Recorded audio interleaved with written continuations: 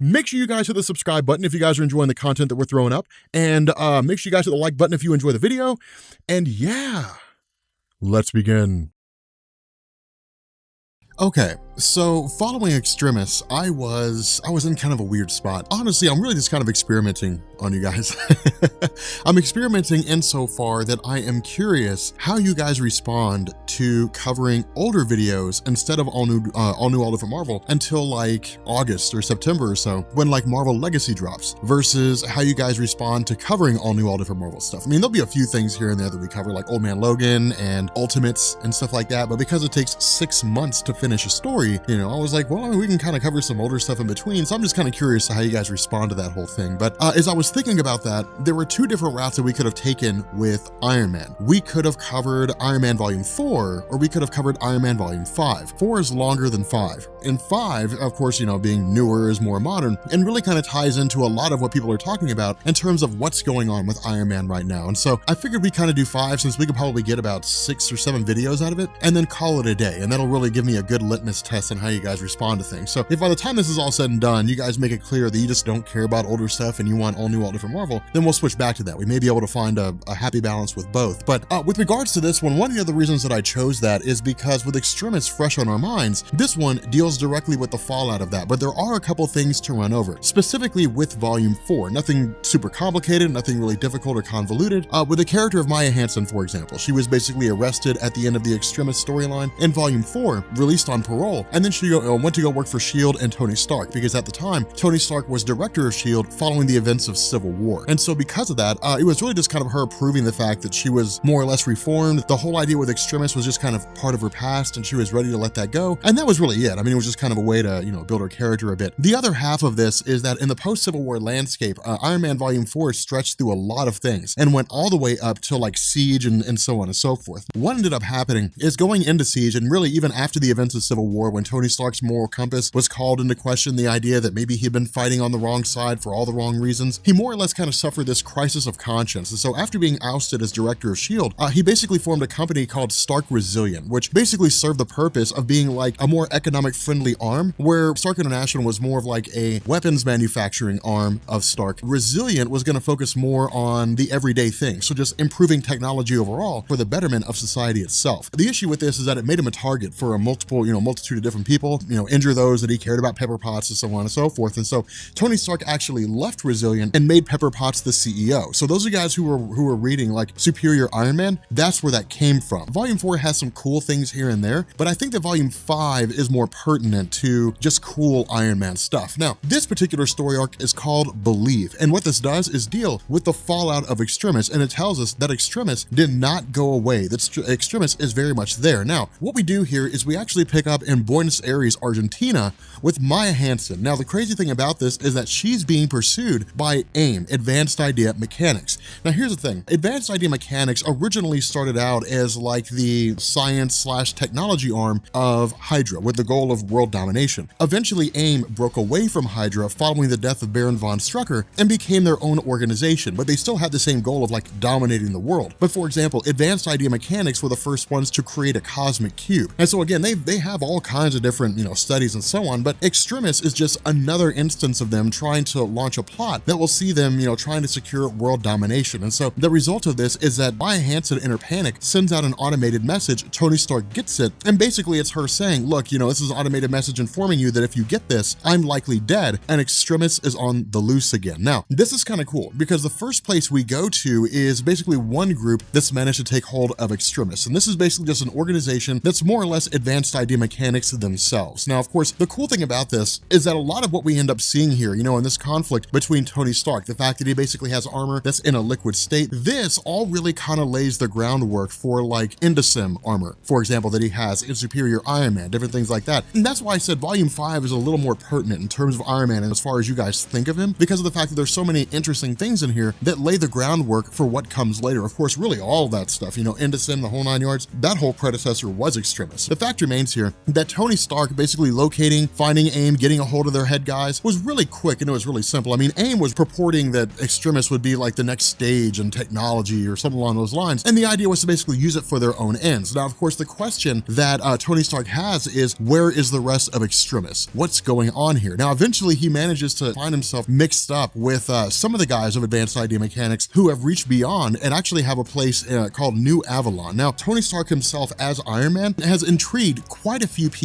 In this particular instance, it's really more of like a battle. It's more of like a conflict. What these guys have done is they have taken Extremis, they've made it into actual armors, and then brought in basically people who specialize in a multitude of different things, whether it's hand-to-hand combat, being a pilot, whatever the case may be. And the idea here is to run a gauntlet. Can they be as good as Tony Stark? Because keep in mind, in the realm of Marvel Comics, when it comes to like mechanized suits or technology or something like that, Tony Stark is the #1 guy in terms of weaponizing technology. Now, in terms of overall intelligence, it's kind of a toss-up. I mean, in All New, All Different Marvel, they established that Moon Girl's like the smartest girl on the planet. But prior to that, it was like Reed Richards, Valeria Richards, and Dr. Doom who held the #1 spot. And now who it was actually #1 would change based on the story, but those three were generally the smartest people on the planet. In terms of weaponizing technology, Tony Stark is the #1 guy, and the Iron Man suit is the title to beat. If these guys, these pilots in these Extremis suits can beat Iron Man, then it means that this weapon is a success, that, you know, Extremis, as it's been used by this organization, will effectively work. They can in turn build more suits, hand those over, and gain new contracts with the US government to really replace what it is that Tony Stark does. Now, the cool thing about all this is that it basically creates a scenario whereby Iron Man himself is basically able to function at peak capacity. And what I mean by this is Tony Stark's armors are usually modular whenever it comes to the different equipment and stuff that he uses. And what that means is that different aspects of the suit can be detached and something else can be put in its place. And that's really the nature of it here. It's an invitation to use all the tools at his disposal and see if he can face off against each one of these individual guys. And for the most part, he's successful. He manages to stave off the attacks of almost every single one of these guys. The goal is that if he wins, he ultimately gets to take the Extremis with him. And so the cool thing about this is that some of these guys specialize in hand-to-hand combat, and the suits reflect that accordingly in the sense that they're really more kind of in Tony Stark's face, punching, kicking, so on and so forth. Others are better at flight, at diverting attacks, playing more defensively. And so it's really kind of cool to see how these armors relate to what it is that Iron Man has. But at the end of the day, they are not Tony Stark. They do not have the ability to capitalize on their own skills in the same capacity that Tony Stark has the ability to capitalize on his. And so, of course, fighting these guys really serves as a distraction. And what he basically does is just kind of snatch up the Extremis kit and then just take off. I mean, really the most dishonorable way to end the conflict is just kind of grab the thing and then just bolt. And that's really it. I mean, it's kind of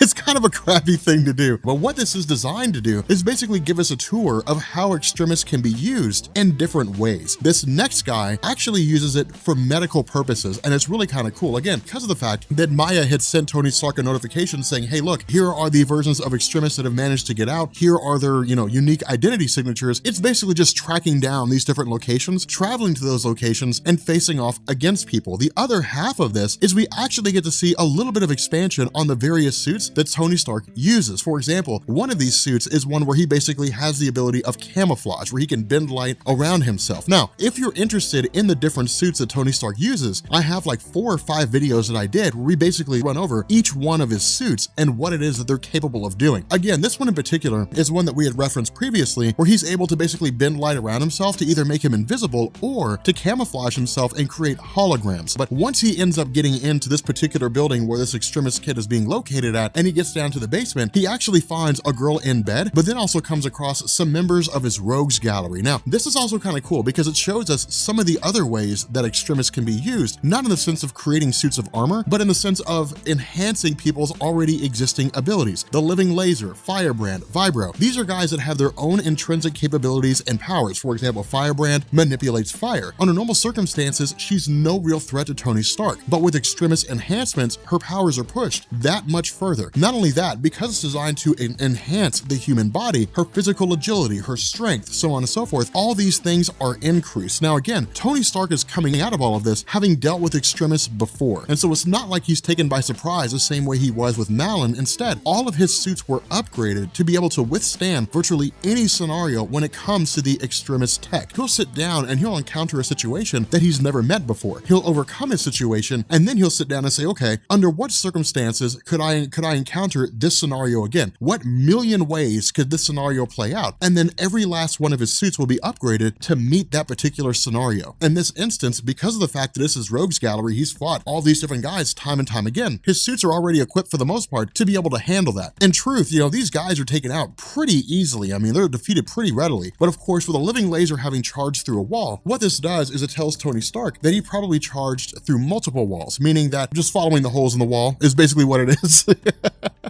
But the fact remains that once he gets inside this room, this is an instance where not everybody who captures Extremis uses it for nefarious ends. And this particular guy has a daughter that's basically dying of cancer. And the idea was to use Extremis for the purpose of trying to find a way to cure her. The issue here is that this guy does not know the ins and out of Extremis. He's smart, but he doesn't quite know how to use it or how to modify it in a way that will benefit his daughter. And so what he did is he actually kidnapped several people or used several people and injected them with Extremis, hoping that he'd be able to find a way to basically cure his daughter. The issue is that, for the first person, it didn't matter. They effectively ended up dying. For the second person, they were cured, but his daughter is extremely sick in the same capacity as the first person. And so really, what seems to be the case is that there's no way for his daughter to be rescued. In comes Tony Stark with an inoculation that's basically going to cure this guy's daughter. But the problem with this is that this guy broke the law. Despite his desperation, despite the fact that he wanted to keep his daughter safe, at the end of the day, he still broke the law. And so the result of this is that he's basically going to be arrested and taken to jail, but his daughter's gonna live. So again, it's kind of a cool scenario to see how Tony Stark deals with these different versions of the Extremis virus. Now from here, we switch over to the Catacombs in Paris. If you guys ever get a chance, you should definitely look it up. There are people who will party. They'll go and they'll have parties and stuff like that, and they'll go into the Catacombs, especially if they're not from France, they'll get lost and they'll die. They'll starve to death because it is a labyrinth down there. It's absolutely insane. With regards to this whole thing in Paris, Tony Stark, of course, realizes that one of the signals is coming from the Catacombs. Now, the Catacombs themselves are a small, tight space, which means there's no real room for maneuverability, and so Tony Stark plans accordingly and basically adopts one of the newest versions of the Hulkbuster armor. Now, this is a Hulkbuster slash a general tank all-purpose suit in the sense that it's not designed explicitly for the Hulk, but it certainly can help. And so once he gets down there, what he finds is a veritable bloodbath. I mean, it's absolutely insane. There's just body parts, just pieces of scientists all over the place. Well, of course, this leads him to coming across something like 12 or 13 women who have these different etchings carved on their faces. Now, this is when things get kind of weird, and in truth, it's played pretty fast and loose. I mean, the idea from one of the scientists seems to be that they were trying to resurrect the Great Black Infinite. We're not told what that is. Honestly, it doesn't matter. It's really just kind of Kieran Gillen saying these are crazy religious fanatics,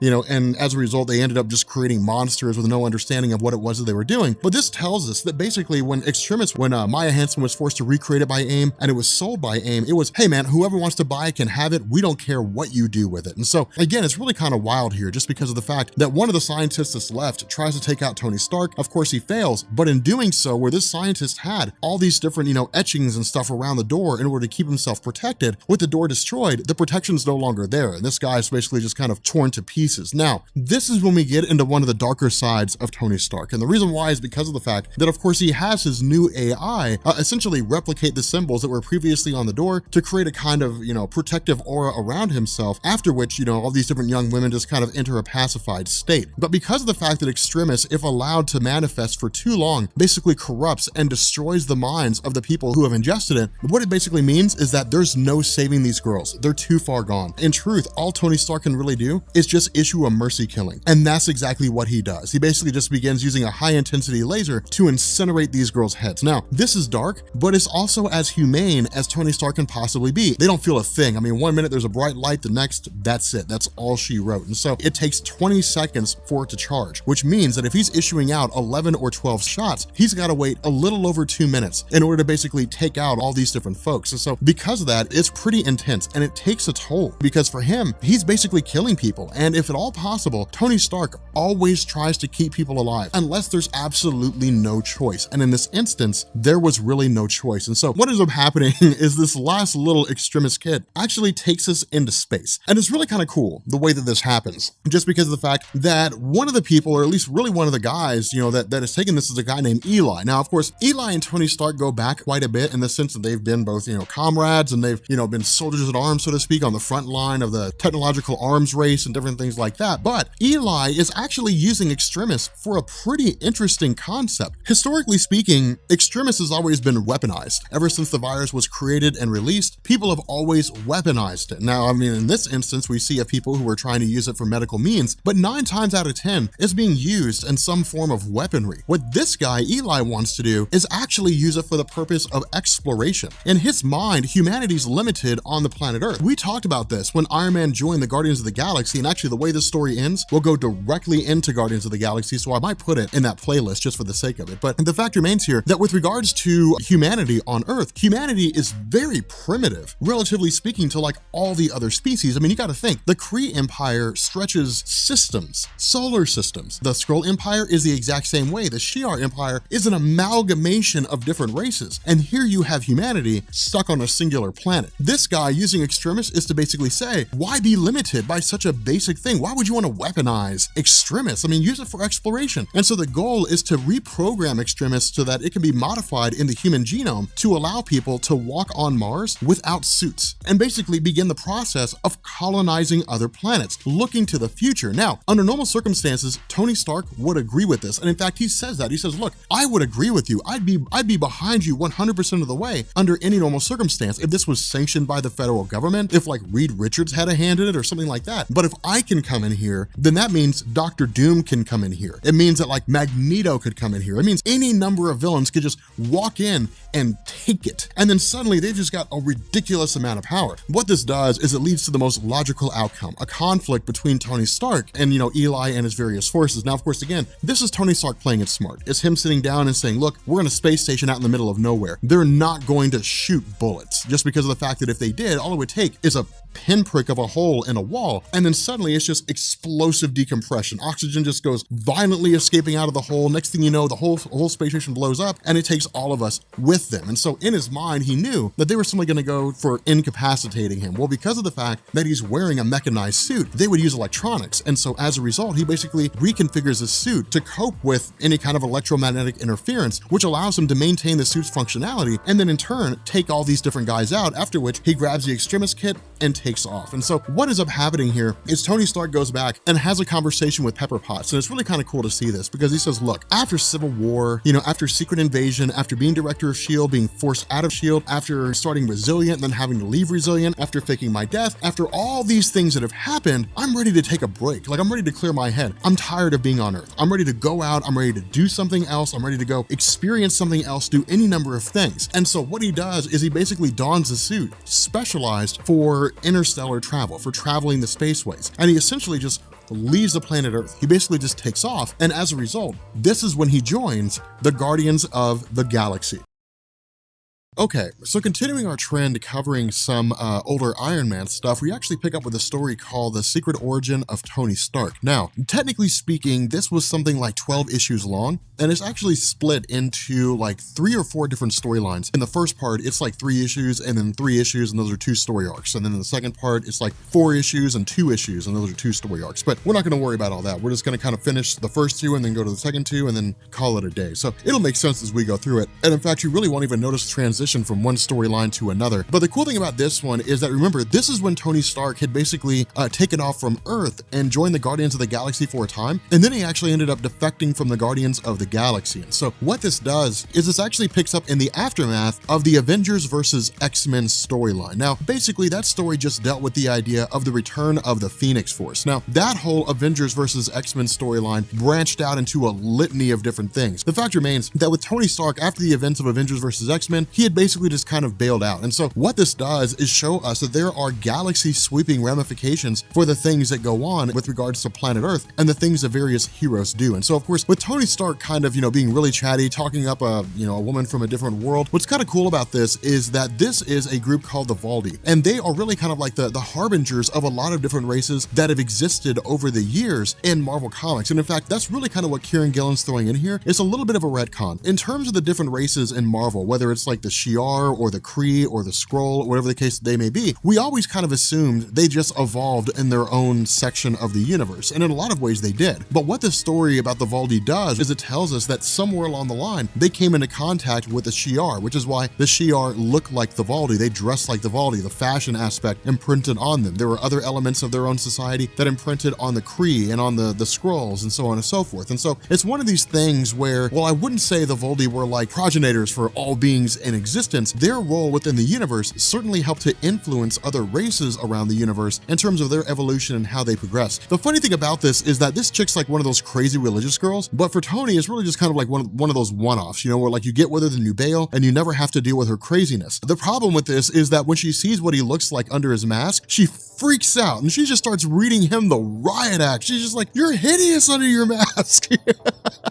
Which really kind of sucks. It really kind of blows because he was expecting, you know, to have a happy ending to the night, which he doesn't really get. But ultimately, he's basically attacked by the Baldy directly, at least by some of their cops, and brought before their high priestess. And what we end up finding out is that the Baldy, like so many other races across the Marvel Universe, especially the Shi'ar, basically worshipped the Phoenix Force. And so the idea here is that because Tony Stark and the Earth-based superheroes effectively destroyed the Phoenix Force, he is going to be held accountable for that crime in particular. Now, what this does is this actually brings in a character called Recorder 451. Now, the Recorders are created by a race called the Regelians, and in fact, they actually date all the way back to 1966 with Thor number 129, which is when they were first introduced. And what's funny about that, because we're really just kind of coming out of it, their introduction actually centers around Ego the Living Planet, which is really kind of interesting. It's really kind of funny how it all ties together. But back when Ego first popped up in Marvel Comics, he was just like a sentient planet that just existed in this place called the Black Galaxy, and they called it that way because everything that came into contact or came into that galaxy was basically absorbed and ingested by Ego the Living Planet to both provide him with the energy he needs as well as absorb their knowledge and expand his own intelligence. Now, of course, this eventually dead-ended into a story where Thor and Galactus fought Ego, and then Galactus just like strapped a rocket to his back end and sent him just hurling across the universe. It was weird, but the fact remains that the Regelians were really more of like explorers and colonizers. And so the idea was that if the Black Galaxy is there and Ego the Living Planet threatens their existence, their goal was to essentially go out and explore the rest of the cosmos in order to find other worlds to settle on. And to do this, they created Recorders. And the Recorders are basically these robots that would just go out, they're more or less probes, they would go out, they would explore some predetermined destination in space, they would report back, their memories would be wiped, and they would repeat the process. That's all that they would do. Well, this particular guy, 451, for reasons that are not initially given to us, and in fact, reasons I don't even think are given to us at all, for whatever reason, he didn't go back, and instead, he just kept exploring the cosmos. And so he's been around for millennia and basically just seen everything there is to see. And so we're actually going to find out that he plays a major role in the whole secret origin of Tony Stark. But 451 just kind of showing up and talking to Tony Stark is done for the purpose of actually breaking him out of jail, or at least trying to find a way to get him out of there. And so what happens is once he's brought before this tribunal, more or less, he basically demands trial by combat. And in doing so, he's paired up against, you know, a handful of different people. Now, all the different trials he goes through, all the different battles he goes through are done for the charges he's facing. And he's facing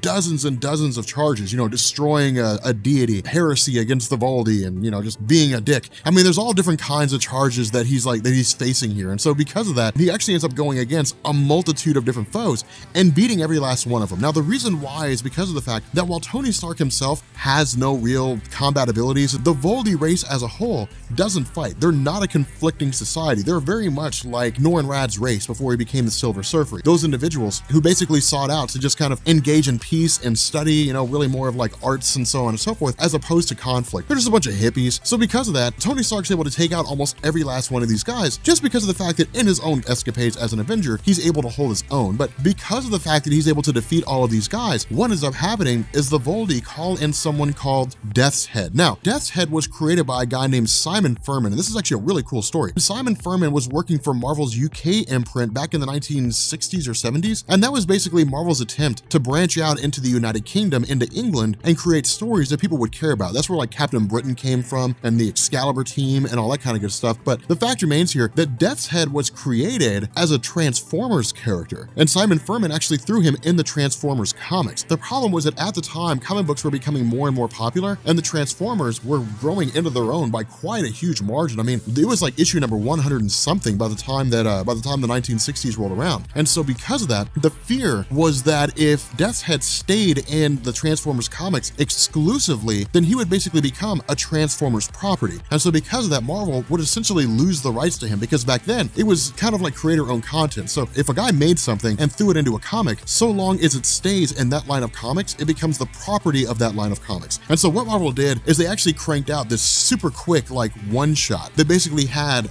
Death's Head inside a Marvel comic, which in turn meant Marvel could say, now he's the exclusive property of us. They in turn filed a copyright claim on Death's Head and then made Death's Head a Marvel character. And so it was really kind of cool the way they pulled that off. It was like She-Hulk, right? Like they wanted to do She-Hulk in the TV show, so Marvel cranked out a comic to make She-Hulk a Marvel character, and so then they had to go and just get permission from Marvel in order to include her in, and Marvel got all the money from the She-Hulk appearances that ever showed up outside of the comic books. But the fact remains that Death's Head is basically just a giant robot, and he's really a bounty hunter, but standing some 30 feet tall, he's a lot more powerful than Tony Stark is. So again, it's actually kind of crazy. Now, something else to point out here is that Tony Stark is forced to fight without his armor, and even those individuals that he's going against are forced to fight without weapons. So it's actually kind of a cool little tidbit here. But the fact remains that with him more or less being saved, this comes by way of his new AI called Pepper, which is basically just a way to maintain his connection to Pepper Potts when he's out in space. It's a totally it's an autonomous AI. It's not really Pepper Potts, it's just kind of modeled after her. But the way the Recorder 451 breaks Tony Stark out is by capturing something called the heart of the Baldy. And basically, this is a massive energy source the Baldy use to keep their society going and to keep their energies going, and does so by basically feeding on the excess energy of the Celestials and various other cosmic entities in the Marvel Universe. Well, the Celestials are none too happy about that, and apparently they've been searching around for the Baldy forever. With the heart of the Baldy, they were able to keep themselves basically hidden and protected. With the heart of the Baldy gone, the Celestials obliterate the entire place. They just kind of show up out of nowhere and destroy everything. So it's actually pretty wild and it's pretty messed up. But ultimately, Tony Stark just kind of has to leave, just kind of has to let him go and fly off. And so what this does is it leads to him coming into direct contact with Death's Head himself. Now, of course, Death's Head had basically just kind of bailed out when everything was going to pot, when it all was kind of going to pieces. But Recorder 451 basically kind of took off and then kind of poked fun at Tony Stark a little bit, like, hey, catch me if you can, that kind of a thing. Well, the universe is a massive place. And so because of that, Tony Stark allying himself alongside Death's Head would give him resources to like the kind of things that bounty hunters only have. And he's eventually able to track down Recorder 451. What we end up finding out here, though, is that Recorder 451 basically set all this up. 451 essentially, as soon as Tony Stark and Death's Head show up, Recorder 451 hacks into Tony Stark's suit, takes control of his AI, and then it also turns out that he had basically paid Death's Head to lead Tony Stark here in the first place. And so the reason why is because of the fact that Recorder had to create a circumstance where Tony Stark would come to him. And the reason for that is because Recorder 451 has a very important piece of information. This piece of information being a message directly from Tony Stark's father. And so the crazy thing about this is that Tony Stark's just kind of made to watch just because of the fact that Recorder has control of his armor and that kind of thing, and Stark really can't leave. But initially, we're not told exactly what it is that his father said. Instead, we're just kind of like given this jump over where it's just like, okay, and that's what he said. And then of course, Tony Stark's kind of reacting to it and freaking out. But what we end up finding out here is that the parents of Tony Stark had a very hard time conceiving. Howard and Maria just could not conceive a child. And so much like Doctor Strange trying to find a way to heal his hands, Howard ends up traveling around to various people. And this is kind of cool because it's a lot of the most intelligent scientific people in the realm of Marvel Comics, but they deal mostly with biology more so than anything else. The Eternal City, where all the Eternals live, these basically angelic-like beings in the Marvel Universe don't really have a way to save him. The High Evolutionary, a guy that basically deals with growing human beings, cannot do anything to help him. Now, the fact remains that we actually end up picking up with Howard Stark kind of falling to the bottom of the barrel, where a guy's like, hey man, I know a guy who knows a guy who knows a guy, and this leads him to Las Vegas, Nevada, where he comes into contact with this guy who's basically a gray. Now,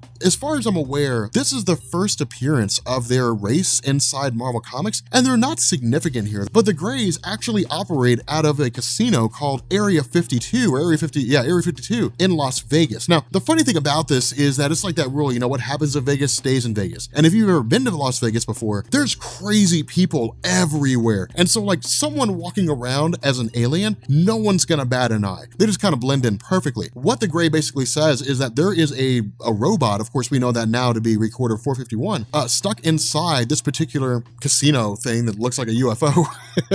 And the idea is to basically break in and steal this recorder. Now, of course, the cool thing about this is that the recorder is not established to be the guaranteed way for Howard and Maria Stark to have a kid. Instead, what happens is the Gray says, hey, look, this robot supposedly has like traveled around the universe and seen everything. And so if there is a way for you to achieve whatever goal it is that you want to achieve, because, you know, Howard doesn't tell the Greys that he wants to have a kid or anything. He basically says, look, this recorder would be the way for you to be able to pull it off. And so ultimately what ends up happening is Howard Stark assembles his own team. It's kind of cool because it's like this 1960s kind of situation with all these different things unfolding. Now, keep in mind, because of the fact that this is the 1960s, the Marvel Universe is still relatively new at this point. I mean, in terms of superhero immersion. So like mutants are just now showing up. So things are still relatively new in terms of how it's all unfolding. But this is kind of fun because it turns into this sort of like heist mission, right? It's kind of like Ocean's 11 meets Marvel Comics, which I love Ocean's 11. And so I love this kind of scenario. This guy, the Gray, goes in and distracts the various members of his race who are here and are running this casino and essentially says, hey, look, this guy stole our robot and he took off over to this one location. And so we have to go find him. Now, what had happened here is one of the guys of Tony Stark's team used an image inducer and basically made Recorder 451 invisible, as well as him and Howard Stark. And so what this meant was that when the Greys showed up inside the room where the robot was supposed to be, to their eyes, it was invisible and it was gone. And so again, this is cool because it shows us that like some of the thievery and stuff and like some of the schemes are like pretty cool in terms of the kind of stuff that they were pulling off. And so ultimately they break it out and we actually end up finding out that like Maria Stark, Howard Stark's wife, is basically like part of the whole thieves game. Like she's very much involved in this whole Black Ops-esque, you know, scenario. She's a pilot and all that stuff. And so it's really kind of cool. But again, we're only given one half of this story. And the reason is because after Tony Stark is given all this information, the recorder says there's a lot of other things that we did, a lot of other things that we ended up getting involved in. And where Tony Stark initially asks, okay, you know, what happened next? What's the next stage? How does all this lead into presumably the birth of me? The recorder's also a little kind of cloak and dagger here, you know, where he basically says, yeah, this all does kind of lead into you, but we have a destination that you're going to. And so for right now, you got to go to sleep, man. So he basically knocks him out and they end up taking off to their destination, which of course turns out to be the final battleground of the war between the Celestials and the Aspirants. And this is actually really cool. It's one of the coolest elements with regards to this whole thing. Of course, we'll find out more about that in the next video. In the meantime, what we actually end up doing is jumping back to Howard and Maria Stark, and we get the last little tidbit of this story, at least in terms of what led into Tony Stark. And what we end up finding out here is that with them basically kind of rescuing the recorder, the answer he gives is, yes, I will definitely help you guys create a child. Now, the cool thing about this is that the recorder's not doing it for altruistic reasons. There's actually a motivation behind it, and it stems directly from the nature of the planet Earth. The recorder, having traveled around, you know, the cosmos for so long and having seen so many different things, recognizes the placement of Earth. And that's really the kind of case when it comes to Marvel Comics. For whatever reason, the Earth is just strategically placed in like the best possible position when it comes to wars and conflicts. And so the recorder being here is done for the purpose of not creating a superpowered being, but creating a person that can basically have the intelligence to make the Earth a futurist place, to look to the horizon and find ways to basically speed up the Earth's development in terms of weapons, technology, defense systems, laying the stage for everything that would make Tony Stark who he is. And so because of this, what Recorder basically says is, I'm going to essentially give you a child and then modify it on the genetic level to be predisposed to a higher level of intelligence. Now, for any parent who's being told, we are going to make modifications to your child before it's born, that is a terrifying concept. Regardless of whether or not it's going to benefit your child or it's going to cause harm to your child, it's a terrifying idea. And so because of that, to have genetic modifications to their kid really just kind of freaks them out and it really kind of bothers them a little bit, but ultimately they end up going through with it. Now, what we're going to find out is there's a little more that was going on behind the scenes, and the way that Kieran Gillen does it is absolutely genius. But the fact remains here that we end up having Maria Stark going through the insemination process when the child is basically bestowed inside of her, and 6 months later, she gives birth to a kid herself. Now, this kind of wraps up by the fact that the Greys eventually catch up to the Starks themselves, and the reason why this is so important is because the Recorder sits down and says, no one can know that this baby is here. No one can know that this child has basically been modified by me. Anybody who knows about it is going to have to be killed. As far as they're concerned, they need to believe that you have a happy and healthy, normal baby. And so if the Greys have stumbled across this, and if the Greys have realized that I, as a Recorder, am involved in the birth of your child, then they're going to put two and two together. And even if they don't come to the absolute truth, they're going to become information brokers. They're going to say a Recorder from a super advanced race is on Earth and helping a human couple give birth to a child. It probably did something to that kid that made it super advanced. And so again, it's actually going to speed up the timeline of the various races that would see the Earth as a threat and try to destroy it. And so in response, Howard Stark and this this recorder travel to this location of where the Greys are at and essentially kill them all. Now, Tony Stark's reaction to this, it's a lot of doubt. And so because of that, it's kind of a funny situation, because in this whole scenario, the recorder basically says, hey, look at where you are right now. You're literally an engineer down to the genetic level. You were designed to just be that smart. And so again, it's really kind of cool to see a lot of this changing going on with regards to his character, a lot of this expansion being added here. And so ultimately, once we get to the question of, well, what happened next after the whole scenario with the Greys, Kieran Gillen ends the story. So we will find out in the next video what it is that goes on further with the whole idea of Tony Stark, because where this seems to be pretty self-explanatory and pretty interesting on the surface, when we get in depth, it's going to get a lot more interesting, because I will say this, nothing here is as it appears to be. Okay, so picking up with the second part of the secret origin of Tony Stark, really Stark's origin, the recorder and what's really going on with the motivations of Recorder 451. And what we end up finding out here is that following the birth of Tony Stark, they effectively call it a day. Like the recorder's just kind of like, okay, he takes off and that's really it. I mean, because his job's done. And it's really kind of cool here, because with everything that's happened, the question of Howard and Maria Stark is, what do we do now? It's really kind of cool, because I feel like that's the question that almost every parent asks, and I think that's one of the things that makes, parenting pretty exciting. But the whole idea here, at least from what Recorder 451 tells Tony Stark, is that he was engineered for a particular purpose. And the purpose was to basically pilot something called the Godkiller armor. Now, the Godkiller armor is a really, really cool concept, because it's basically like anti-celestial tech. But the reason why is because of the fact that, remember, Recorder 451 looked around and basically said, people are going to become jealous of the Earth, they're going to become concerned about the Earth, but because of all the inhabitants, because the superpowered beings that exist here, the Earth could one day become a beacon of peace in the universe. Now, we know that just by way of like Jonathan Hickman's Fantastic Four, that Avengers World will be formed. Avengers World will happen, but we're given this cool bit of history about the Marvel Universe. Now, something else is going on, and in fact, we'll actually cover this in our story about the Ultimates, when we basically get to a retcon of the universe. Ultimates is basically retelling this entire origin story. When it comes to the whole concept of the Godkiller armor, back in the early days of the universe's existence, that is to say, this version of the Marvel Universe, which I think is the 7th iteration of the universe, a war broke out between the Celestials and the Aspirants. But the Aspirants and the Celestials were both vying for dominance of the universe. Now, what the motivation of the Aspirants were, again, we don't know. They're a very enigmatic race of people. All we knew is that the Celestials basically procreate by taking control of a planet, impregnating the planet with the energies of a Celestial, and then when that Celestial emerges, the planet's destroyed, and then there's one more Celestial in the cosmos. The idea was that for the Aspirants to basically stop that from happening and to defeat the Celestials. But during the war between the Aspirants and the Celestials themselves, the Aspirants had developed the Godkiller armor that stands 25,000 feet tall. And this Godkiller armor served the purpose of basically destroying Celestials. And the war was massive. It was a universe-wide war. Now, what we learned in Ultimates is that this conflict is simply the 7th time it's happened. That back in the beginning of all things, when the very first universe came into existence, that universe was basically called the firmament. And that universe created Aspirants and it created Celestials. Both of these beings were designed to basically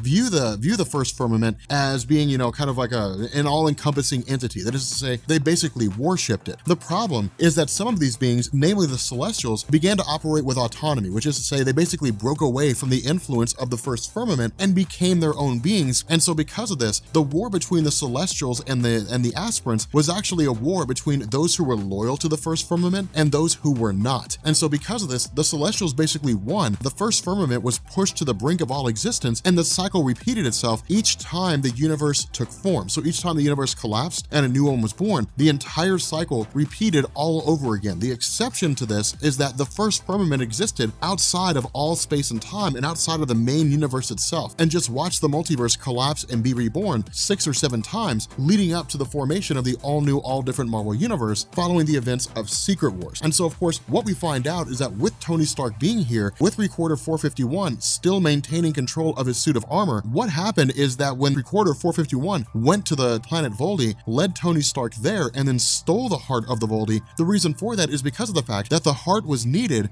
to power the Godkiller armor. And the idea here is that Recorder 451 essentially engineered Tony Stark so that he and he alone could pilot the Godkiller armor station it on planet Earth and become essentially a warning to anybody who shows up on Earth that there would be massive ramifications. Because you got to think, anybody who showed up on Earth with the intention of attacking it would be obliterated by the Godkiller armor just because of the amount of power that it possesses. I mean, it's just ridiculous. Of course, in the middle of all this, we're met by the arrival of Death's Head. And the reason why is because of the fact that with the character of Death's Head, it was Recorder 451 trying to wrap up all loose ends. Death's Head is, for all intents and purposes, the best bounty hunter in the entire Marvel universe. And because of this, with him being as capable as he is, the Recorder basically put a bounty on his head. And so this really kind of shows us the arrogance and the hubris of the Recorder to basically try to eliminate the greatest bounty hunter in the universe by sending other bounty hunters after him. And so again, what this does is because of the fact that Death's Head is just a giant machine, the Recorder hacks into him and essentially shuts him down. You know, really just kind of makes him into his own personal slave. And so again, the commands that have been given to these individuals that the Recorder hacks into, namely the suit of Iron Man and Death's Head, is do not allow me to be harmed, do not harm me, and carry out my orders. Now, they're given free will to do anything they want to, but if Tony Stark tried to kill Recorder 451, the suit wouldn't let him. If Death's Head tried to kill Recorder 451, his body wouldn't let him, but he still maintains his own mind, he still maintains his own intelligence and his own thoughts and desires, and even free speech. He just can't kill Recorder 451 and has to follow all of his orders. And so because of this, Tony Stark's required to think fast. Now, because of the fact that the suit itself responds to Tony Stark as much as it responds to Pepper Potts, it's really kind of like a redundant system. If the Pepper AI essentially becomes corrupted, Tony Stark can basically purge it and then operate the suit on his own. And that's exactly what he does. Of course, the Pepper AI pretty much kind of goes with this idea as well because it's the only way to save what it is that's happening. But Stark essentially shuts down the suit and then just runs, and that's it. So at this point, he's really just kind of stuck on his feet. But the funny thing about this is that when Death's Head had shown up and had basically fought on behalf of Tony Stark, even for only a moment, he made reference to the fact that Tony Stark's own weapon systems had followed him there. Now, the reason why was because with the Pepper AI basically taken over by Recorder 451, the AI was still able to function and use all of its normal resources. And so what it basically did is it realized if Recorder 451 hacked into me, then I can basically recall all the armors of Tony Stark when it doesn't realize what's going on. And Tony Stark can basically just jury rig the armor so that they can work without having to worry about, you know, Recorder 451 hacking into them. And that's exactly what he does. He basically begins grabbing all these different suits of armor to essentially wire them all together as a dummy system so Recorder 451 can't use them. But the fact remains that with regards to Death's Head, because it's essentially acting to try to destroy Recorder 451, it essentially acts around the parameters that it basically just kind of takes 451 and just dives off the side of, you know, one of the ledges, hoping that it'll destroy Recorder 451 at the same time, because when they hit the bottom of the Godkiller armor, they'll have been traveling almost 5 miles because of how tall it is. Of course, you know, Recorder 451 says unhand me, and that's that. That's the end of Death's Head. But again, what this does is it shows us the intelligence and the ingenuity of Tony Stark, but it's also this idea that not everything is what it seems. And the reason why is because Kieran Gillen is hinting at the idea that either something went wrong with the plan of Recorder 451 or Tony Stark is not the child of Howard and Maria. And the reason why is because of the fact that the child of Howard and Maria was programmed to be able to access and to pilot the Godkiller armor. When Recorder 451 sends the Godkiller armor careening into a planet, hoping that Tony Stark will seize control as pilot, merge with the armor, and then deter it away from the planet itself, Stark tries it and can't control the suit. He cannot control the ship. And so because of this, the indication here from Kieran Gillen is that Tony Stark is not the biological child of Howard and Maria. Now, this is really interesting because when this first dropped, it was the talk of the town. Tony Stark is not the child of Howard and Maria? That's crazy. But the fact remains here that with Tony Stark unable to pilot the suit of armor, ultimately, it ends up destroying the planet. Now, again, this is where the whole views and the whole perspectives begin to shift. And the reason why is because of the fact that from the perspective of Recorder 451, Tony Stark did not stop the Godkiller armor from crashing into the planet because he chose not to, not because he couldn't.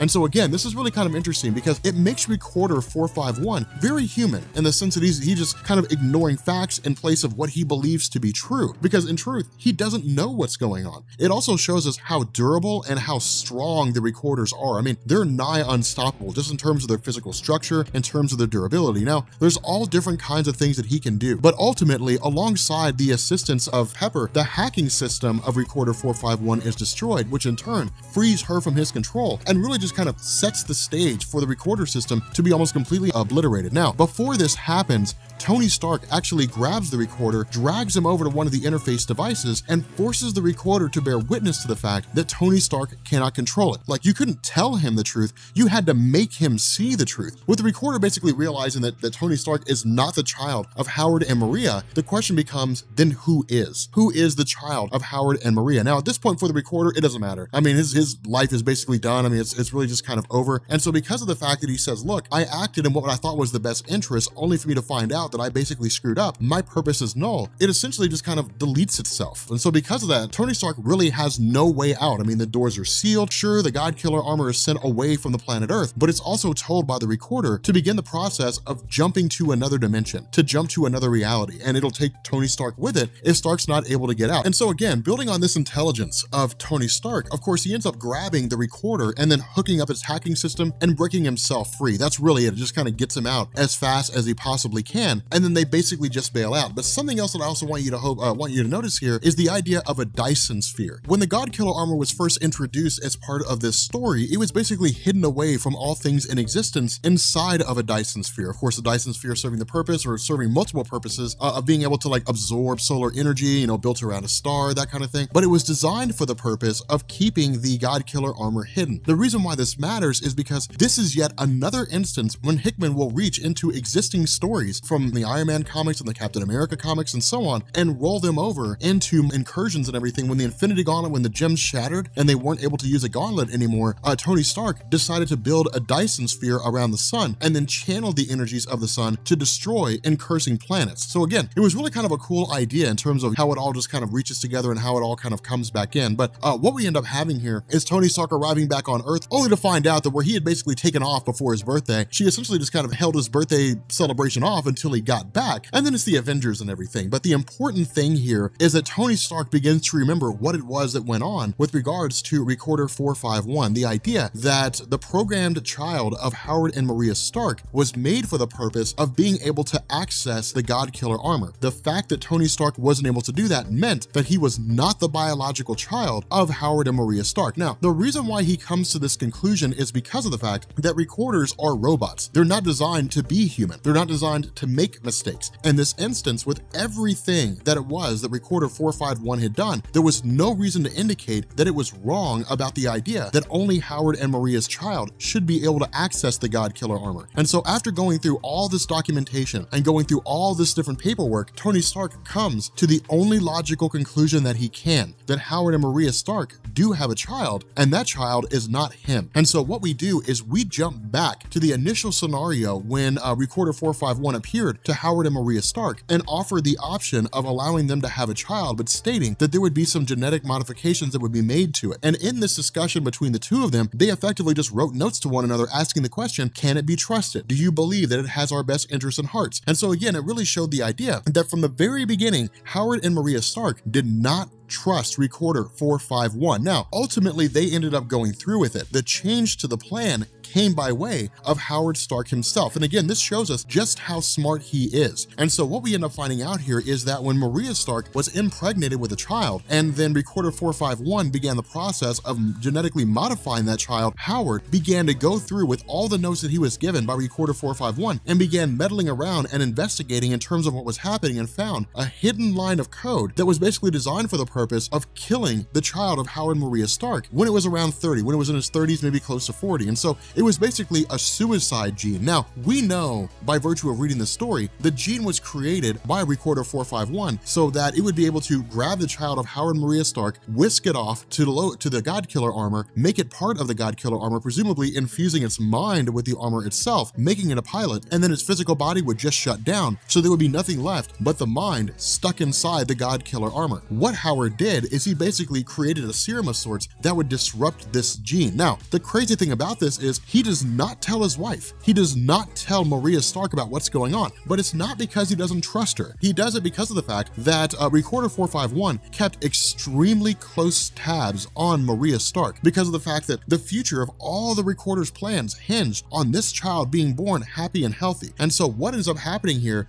is that when the baby's born, it shows some struggling, it shows some wheeziness, and it's effectively born with cellular degeneration. And this is when Howard Stark says, I found a weird kind of scenario, a weird line of code inside this kid's genes. I tried to find a way to neutralize it, and instead, I basically incapacitated our child. Their mind will stay intact, but they'll never be able to use their physical body. The other half of this is that if Recorder 451 ever found out about this, it would likely kill Howard and Maria Stark and start over again with somebody else, presumably somebody a little more naive that can't quite investigate on the same level that Howard Stark did. And so in order to maintain their position in terms of keeping everything under wraps, what they ended up doing is they took their biological child, Arno Stark, they put him in their own little hospice of sorts, and then in turn, they adopted Tony Stark to keep their cover, to make it look like everything was going along as planned. And so the implication here is that Tony Stark is just as smart as he is because he's just that damn smart, because he's just that intelligent. But putting two and two together, for the first time in his life, he encounters his brother,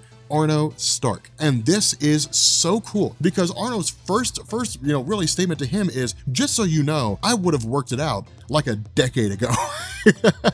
And so for the most part, they get on with a pretty good start. Now, of course, a lot of this seems to be because of the fact that Arno is quite aware that Tony Stark was never told about what was going on. So he's coming into this completely blind. Stark never knew about what was happening. And so the result of this is that with these two brothers being extremely intelligent, then the question becomes, if this is what Tony Stark was able to do in isolation, and he does not seem to have the intelligence that his brother has in terms of being so capable, what in the world could they possibly do together? And so what this does is this sets the stage for the next story by Kieran Gillen called Iron Metropolitan.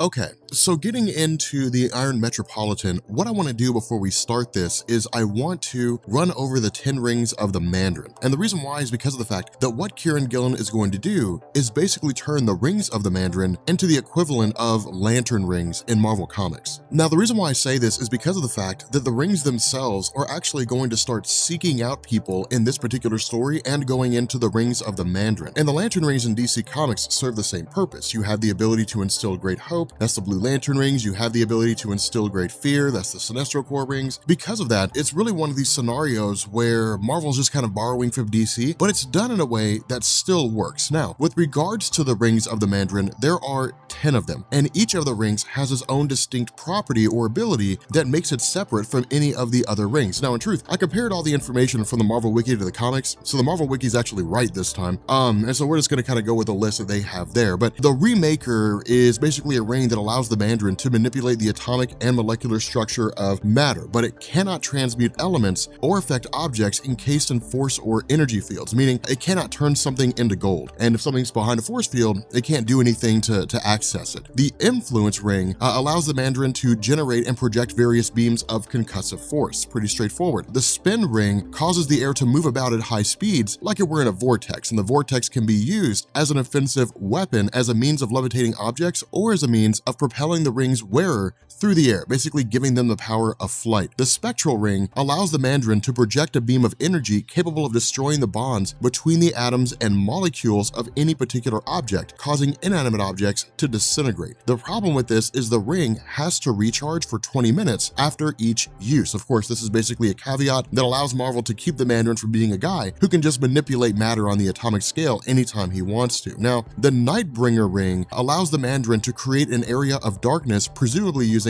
dark force energy to do so. Now, dark force energy is almost like Vantablack in a lot of different ways. For those of you guys who don't know what that is, Vantablack is a shade of black that's so incredibly dark that anything that's sprayed with the color Vantablack basically just looks like a hole in reality. It's crazy how dark it is. Like, there's one image circulating out there somewhere of a basketball that was sprayed with Vantablack, and it looks like it's just a hole in reality. It's crazy how it looks. Like, it's really kind of mind-blowing. But for those of you guys who are reading Secret Empire, Empire, dark force energy is what was used to basically encase all of New York so that Doctor Strange and everybody was just kind of trapped in another dimension. So again, it's really one of these things where it just harnesses other dimensional power. But the demonic ring allows the Mandarin to generate and manipulate various forms of electromagnetic energy. The incandescence ring allows the Mandarin to project blasts of infrared and produce flame or ignite combustible material. The lyre, which is actually going to be one of the more interesting rings in this story, magnifies the Mandarin's psionic energies, allowing him to mentally manipulate the thoughts and actions of others, and we'll actually hint on how that was used by the Mandarin himself here in a little bit. The lightning ring allows the Mandarin to project blasts of electrical energy. It literally does exactly what it sounds like. It generates lightning. The zero ring allows the Mandarin to project waves of intense cold and ice, including trapping foes in ice blocks and sheaths. So it basically just kind of allows the Mandarin to manipulate cold weather. That's really it. It kind of like gives them the power of Iceman in a lot of different ways. Now, having run over that list real quick, the whole basis behind the idea of really Iron Metropolitan is to show us what the potential could possibly be with the Arno and Stark brothers. Remember, of course, in the last video, we talked about how Tony Stark had learned about his brother Arno, basically the genetically engineered brother that's the biological child of Howard and Maria Stark, and that Tony himself was basically just adopted. And so again, this was really kind of cool because it served two purposes. The first was creating a more compelling story, and the second was actually bringing to us the idea that Tony Stark is as smart as he is because he's just that smart. It's just genuine natural intelligence. So again, it's kind of a cool scenario. But with regards to the future that really beholds the Earth for these two guys, remember, Tony Stark was basically told by Recorder 451 prior to its death, more or less, that the Earth was a potential beacon for peace across the universe. And we know just by virtue of Hickman's Avengers and New Avengers, that time will eventually come, something like 10,000 years in the future, or 5,000 years. I don't remember what it is, but there's actually a place called Avengers World. But with regards to getting to that place, what we end up having is really like this glimpse 30 years into the future where Tony Stark and Arno have basically generated peace across the planet Earth. They have this massive city called Troy, and this city basically creates pure energy for the world to use. It really creates a kind of utopia. The downside to this is that they currently have an AI called Helen, and Helen is modeled largely after Recorder 451, but as Tony Stark puts it, was designed to basically stay away from all the glitches and the mistakes that will come along with artificial intelligence. Of course, this turns out not to be the case. Helen goes awry and begins the process of tearing up everything that Tony Stark and Arno Stark have built. Now, of course, in response to this, they end up sending out, some 20,000 Iron Man suits that are piloted by AIs modeled after Pepper Potts, after James Rhodes, but in the end, it doesn't make any difference. Everything they've worked for has been destroyed. And so what we end up learning is that this is actually a simulation that both Arno Stark and Tony Stark are experiencing, and in every single instance of this simulation, the AI Helen that they create ultimately goes awry. Now, the reason why this is important is because Stark, or I guess Tony and Arno, take two different stances on this. Arno's response is, you cannot toy with AI. Every single simulation we've run, the AI will always become sentient and it'll always run amok. In Tony Stark's mind, there's going to be a way around it. There's got to be a way to basically set up that AI so it will not go down that path. It will not become a villain, more or less. And so again, it's really kind of wild because we learned that Tony Stark had basically brought, Recorder 451 back to Earth for the purpose of really doing nothing more than just kind of experimenting on and learning about the technology that it has. Because remember, with that recorder having been around for millions of years, it assimilated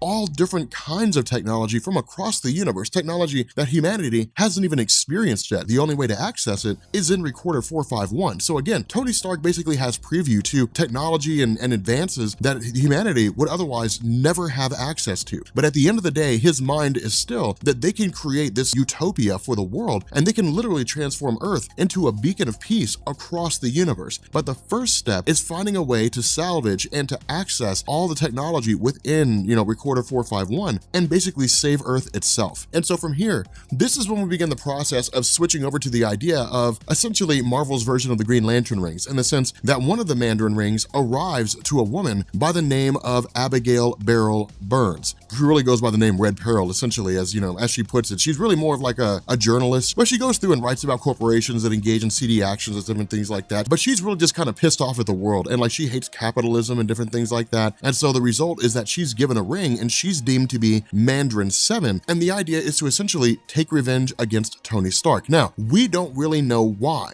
We don't know why these rings are taking revenge against Tony Stark. And in fact, the rings have never become sentient before. The rings are only ever objects that were used by the Mandarin to basically fight against Tony Stark. So this is wholly new. This is brand new stuff by Kieran Gillen. And it's actually really kind of cool to see it all unfold. But what we also end up finding out here is the first stage to Tony Stark's plan of basically revamping the world is traveling to Mandarin City. Now, this is kind of interesting because when Matt Fraction first introduced Mandarin City, there wasn't really a whole lot to go on there. It was just there one day. The Mandarin just kind of had a base of operations in Mandarin City. The only indication we were given was that it was someplace off the coast of China, that the Mandarin presumably used some kind of seedy, means, used, his liar ring, for example, the ability to manipulate the minds of others to basically give himself that island or to take it from China. And that was really it. But during the whole Long Way Down storyline, when the Mandarin basically kidnapped both Ezekiel Stane, the son of Obadiah Stane, and Tony Stark, and forced them to begin building these giant, mechanized suits that would allow the Mandarin essentially to engage in world domination, they effectively turned against him. But where Tony Stark was working to defeat the Mandarin using technology and taking down these various powered suits and so on and so forth, Ezekiel Stane actually fought the Mandarin and killed him. And so what it did is it basically left Mandarin City with a giant power vacuum. And so what started happening is that all these different warlords and these petty criminals who were living under the Mandarin began to vie for power. And so you had triads, who were showing up, these Asian-based gangs and so on and so forth. And really, Mandarin City just kind of turned into a giant war zone. Now, Tony Stark going in here alongside Arno Stark, who's basically piloting some of the Stark armors, is designed for the purpose of basically clearing the city out, seizing control of Mandarin City, and then basically turning it into like this refuge, turning it into this safe haven. And so what we end up doing is we travel to basically the core, which is, within Mandarin City more or less. And what we have Tony Stark doing is taking the Pepper AI, removing her from him, putting her inside the core of this system, and renaming her Helen. And so because of this, it's really kind of Tony Stark falling down the path of becoming the guy that's eventually going to lead to this Helen robot losing its mind and destroying everything. So again, it's almost one of these scenarios where it's like a self-fulfilling prophecy. From here, we kind of skip forward, a little bit, or at least we kind of pick up in the modern day where Stark had previously,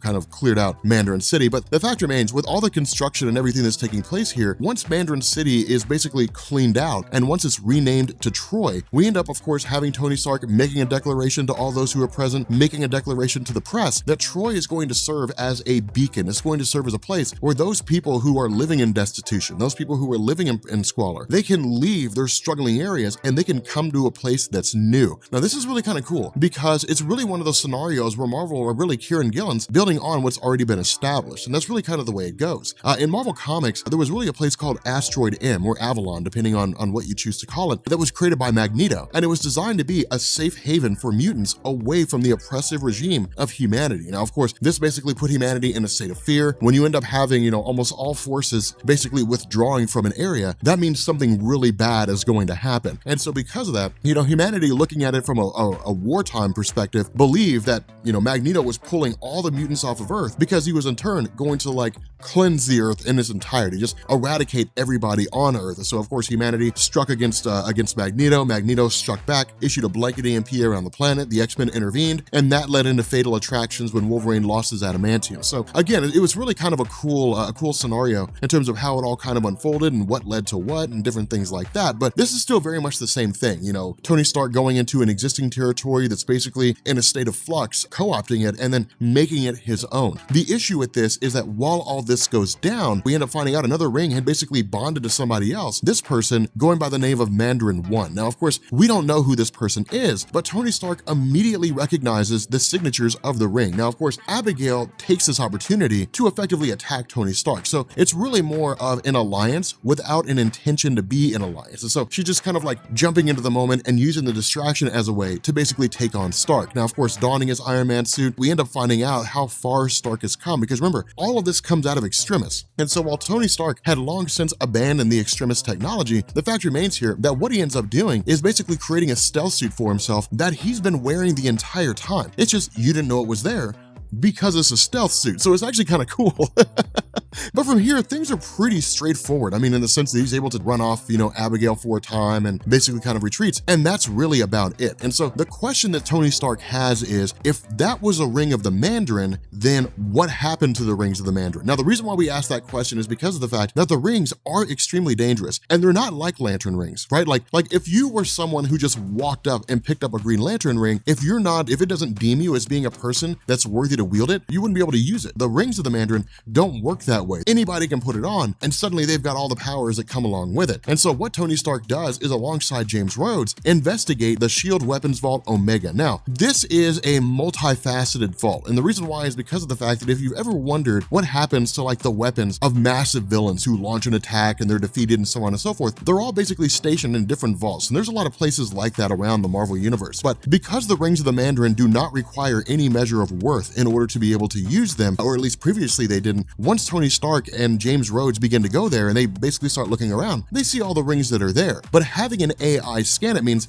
that the AI will see what's truly there and will not see what their eyes see. And this is when we learn that the liar ring had basically been duping everybody, that once a week a member of S.H.I.E.L.D. will go down there, they will investigate, they'll check and make sure all the rings are there, and if they are, they'll seal everything back up and they'll leave. The liar ring had basically been making it appear as though all the rings were there to the human eye, messing with people's psychological mindsets. But an AI does not have a psychological mind, it's literally just tech. And so because of that, Tony Stark and James Rhodes are basically informed all the other rings of the Mandarin are just out there, of course the liar ring being the last one to take off and do its own thing. Now again, this is kind of wild because the rings are essentially becoming sentient. That's never happened before. Again, we're in uncharted territory here. And so what we end up finding out here is that where Abigail, or Red Peril, of course, has been chosen to wield one of the rings of the Mandarin, her allegiance is not so cut and dry. And that's what makes things kind of cool, is because usually in Marvel Comics, when a villain or when a person is given absolute power and they have an agenda, they usually become a bad guy. Abigail is not that way. She got a ring of the Mandarin and she has this ring's abilities, but she's a journalist first, and whatever she is now, second, a villain or an anti-hero, whatever you want to call her. And so her idea is to investigate the city. What's really going on? Does Tony Stark have an ulterior motive, or is he actually doing the right thing? And what we end up finding out is that the way this city is designed to function is designed to basically create perpetual energy. It's designed to be a city where people won't have to pay utility bills, where it'll basically feed people by generating food. They won't have to go and buy groceries. It'll be 100% self-contained, renewable system. And that's something no one's ever seen before. This is a tried and true utopia. And once Abigail begins to realize this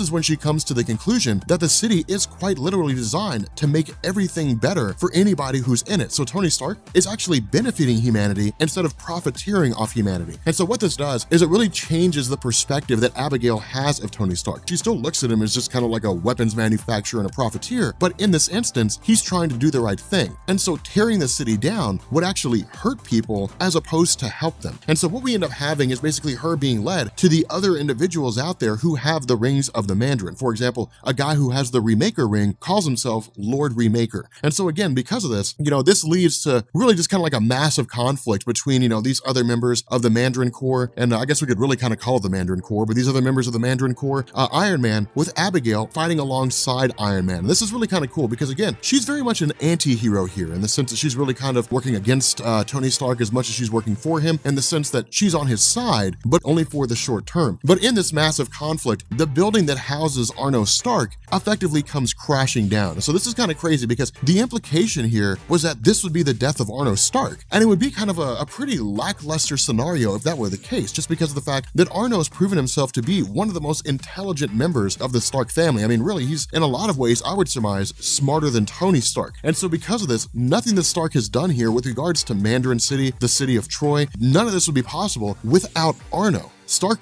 couldn't pull it off. Of course, we end up finding out that Arno actually survived the blast. And what he'd been doing is he had been working on his own version of an Iron Man suit. But it's not really a traditional Iron Man suit as we think of it. Instead, it's basically just a massive tank. Now, of course, this is kind of funny because it's half wish fulfillment and half practicality. One thing you got to think of is that Arno Stark spent his entire life confined to a bed in an iron lung. And so all the intelligence and everything he had more or less went to waste because he could never use any of it. But it didn't keep him from imagining what kind of life he could have. In this scenario, with the work that they've done, with the work that Arno Stark and the work that Tony Stark have done together, being attacked by this Mandarin Corps, we essentially have Arno building his own Iron Man suit, this massive battle tank, and just kind of like riding high into the conflict. And it's actually really cool to see because, again, it's practical. It's not designed to be this super maneuverable suit because there's already a ton of those. It's designed to be a suit that can basically control the different models that are out there. The reason being because, of course, the Helen AI has more or less been taken down at this point. And so because of that, the Iron Man suits are just kind of flying around on autopilot. Some of them are being shot down, some of them are shooting at the wrong targets, but having a suit ran by Arno that can consolidate the AI of all these other suits into a singular source means that he can control all the other suits. And so what we end up having here is one of the members of the Mandarin Corps basically just kind of vanishes out of nowhere. And no one really knows where he went to. Of course, Abigail begins to poke around and finds out that the guy has been decapitated. Not only that, her hands are basically cut off by some unknown source and her ring is taken from her. And so again, what it seems like is someone around there, somebody somewhere, is consolidating all these Mandarin rings unto themselves, which begs the question, are they the ones that activated the Mandarin rings in the first place and made them sentient? Initially, we're not given this explanation. Instead, all we end up having is Abigail without hands. Of course, her hands are basically cut off, but she continues to kind of scream at Tony Stark about her, agenda and so on and so forth. And that's really about it. But at the end of the day, because of the fact that Troy has just kind of collapsed the way that it does, because of the fact that Abigail made the case that, look, you're building a city here that's great for everyone that lives here, but the target's always you. Everybody's always coming after you. So long as you're here, you're making Troy a target. Because of that, Tony Stark basically kind of gets up on a podium and says, look, I tried running a city, it was really too much of a hassle, so I quit. And then just leaves. And that's really it. Instead, he leaves the running of the city to his brother Arno Stark. And so with that in mind, what we end up finding out here is that where the hands of Abigail were cut off, one of the members of the Mandarin Corps was decapitated, the person who had done this was actually Malekith the Accursed. Of course, as we know, one of the Dark Elves from Svartalheim. And so what this does is it basically brings the Asgardians into the mix. And it really kind of asks the question, what would happen if a being who's already godlike in terms of their durability and strength were to gain virtually godlike powers because of the rings of the Mandarin? Okay, so we are at the final story of Iron Man before we get into Superior Iron Man. But it's kind of funny here because a lot of people who talk about Arno Stark, the brother of Iron Man, this is the story where it just ends and we never find out what happens with him. It's one of the biggest irritations that Iron Man fans have. A lot of this is because of the fact that Superior Iron Man was just like a holdover story until All New, All Different Marvel kicked off when we had Avengers, New Avengers, Secret Wars, all that kind of stuff. But the idea with this is that in the last video, we had basically dealt with the rings of the Mandarin. Now, for the most part, where this continues that story, the rings of the Mandarin had always been this interesting scenario. I mean, I would go as far as to say that in a lot of ways, the rings of the Mandarin were based off the Green Lantern mythos. That is to say, Hal Jordan having a Green Lantern ring, the Green Lantern ring can make constructs.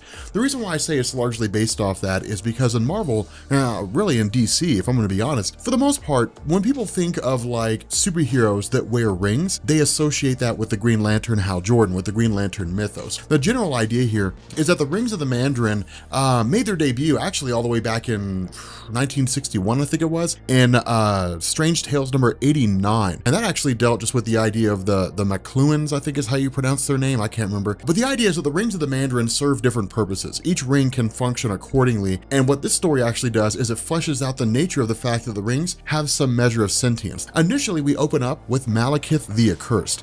Now, what we don't know is how this ring managed to get to the realm of the Dark Elves. But the fact that the ring's captured by Malekith is a pretty big deal. Now, remember, these are not like the Green Lantern rings strictly in DC Comics, right? Like in DC, a Green Lantern ring will pop up to you and it'll say, you, whoever's watching this video, you have been selected for the Green Lantern Corps, something along those lines. But then if it turns around and decides you're not worthy, it'll just leave you and go find somebody else. With this, it's not the same way. The rings seek people out, but people can just capture them. They can just take them and use the rings for their own purposes. Now keep in mind, something to take note of here, and what we had talked about in the last video with the character of Abigail Burns and a lot of these other members who had been chosen for these various rings of the Mandarin, they had basically received their rings and the rings were acting in accordance of people who had a grudge with Tony Stark, whatever that grudge may be. Maybe they just didn't like him as a person. In this instance, it's actually they had a Broadway play and they fired the director because he was one of those weird hipster art guys. And the result was they were like, hey, look, nobody wants your interpretation. They just want a cool show. And so they ended up canning the guy. The result was that he was just pissed and he was given one of the rings of the Mandarin, picked it up and just started using it against Iron Man. So again, it's not really a very strict process. The overall gist with this is that with Malekith basically taking one of the Mandarin rings, rings, the goal is to use all the rings for himself. Now, what this does is this picks back up with Arno Stark. Now remember, at this point, Arno Stark is very much a background character. If you're new to the whole thing of Iron Man so far in our different videos, Arno Stark was basically revealed to have been the brother of Tony Stark that we never knew about. Basically, Arno is biologically engineered. He exists for the purpose of basically being super smart. He was basically kept away. This combined with the fact that he was basically given a short lifespan meant that he was confined to a bed. He really couldn't move or anything. This was because of the fact that Howard Stark had messed around with the genes and added a few modifications, and the result was that Arno did not come out the way that he was supposed to. But the general gist of this and the general idea is that this focuses largely on the efforts of Tony Stark to basically travel to Svartalheim, travel to the realm of the Dark Elves, basically capture Malekith and take the Mandarin rings back, because that's what Malekith has been doing. At this moment, there are 4 Mandarin rings that are out there that we know about. And what we know is that Malekith has been running around Earth, killing those individuals who have those Mandarin rings and then taking them. Now, of course, this also ends up bringing in a girl by the name of Siobhan. And Siobhan is like a weird situation when it comes to Marvel. It's like her dad sold her soul to the devil, then her dad turned out to be evil. It's this weird thing, but it goes all the way back to like 1992. And I cannot remember the name of her story for the life of me, but she is very obscure in a lot of different ways. But she's one of these characters that exists out there in Marvel Comics where she's really knowledgeable about being able to blend technology with magic. And the reason this matters is because of the fact that for Tony Stark, while he could basically go tell Thor, say, hey, look, man, Malekith of the Dark Elves is basically running around and grabbing these Mandarin rings and he's going to become super powerful and then probably invade Asgard, Tony Stark and Thor are not on the best of terms. Remember, this all comes after the events of Siege. And so for the most part, Asgard was destroyed in Siege. Now, Tony Stark helped to rebuild it, but the idea is that Thor, for the most part, still really just doesn't like Iron Man following the events of Civil War, where Thor learned that Iron Man had basically cloned Thor and created this cybernetic or the cyborg version of him. So again, they're kind of on weird terms. Now, in truth, for Tony Stark's worth, in this scenario, the argument that he makes is that this could very well lead to a massive Asgardian thing, because there's the Council of Realms and all that kind of good stuff. And if he shows up on Thor's doorstep and says, hey, look, Malekith is capturing Mandarin rings, well, then it turns into this big political thing. It turns into this Council of Realms coming together, and then it's like, okay, you who represent the Dark Elves, what do you have to say about this? And then it's, well, we don't really know what you're talking about. We haven't really done anything. Then it's debating, and then it's deciding if they're going to do anything. It's all that bureaucracy, all that talk. Why deal with that? Why not just go directly to the heart of the problem? The issue with this is that this mission was supposed to be a stealth mission. And so because of this, when Tony Stark lands in the realm of the Dark Elves, he lands in the middle of everything.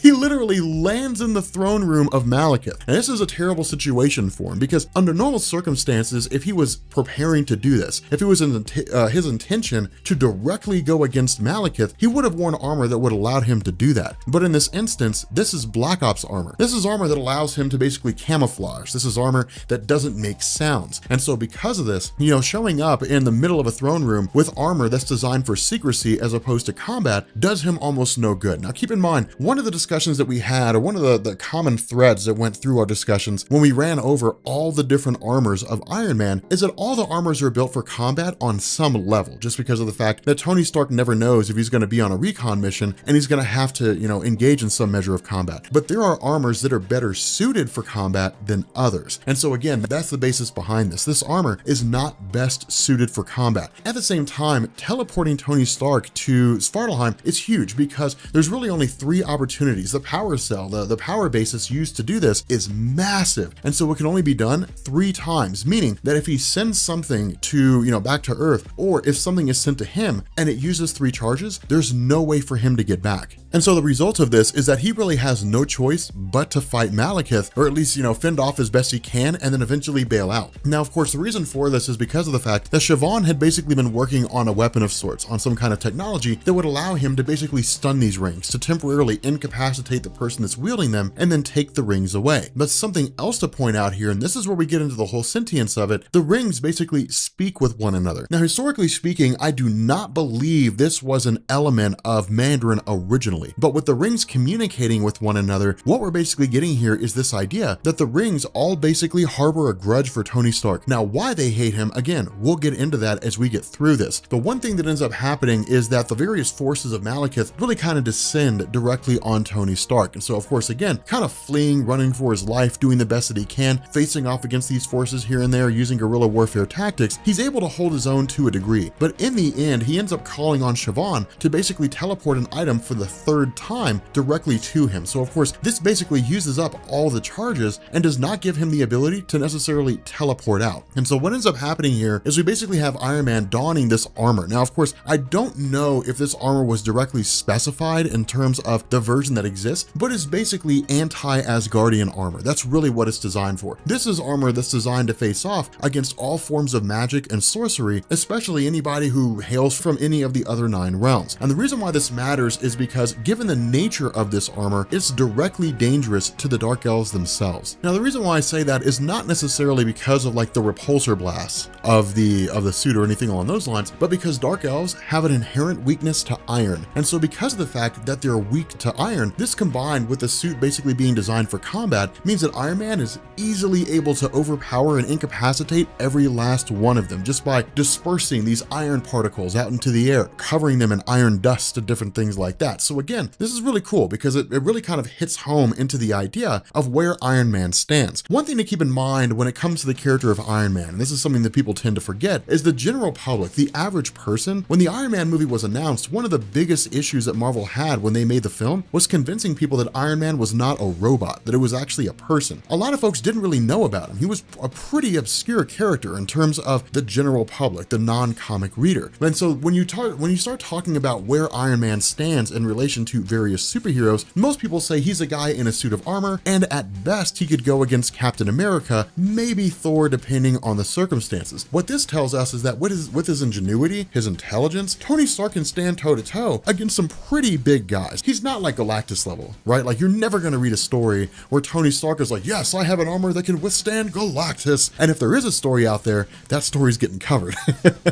But as far as I'm aware, that story doesn't exist. The general sense here is that just kind of using the weakness of the Dark Elves to iron to his own advantage, he's able to systematically begin taking each and every one of them out, which ultimately leads to him basically capturing Malekith and then stripping the ring away from Malekith. Now, of course, this leads to Malekith basically teleporting away. The idea that one of his servants just kind of shows up with another ring that she had essentially captured for herself. Malekith ends up grabbing this ring with the intention of using it, but this is the disintegration ring. This is the spectral ring. Now, this is actually one of those rings that has an interesting caveat. For the most part, the rings can be used kind of endlessly. When it comes to the spectral ring, because of the fact that it's designed to basically break down matter on the molecular level, if Marvel were to turn around and say this ring can be used at any time, then you would literally have a person just running around dissolving everything in existence. And so what they did is they created a caveat to say the ring can be used, but it has to be charged, or it has to charge itself for 20 minutes after each use. What ends up happening is that this ring had already been used by the servant of Malekith when she tried to attack Tony Stark. And so the result is that when the ring initially pops up, or when Malekith puts it on, he's got 20 minutes left until he can use it again. This also coincides with what appears to be the arrival of the Asgardians. Now, of course, this is not actually the Asgardians. Instead, these are basically the 6 other ring bearers of the Mandarin rings, the 6 rings that we haven't seen yet. But one of these rings is the liar ring. This is the ring that serves the purpose of tricking the eyes of individuals who the ring is used on. In this instance, it's used on Malekith, tricking him into believing all the Asgardians are there. Now, of course, with these various members who have all popped up, again, a lot of these guys are enemies of Iron Man himself, but a lot of them are just general bad guys. But when it comes to the arrival of these other Mandarin rings, this is basically what's been happening, where the rings have been communing with one another, quote unquote, where they've basically been talking to each other. Their ultimate goal is to defeat Tony Stark. But with the other 4 rings having been captured by Malekith and being used by Malekith for his own ends, it basically disrupts the plans of the other 6 rings. And so the goal was to essentially attach themselves to 6 other individuals who in turn would carry out the wishes of the ring, capture the other 4 from Malekith, and then allow the rings to function in unison and then achieve whatever goal it was they wanted to achieve in taking down Iron Man. And so the result here is that this basically boils down to a circumstance where the enemy of my enemy is my friend. With Iron Man having these rings, he can't necessarily put them on his fingers because in truth, I mean, he can't really use them through the suit. And so the result is that he kind of has to rely on Malekith in order to basically help him out. Now, this is when we start invoking the things of like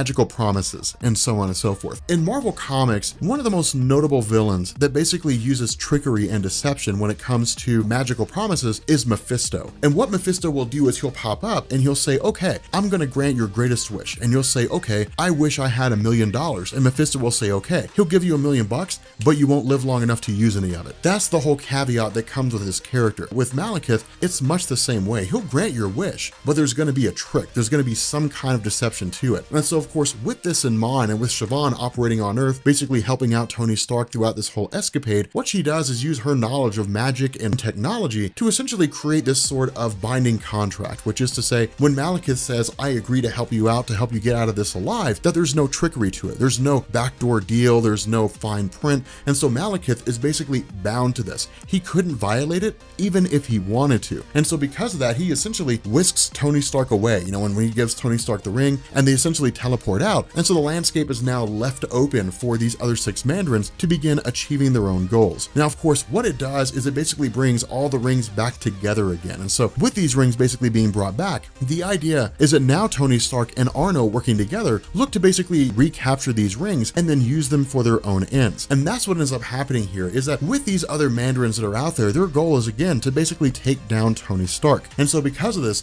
working together, Tony Stark and Arno effectively invade their base of operations. Now this is done in several different ways. You have Arno and you have Tony who are piloting their own suits. Of course, Arno's suit is specifically designed to cater to the fact that Arno doesn't have the ability to walk or really move around at all. But then you also have things like the Trojan Army, for example, this massive army of Iron Man suits that were specially designed for the city of Troy, that city that we talked about in the last few stories. Of course, you also end up having, Abigail Burns, who basically shows up. Again, it's one of these really cool moments because you sort of see this giant kingdom of these Mandarins just come crashing down around them. And so ultimately what we end up finding out is that the person who was in possession of the Liar Ring is actually a guy named Mark. Now, Mark was a character who was introduced in Invincible Iron Man Annual #1, I think it was, in 2010, and that came from Matt Fraction. And the whole idea with Mark was that he was initially introduced as a guy who was essentially going to be like a stand-in for Happy Hogan to a degree. One thing to keep in mind is that Happy Hogan died in Marvel Comics. Like, he's been dead for a while, I'm pretty sure. The goal was to basically begin the process of moving Pepper Potts, give her an actual future. And so in that story, Mark had basically proposed to her after the two of them had spent time together, and of course she accepted. The issue with this was that Mark's perspective of Tony Stark was that Tony Stark was a guy who was really just kind of a dick. And so because of the fact that this built up the idea that Tony Stark was so crass, that Tony Stark was so cruel to Pepper, what ended up happening is the Liar Ring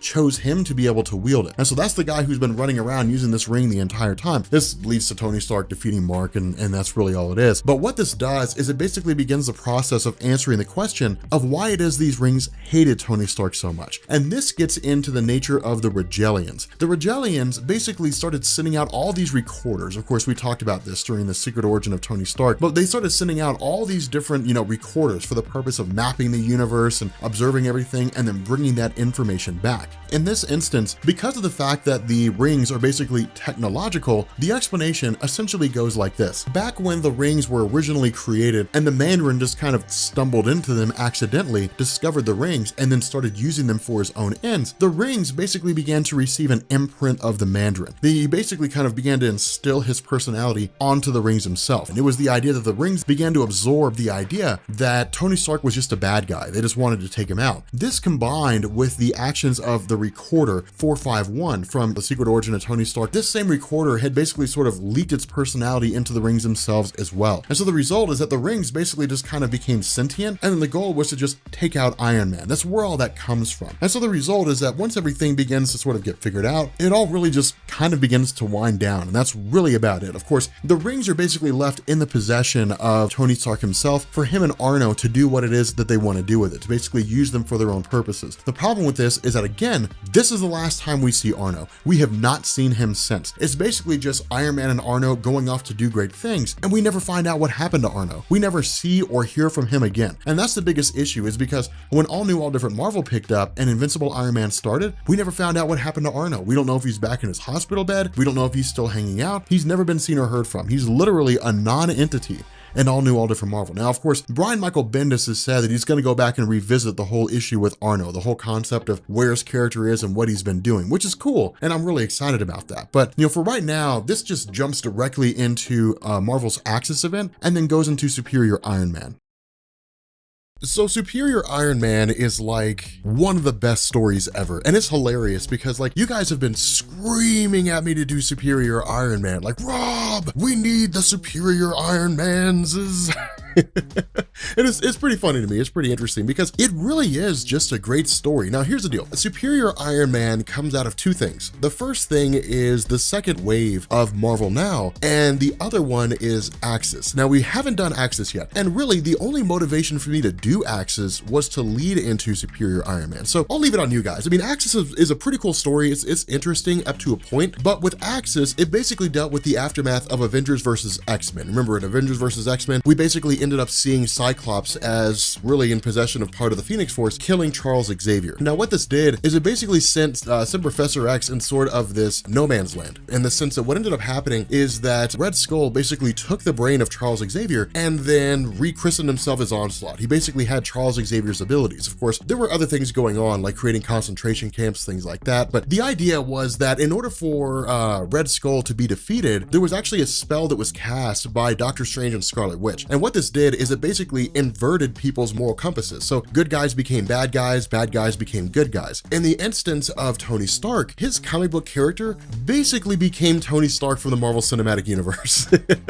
That's essentially what happened. Now, the funny thing about this is that when the spell was reversed, again, basically meaning that people will return back to the way that they were supposed to be, Iron Man shielded himself. And so the result was that when everybody went back to normal, Tony Stark stayed being a jerk. Now, the reason why Marvel did this is because at the end of the run of Iron Man that we had just finished, so the whole thing with like Godkiller armor and Arno Stark, the secret brother of Tony Stark, different things like that, Marvel had about 12 months between the end of that story, the end of that run, and the start of all new, all different Marvel. And the idea was that with Secret Wars coming, Marvel was basically winding down stories. That's why you saw things like the last days of different characters, the last days of Asgard, the last days of like the Punisher, different things like that. And so what Marvel did is instead of just crafting this, grandiose story with Tony Stark and last days, different things like that, instead Tom Taylor was brought on board and just gave us like this short run of Iron Man where he was basically just a jerk, and it's amazing. So so with all that exposition out of the way, again, what this does is it actually picks up with San Francisco. Now, this really just kind of follows Tony Stark moving from New York to San Francisco proper, and he actually takes up residence at Alcatraz. But it initially picks up with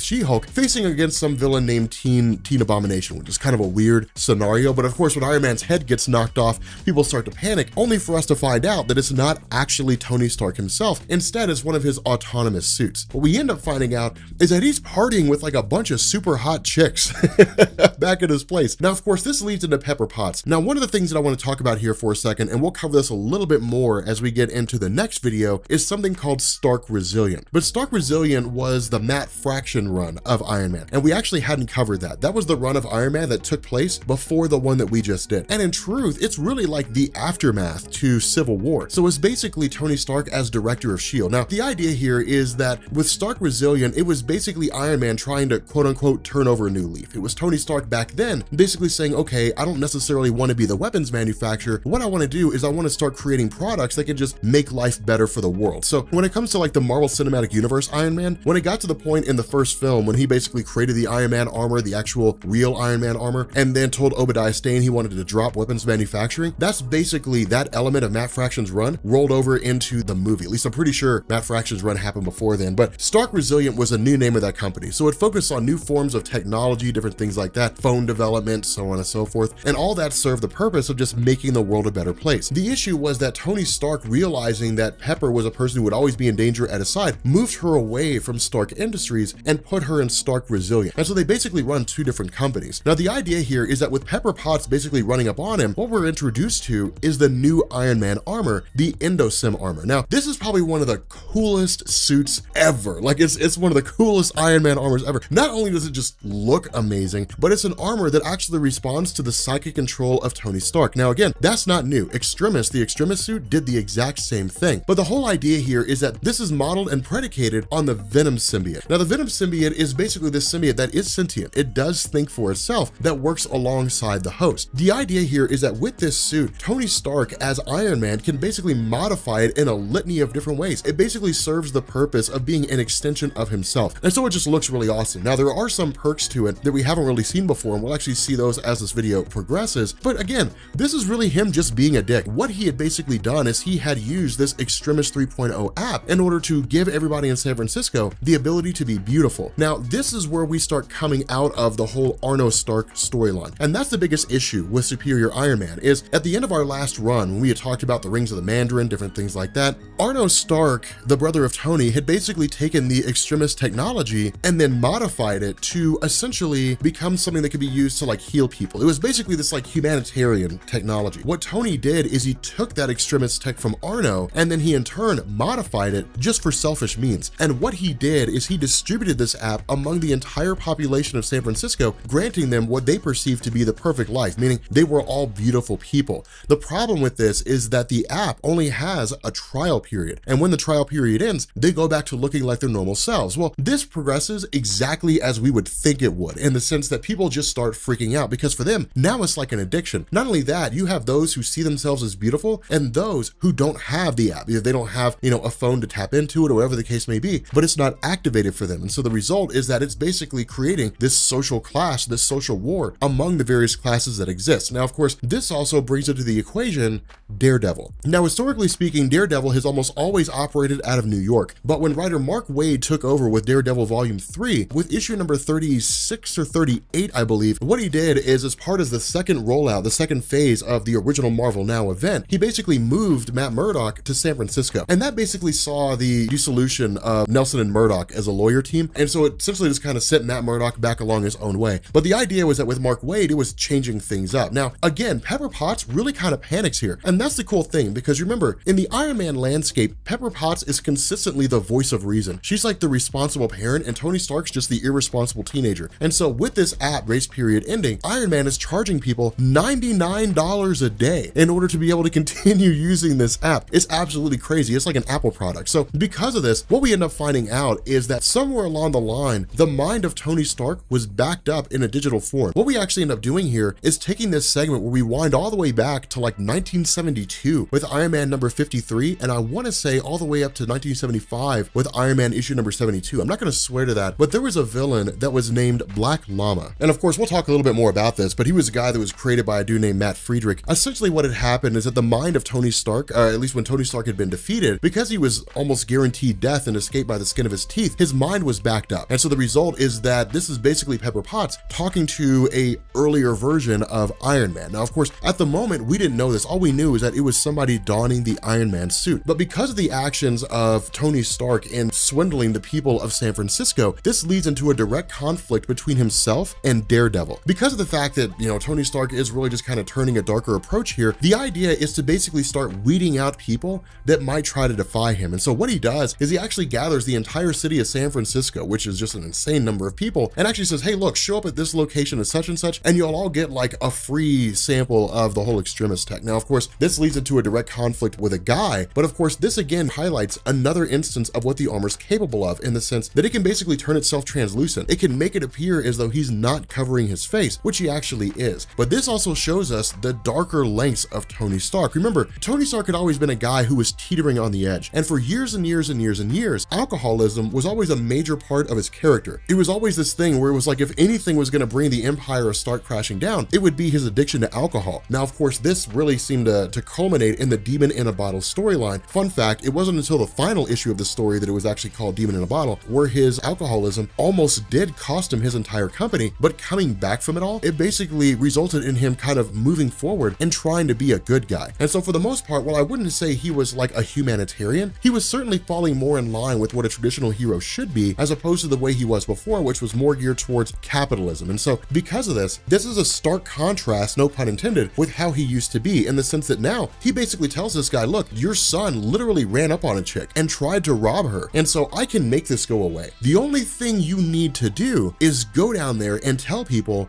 that you agree with my ideas, my motivations, and extremist tech. Now, on the surface, it doesn't seem like a huge thing, but it is, because this is basically a superhero blackmailing a small-time guy just for the purpose of trying to make sure that the world believes that what he's doing is actually right. And that's why it's so nefarious. In the aftermath of this, and with Daredevil watching all of it unfold, it leads to him kidnapping Tony Stark. Now, of course, this is really Daredevil just trying to interrogate him. As soon as Stark wakes up, he immediately recalls his Indesim armor to himself, and then in turn tells Daredevil, I'm giving you a gift. And this is one of the most mind-blowing moments of the story, because when Matt Murdock wakes up, what he ends up finding is that he can see. He has his eyesight back. Now, this was a huge moment in the story, and it's really one of the biggest moments for Matt Murdock's character. And the reason for this is because his lack of eyesight has been the defining attribute of who he is as a person. In the comics, it was always a cornerstone of every writer who ever focused on Daredevil, how he deals with the world around him while simultaneously trying to be a blind superhero. And in fact, there were years and years and years and years when no one knew he was blind. And even now in the Marvel Universe, at the time this story was written, a large bulk of it don't know that he's blind. And so in this instance, with his blindness being one of the most defining attributes of his character, considering it's been part of his life since he was a child, it's been how he's learned to cope with the world, to suddenly have his eyesight back is this temporary gift. Now again, he's told by Tony Stark, you're not going to have it forever. It's a temporary thing. It's a very short thing, but I want you to experience this. I want you to see what the world is like, and then ask yourself, are you really willing to give that up? Now the other half of this is it really shows us how far gone Tony Stark has come when he basically says, look, that whole thing with Axis, the whole thing with the Red Skull, so on and so forth, that showed me who I truly am, that I've basically been dumbing myself down in order to make all of you out there feel like you're intelligent. Instead, why should I do that? And so he's run drunk on his own power, his own abilities, his own intelligence, so on and so forth. And so again, this is a pretty dark fall for his character, because what this does is it leads into this quote unquote return of Teen Abomination. Teen Abomination basically breaks out of S.H.I.E.L.D. custody, and then when Iron Man shows up, he just kind of whisks him away and says, look, I will take you under my wing. I'll basically try to help you as best I can. Now, this comes out of the fact with this revelation that Teen Abomination is actually just a 13-year-old kid. That's really all it is. He was just blasted with gamma radiation somewhere along the line, and that was really about it. But with Matt Murdock's character, again, this is one of the saddest moments, because switching back to him, he goes and he sees Foggy Nelson because he just wants to see what he looks like with his own eyes. If only ever one time, if only ever for a brief moment, for a few seconds, he wants to see what he looks like. Of course, his eyesight fades away. He ends up going back to seeing the things the way he normally does. But this is a huge situation for Matt Murdock, because it's this very tempting thing. Okay, I give in. Like I'll take my eyesight. I'll fall in line with the whole, Stark ideology. I'll do whatever it takes in order to make sure that I can continue seeing. Literally sacrifice his role as a superhero in order to go back to being able to see again. And so continuing on with Tony Stark, this is when we start to get into this really nefarious aspect of his character and what's really going on with the extremist tech. In this instance, it's basically this idea that he has now implemented these cameras, so to speak, the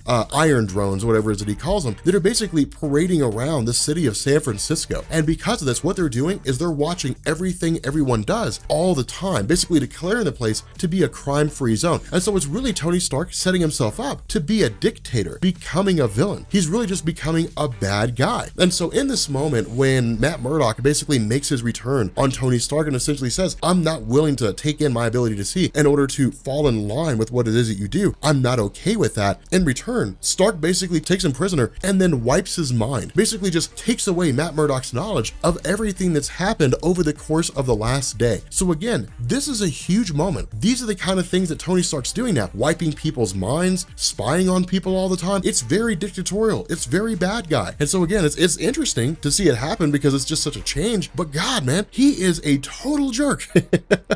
He is a total bad guy. And so from here, what we end up doing is we actually pick up with a woman named Katrina. And this falls in with the whole origin to a degree of Teen Abomination, but it also falls in with the idea that Tony Stark has always had this under the surface. It's just now showing itself. In this instance, Katrina was basically in a relationship with Happy Hogan, essentially the assistant of Tony Stark. But in this scenario, there was a process that was being undertaken that involved gamma radiation, but the shielding for the lab was not what it needed to be. And so what they ended ended up doing was basically seeking out Tony Stark and saying, we need more money to improve this. And Tony Stark's response was no. It was basically, you're not going to get what you need. That money can be spent better elsewhere. And so when the whole experiment ended up taking place and it all went awry, things played out exactly like we thought it would. It resulted in Katrina being blasted with gamma radiation, her son being blasted with gamma radiation, which explains how Teen Abomination got his powers. But then it starts to fill things up a little bit more when we end up learning that in this instance, with everything kind of going under, with the whole project basically being scuttled by Stark Industries and Katrina being put out of work, that in the moment when, her son asks for something that he can't get, he lashes out, he freaks out, and he in turn turns into Teen Abomination, destroys the house, and kills his mom. And so because of this, Tony Stark is effectively responsible for the creation of Teen Abomination and the death of Teen Abomination's mom. This also explains the whole backstory when it comes to Tony Stark's mind being backed up. And it's basically him talking about fighting a villain named Black Llama. But the idea was that when it runs over the whole event of him basically facing off against Black Llama and then ultimately having to back up his mind in the process, what we end up learning is that he essentially forgot everything that had happened. His mind had been wiped from the time that he arrived back home until whatever it is that happened the next day. And so what ends up happening is when he basically sends Teen Abomination off, when he says, yeah, sure, we'll get things sorted out, we'll get you returning back to normal, what he begins doing is asking the question, who wiped a day out of my mind? Who made me forget what it was that happened over the course of that day? And so that's where the second half of the story picks up. Who was it that screwed over Tony Stark? Who is it that wiped that day during his mind? And what was it that happened during this day? And of course, how did things end up progressing over the course of Superior Iron Man? But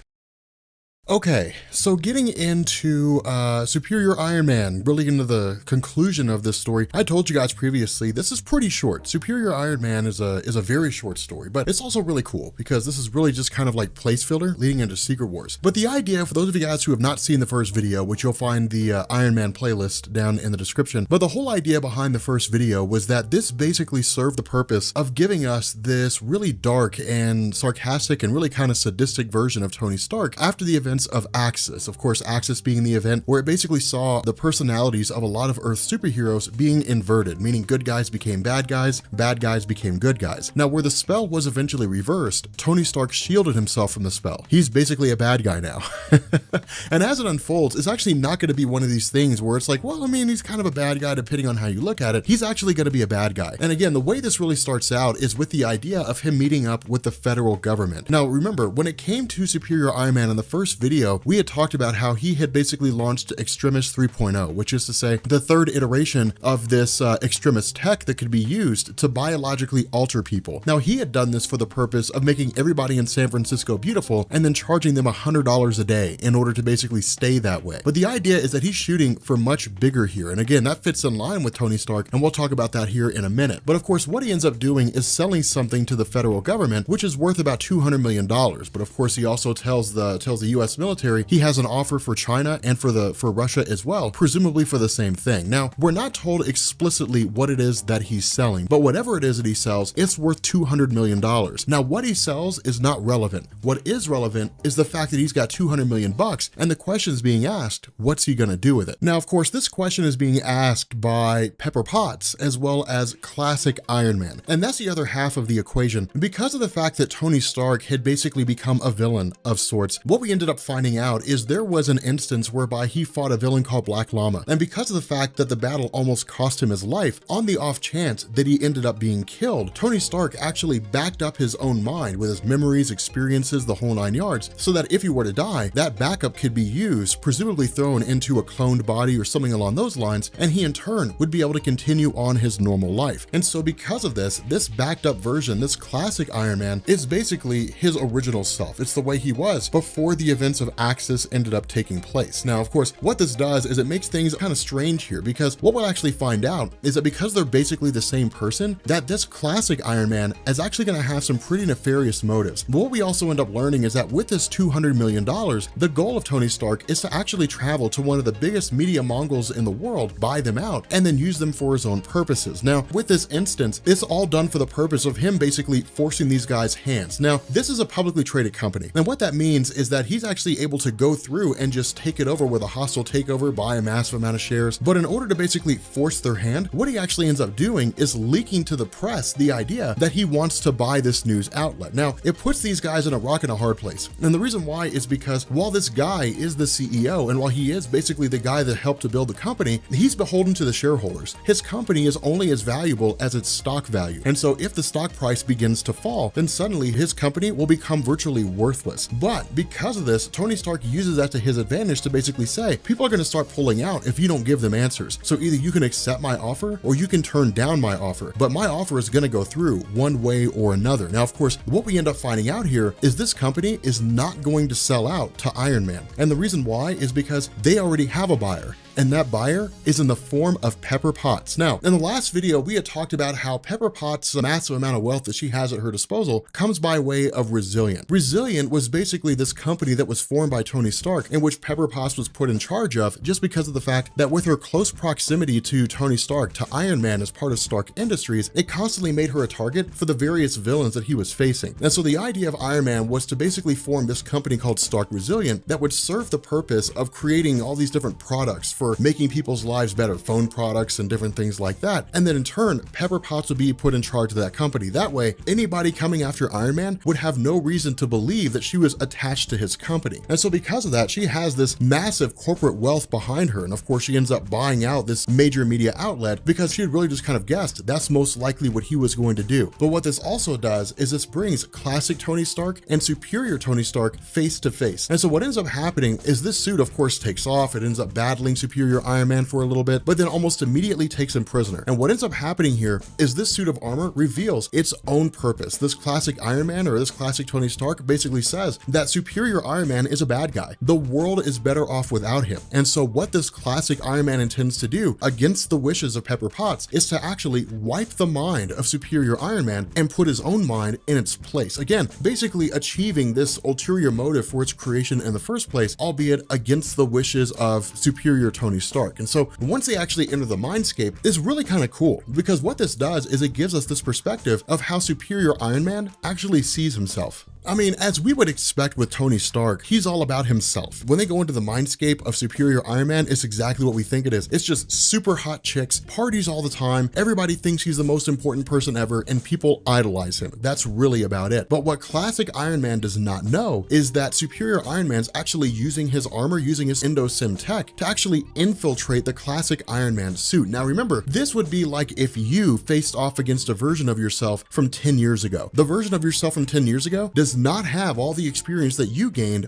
over the last 10 years. And so because of this, the immediate goal is to seize control of superior Iron Man and then in turn just kind of move forward from there. Now, of course, what this also ends up doing is it leads to superior Iron Man, of course, destroying this armor by virtue of using his own endosim suit. The problem with this is it's like the Terminator series in trying to destroy Skynet. Skynet was everywhere. It's like trying to stop the internet. The internet's all over the place. Because of that, this digital backup cannot be destroyed through conventional means, which is to say it's not housed in a suit. Instead, as long as this suit's destroyed, another one will come for superior Iron Man. It'll always work that way because it's a digital backup. And so the idea of superior Iron Man, of Tony Stark, is to basically figure out where this AI is being stored and then destroy its location, deleting the artificial intelligence. The problem with this is that trying to locate Tony Stark becomes infinitely more difficult. And the reason for this is because of the fact that he actually takes refuge back in San Francisco and literally just starts this massive party. Now, this is important because if this were superior Iron Man going for somebody else, it would just be collateral damage and he wouldn't care. That's how his personality is now. That's how it's been inverted. But with this classic Iron Man, collateral damage, it's not something to consider. It's better to simply not attack than to attack where innocents are present. What this does is it allows superior Iron Man the chance to basically begin going through all these documents, going through these databases, chasing down information as best he can until he manages to come across where it is that this digital backup is being stored at. Now, of course, with him making this declaration that he knows what's going on, that he knows where everybody is, taunting this classic version of himself to come after him, what it does is it leads to the endosim armor facing off against all the previous suits of Iron Man. And that's cool because what this does is it's designed to highlight just how far Tony Stark has come in the development of his Iron Man suits. Now, the idea here is that with the endosim tech, it was designed to be superior. That's how Iron Man operates, and it just makes logical sense. Each suit is supposed to be better than the last. And so because of this, the The idea of Iron Man is to basically use the Endosim armor to take out every single one of these suits, which he for the most part successfully does, but not without having to bring out the big guns. Because of the fact that he's facing off against suits like the Hulkbuster armor, stealth suits, different things like that, what he ends up doing is actually utilizing the Endosim armor to its fullest capacity. And that was the purpose of it, right? Like the purpose of the Endosim armor was to be this all-encompassing suit. It was literally a Swiss Army knife. It could be anything for any given situation. And so because of that, he literally just cuts a swath through every single one of these armors that he has. It's no real contest. He's able to take every single one of these guys out until Pepper Potts emerges in her own Iron Man suit. Now, this gives Tony Stark pause to stop. And the reason for this is because on the surface, it actually looks like he still cares about Pepper Potts. He basically says, look, okay, I'm not going to attack you. Now, of course, where he refuses to stand down, Pepper ends up using a sonic device on his suit. Now, the reason why this seems to work is because the Endosim armor is designed and modeled after the symbiote suit, which is to say Venom, Carnage. With the Venom and Carnage symbiotes, sound is one of the biggest weaknesses they have, as well as fire. I do not believe fire is a weakness for Carnage, but I believe it is for, I know it is for Venom. But regardless, because it's based on symbiote tech, it just made logical sense with Pepper Potts knowing about the history of Iron Man, being well aware about all the villains that exist out there, to basically use whatever ability she can to her own advantage to take out the suit. Now, of course, this knocks Tony Stark out, brings him back to Stark resilient, that kind of a thing. But because of the fact that he had figured out where the database for these Iron Man suits are at, where this digital backup was located, what he did is actually instill a virus inside Stark Resilient. And what this does is it literally sources out and it goes through every single thread of code. It goes through every database, every hard drive, the whole 9 yards, and it seeks out every little bit of this digital backup of himself that exists out there and deletes them all. And so because of this, once it's done and once it's pulled off, he literally just says, and we're finished here. Of course, he dons a superior Iron Man suit and walks away, but not before throwing a cherry on top. What he basically does is where Pepper Potts believes he can still be redeemed, what he says is, no, I tricked you. I led you to believe that you could defeat me. When Pepper Potts makes the case of saying, hey, I stripped you of your armor once before, I could strip you again, he basically says, look, do you really believe that I would have made a suit that had a weakness to loud noises? All I would have to do is fly through a construction site and suddenly I lose everything. Suddenly the suit comes crashing down or something along those lines. And so what he basically reveals here is that Pepper Potts is not someone he cares about. Pepper Potts is a means to an end. Now, this is huge because historically speaking, when it came to Pepper, while there was some sort of a, strained romantic relationship between the two of them, where were always those instances where Tony Stark basically indicated he wanted to get with Pepper, they never really did. And so because of that, Pepper feels a huge betrayal because despite all that, they were still extremely close friends. Pepper was like the one person in the world that Iron Man trusts, and she trusted him more than anybody else. And so because of that, for him to basically say, no, you're a means to an end, you're just a way for me to basically achieve my goal, it destroys everything that she believes about herself. It destroys the idea that she felt like she was actually a friend to him. So what this does is it basically picks up, of course, with Tony Stark at Stark headquarters, and then it segues itself into Secret Wars. Now, the problem with this is the continuity of the story. We could argue this story resides just before the incursions. We could argue this story resides before the incursions even started happening. We don't know the exact placement of this, or at least I haven't been able to find it. I mean, there's reading orders, and all the reading orders simply say this is the story before Secret Wars because the last page says on to Secret Wars 2015. Let's go check it out. But in terms of the events of the story, all indications seem to be that in Secret Wars issue number 0, where Captain America and Iron Man fought for the last time, that version of Iron Man, that version of Tony Stark is superior Iron Man, that he's still basically the bad guy. But again, it's just kind of the things that he says that leads us to believe that more so than a declaration of I am superior Iron Man and I'm fighting against Captain America now. But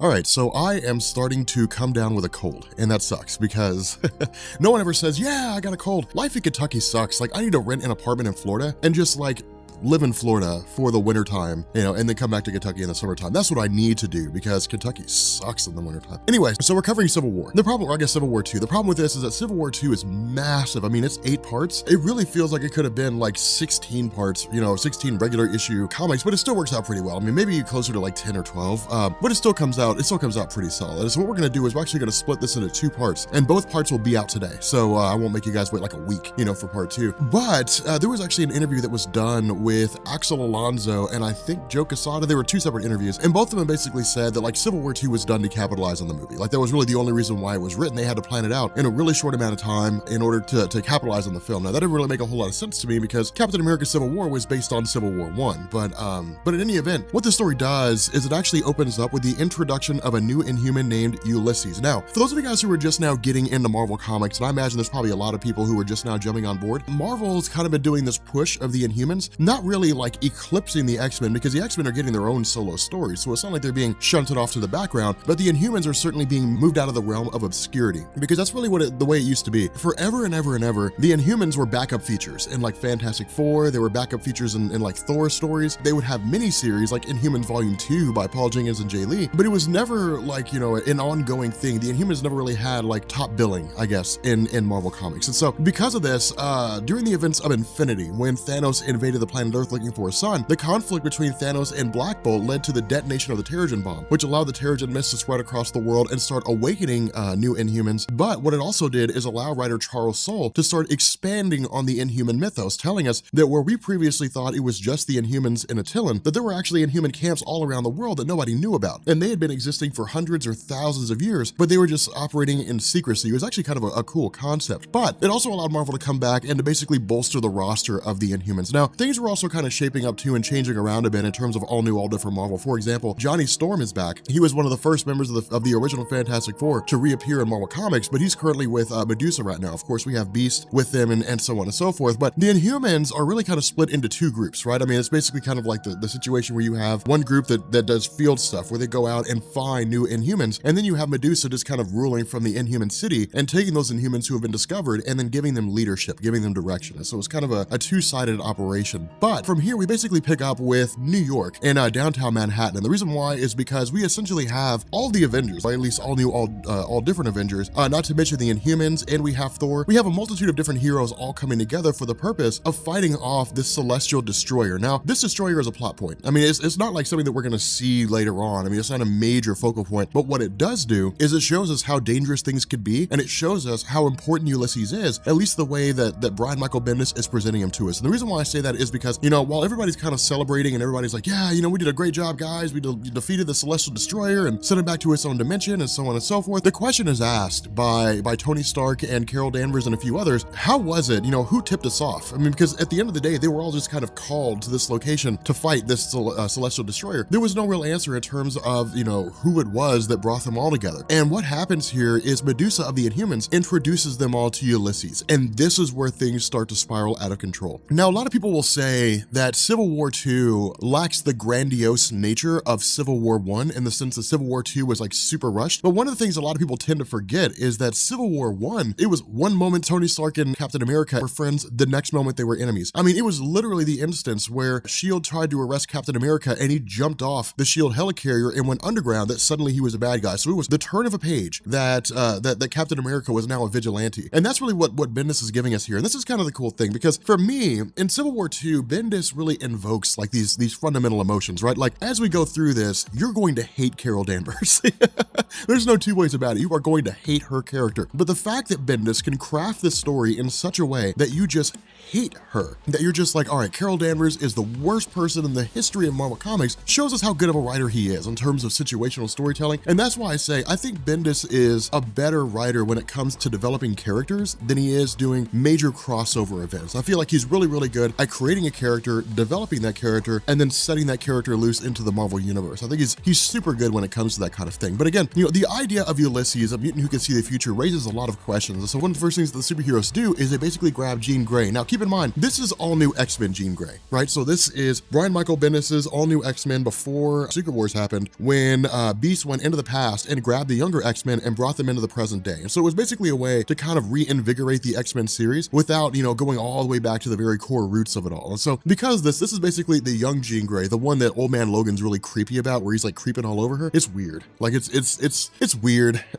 That's the best way to put it. It's weird. In any event, Jean Grey is kind of like the go-to psychic, you know, the go-to telepath. Because remember, Charles Xavier isn't here. We have no idea where Charles Xavier is. As far as I know, he's gone. And so because of this, with Jean Grey going through, what she says is, I am essentially going to cordon off a part of your mind, at least a part of your mind that deals with these visions. You're going to have a vision, and then I'm basically going to act as an anchor, and I'm going to allow everybody else to see see these visions that you're having. The problem with this is that when Ulysses tries to undergo the process of creating a vision, in the end it's revealed that his mind simply can't be read, that it's not possible for Jean Grey to tap into it. Now, this raises even more questions than it answers, because the issue now is, well, is Ulysses immune to telepathy? Is he like a cosmic entity? Is he some wildly powerful equivalent of Omega level mutants when it comes to Inhumans? You know, what's the whole deal? Now, because of this, because of the fact that he's essentially like a black box of information, it creates some very serious trust issues, because right off the bat, Carol Danvers is like, yeah, man, like we trusted him, you know, and he told us a celestial destroyer was going to show up, and then it did, and then we defeated it, and it was only possible because of him. Like, he is the future. He's going to be a way for us to stop crimes from happening. But Tony Stark's like, man, I don't know. There's this Inhuman that we know nothing about. We can't read his mind. We don't know his motivations. We don't know how his powers work. And we're going to take it as an absolute truth that what he's telling us about the future is actually going to happen. It creates a really cool situation, because again, this is very much the idea of, if I go to you, if you know, member of the Rob Corps, you watching right now, let's say your name is Steve. I have no idea if your name is Steve or not, but let's say your name is Steve. And I say, Steve, you're going to win the Powerball jackpot of $100 million on Saturday. Now, if you go and you buy a Powerball ticket and you win, did you win because you were going to, or did you win because I told you you would, and you wouldn't have bought a ticket if I didn't tell you that? You know, that's the situation that's being presented here. Is, which one is it? Is it chicken come before the egg, or did the egg come before the chicken? And so it creates a really weird situation for all the superheroes, because they're trying to understand how it all functions. The other half of this is that we essentially get the backstory of Ulysses. Now, there's not a whole lot to offer here within the confines of the main Civil War story itself. I think we actually got a tie-in more or less to the Civil War event that focused heavily on Ulysses.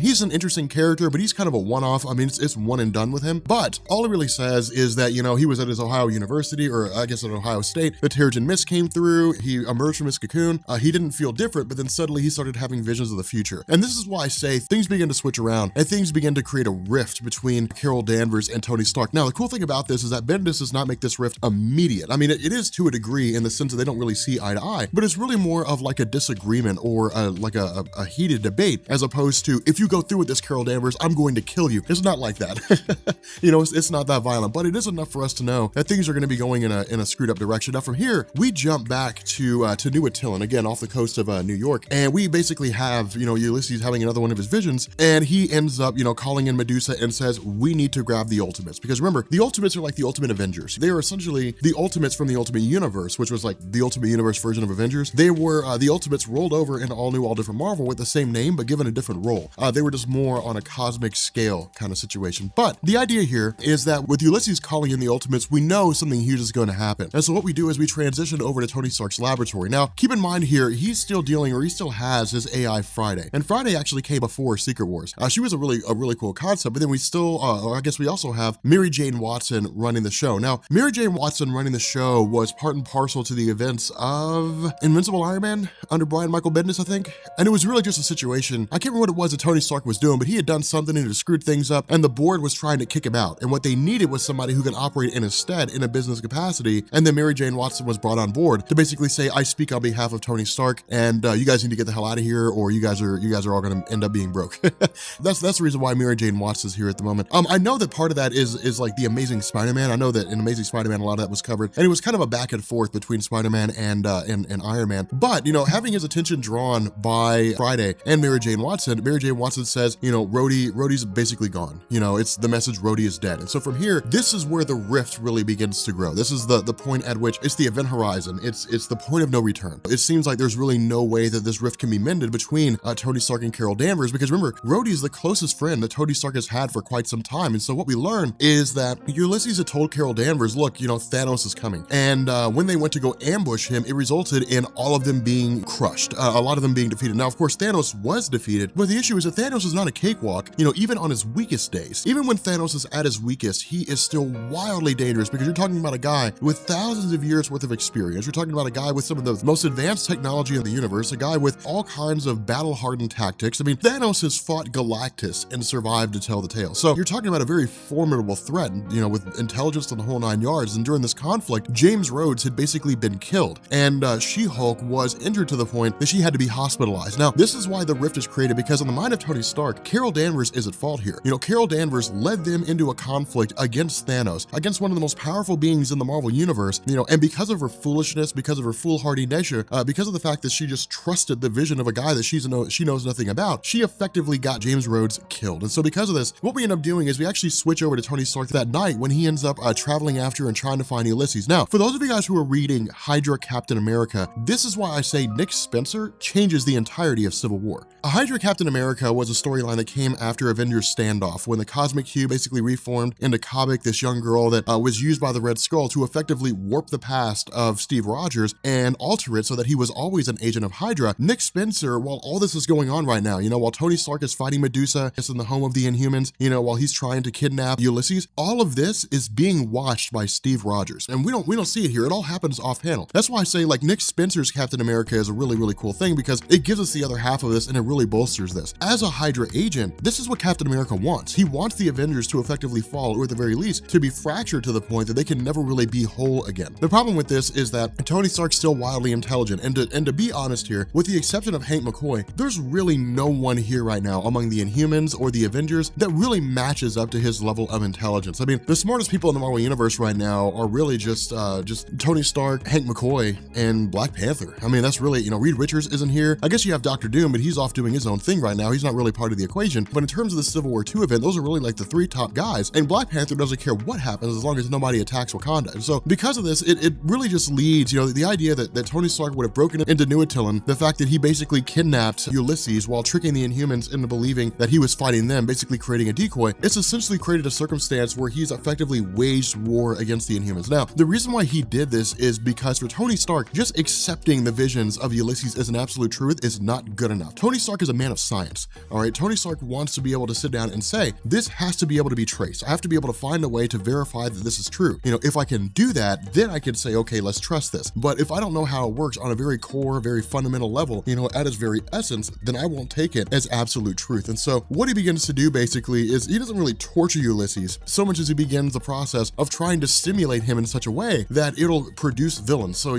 scaring him, threatening to beat the hell out of him, different things like that. Now, he doesn't really have like a vision per se, but the part of his brain that basically controls these visions, the frontal lobe, or at the very least, the part that would see these visions, begins to light up more so than it should. And so at the very least, Tony Stark's been able to deduce that the activation of these visions are based on his emotional state. Now, this will actually become a very important thing later on down the line as we get further into the story, but what ends up happening is, of course, Carol Danvers basically shows up and says, hey, look, you kidnapped a member of the Inhumans. You effectively waged war against the Inhumans themselves. We want to try to keep this tone down. We don't want things to get escalated, but what we do want to do is effectively take you into custody for kidnapping. Now, while this whole debate is going on, while this whole argument is going on, Ulysses begins to have one of his visions. And the vision that he has is of the Incredible Hulk basically just rampaging and killing everyone. Now, something else I'd like you to keep in mind about these visions of Ulysses is that all these visions are apocalyptic in nature. That's something that I hope you've seen so far. The vision of Thanos attacking everybody, the vision of the Celestial Destroyer, the vision of the Incredible Hulk. It is people just losing their minds, villains coming in or some entity from another dimension coming in and laying waste to everyone. And there's a reason why Brian Michael Bendis is doing this, and we'll find out at the end of all this. But Ulysses, when he has this vision, for the first time since he began having them, he's able to share them with people so they feel what's going on. They see what's going on. It's like they're in the vision alongside Ulysses. And so what they basically discovered, or at least what they've been led to believe, is that the Incredible Hulk has reemerged from Bruce Banner and basically killed everyone. And so because of this, it leads Carol Danvers to again stay proactive and to say, okay, we're going to be going after Bruce Banner. Like, we got to find a way in order to curtail this whole thing. Now, what this does is this actually picks up in a courthouse. Now, the cool thing about this is that Bendis starts jumping back and forth between this trial and the events as they've unfolded. So basically, we're being told what's happened by way of this trial. But essentially what had taken place here is Carol Danvers had shown up and said, okay, Bruce Banner, you need to come with us. Now, this is where when I really just started hating Carol Danvers, because I'm just like, well, the guy hasn't done anything. Like, you come knocking on his door and you're like, you're under arrest. It's like, why? It's like, well, because somebody said you will do something later on. Because that's really what Carol Danvers is going on here. She's going on hearsay. That's really it. This guy Ulysses is like, hey, that guy's gonna do something, and then Carol Danvers is like, okay, let's arrest him. That's really what it is. I mean, she's just going on the belief that what Ulysses is predicting is actually true. Now, the other half of this is that Bruce Banner is experiencing an insane amount of betrayal. Because keep in mind, despite the fact that he has been the Incredible Hulk, although at this point, it's really like the Incredible Hulk essence has kind of been transferred to Amadeus Cho. And so Amadeus Cho is the Incredible Hulk. Because of the fact that he's been the Hulk in the past, there is some measure of distrust in the sense that people don't know if the Hulk is going to reemerge again and what'll happen if it does. But as Bruce Banner, he's one of the most respected people in the entirety of the Marvel Universe, one of the most respected people among all the scientific community. I mean, there have been instances where people who distrust him because of the fact that he's the Incredible Hulk would go to him and ask him for help. And in fact, that's the whole crux of the Red Hulk storyline that we're doing right now in World War Hulks, is that Thunderbolt Ross boss doesn't trust Bruce Banner, but he does need his help. And so again, it creates a really interesting scenario here. The problem with this is that as he's basically being interrogated, when Carol Danvers is coming along and saying, look, we have reason to believe that you're going to turn back into the Incredible Hulk again, when they basically have Hank McCoy hack the files of Bruce Banner's computer and discover that he's been experimenting on himself using dead gamma cells, all arrows seem to point to the idea that Bruce Banner is trying to find a way to reactivate the Incredible Hulk. Now, we don't know the full story here. Bruce Banner tries to explain and say, hey, look, these experiments that I'm doing are the only reason why the Incredible Hulk hasn't emerged over the last year. And so it's entirely possible that Bruce Banner was using these dead gamma cells to verify that the cells are dead and that they're staying dead, or at the very least to understand why those cells are dead and how to keep them from reactivating so the Hulk will never come back. We don't have the full story. Instead, in the midst of being interrogated by Carol Danvers, in the midst of being betrayed by a lot of his friends, he's suddenly killed by a rogue arrow. Now, at this point, this is where we learn the basis of this trial. The reason why this trial has been put together is because Hawkeye killed Bruce Banner. He shot him through the eye with an arrow. The reason why Clint Barton did this, though, is when he basically says that Bruce Banner asked me to. Now, this is where things begin to get a little iffy, because according to Hawkeye's testimony, and as far as they know at this particular moment in time, Hawkeye's the only one that can verify this, or the only one that really has any information on this. What he says is Bruce Banner sat down with him one day and said, hey, look, on the off chance that I ever turn into the Incredible Hulk again, here is an arrow of my own design. Use it to kill me, take me down and keep me from being able to Hulk out. Now, Bruce Banner didn't specify, as far as I've been able to tell, he didn't specify if he meant for Hawkeye to wait until he became the Hulk, or for Hawkeye to be in a situation where it looks like he's going to become the Hulk and then take him out. It seems like it was really just kind of left at Hawkeye's discretion. And that's what Hawkeye says. Clint Barton says, look, Banner told me that if there were ever a circumstance where he looked like he was going to Hulk out again, put him down. I made a judgment call based on what Banner told me. Not only that, when Hank McCoy is called to the stand, Hank McCoy says this custom arrow tip was basically designed by Bruce Banner. It looks like it was invented by Banner himself. There's also a video diary where Banner basically says, I have asked Clint Barton to kill me if I ever end up becoming the Hulk again. Now, this is where the subtleties of law begin to come into play, because the question that's being asked here is, okay, if Bruce Banner told you to kill him if he ever became the Hulk, does that mean that he wanted you to kill him if he was going to become the Hulk, if it looked like it, or to kill him after he became the Hulk? And Hawkeye basically says, I was never given a definitive answer here, but I did what Bruce Banner asked me to do. Bruce Banner said, if it ever looks like he's going to become the Hulk, I should shoot him. And so because of that, he basically killed him. Now, the reason why this is important is because this is going to be one of the things that creates a rift in the superhero community, but it's also going to be one of the reasons why Hawkeye becomes very popular among the Avengers. Not only that, the question is asked of Carol Danvers regarding, this whole use of Ulysses as part of this pre-crime initiative, whether or not it's actually successful. And what she says is yes, it's been successful more often than not. There have been a couple instances where Ulysses hasn't necessarily been right, but they have been able to use this to prevent crimes from happening. Now, the other half of this is Tony Stark steps up and Tony Stark says, that doesn't matter. We don't exist here for the purpose of being proactive. We don't exist here for the purpose of taking people out before they commit crimes. You have to let them commit those crimes and then arrest them. Otherwise, anybody could be arrested for anything. You don't actually give them a chance. You basically remove free will. Now, a lot of people will look at Tony Stark from Civil War I and say, well, it seems like he's just reversing things now. He's ignoring his own past. That's actually not true. Tony Stark during Civil War I was reactive. He was reacting. All he simply said was superheroes need to be registered. They have to hand over their identities. They have to hand over what their superhero names are. They have to hand over what their powers are, and they have to operate on behalf of the government. What he wasn't saying is let's arrest people before they commit crimes. Now, they are two separate arguments in terms of the impact that they have, but in all honesty, I would say that Tony Stark wasn't wrong, and I'd still say he's right when it comes to the first Civil War event, because my argument's always been, of what use is free will to a society that would use that free will, use that freedom to destroy itself? If a society uses freedom to destroy itself, then freedom was pointless in the first place.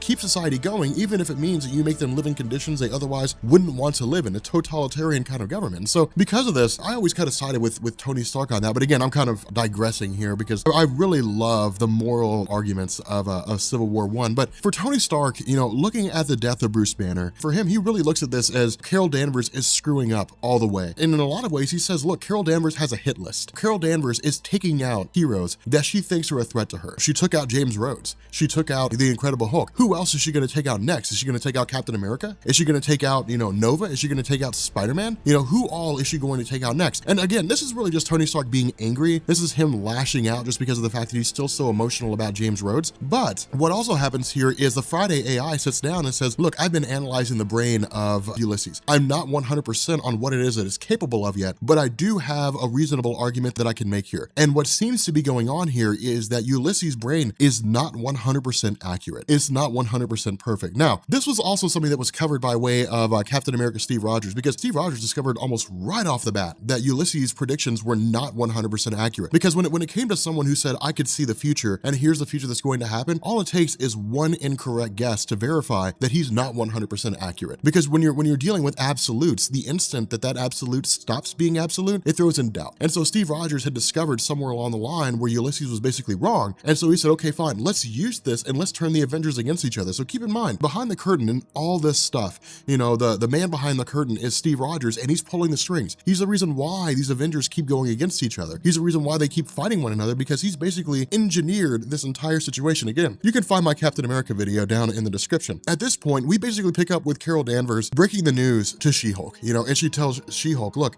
Bruce Banner's dead. Hawkeye killed him. Hawkeye said that he was asked to kill Bruce Banner by Bruce Banner himself. He's been put on trial for it. And when She-Hulk says, what was the verdict? Was Hawkeye found guilty or not guilty? We learn that Hawkeye basically walked, that Hawkeye was free. Now, the cool thing about this is that Miles Morales provides some insight here when he basically says that there's never really been a case this riveting before, because a lot of people looked at the situation as it was and said, well, I mean, Bruce Banner asked Hawkeye to kill him. It was a mercy killing. It was, he euthanized him basically. It was assisted suicide. It was Bruce Banner asking for something and Hawkeye giving it to him. Who is anybody to say that it's wrong? Now, the idea that creates a really compelling argument in and of itself, the moral philosophical argument of, if someone asks you to kill them, is it okay for you to do it? You're literally granting a wish that they want you to hand over. But again, it creates kind of a weird situation, because what this is doing is adding in so many themes. But this is one of the reasons why Civil War II was kind of hard to follow, because it was so much stuff packed into a really, really small story, packed into a really short story. Honestly, this should have been a lot longer than it was. But what we end up doing here is we basically pick up with Tony Stark, and Tony Stark my dog's dreaming right now. I really hope you guys can hear that. But for Tony Stark, this creates kind of I know I keep saying it's kind of a weird situation, but it really is in a lot of different ways, because for him, again, he's looking at this from a science perspective. It's not enough for Tony Stark to sit down and say, hey, look, maybe it's just a guy that has these weird powers. Everything has an origin. Everything has a function in terms of how it works. And what he says is, this guy Ulysses, if he sees the future, then he wants to know everything about him. I mean, if these visions affect him emotionally, then it stands to reason that his emotions affect the visions of the future. And so if he has a vision of the Incredible Hulk, but he's scared, then does that mean that his vision will be a terrifying vision? It'll be a vision that'll reflect his own fear, in the sense that he's like, well, the Incredible Hulk is a very scary being. And so when I have a vision of the Incredible Hulk, I don't see the Incredible Hulk running around, like frolicking around in a field full of daisies. I see the Incredible Hulk killing all the superheroes, because that's the worst possible situation for me to see. And so that's what Tony Stark is asking. He wants to know if these are legitimate visions, or if these are visions that he's just kind of spouting out that reflect his own personal concern. Not only that, what Stark also says is that the mind of Ulysses works in such a fashion that it basically just draws on the existing energy around him, and then it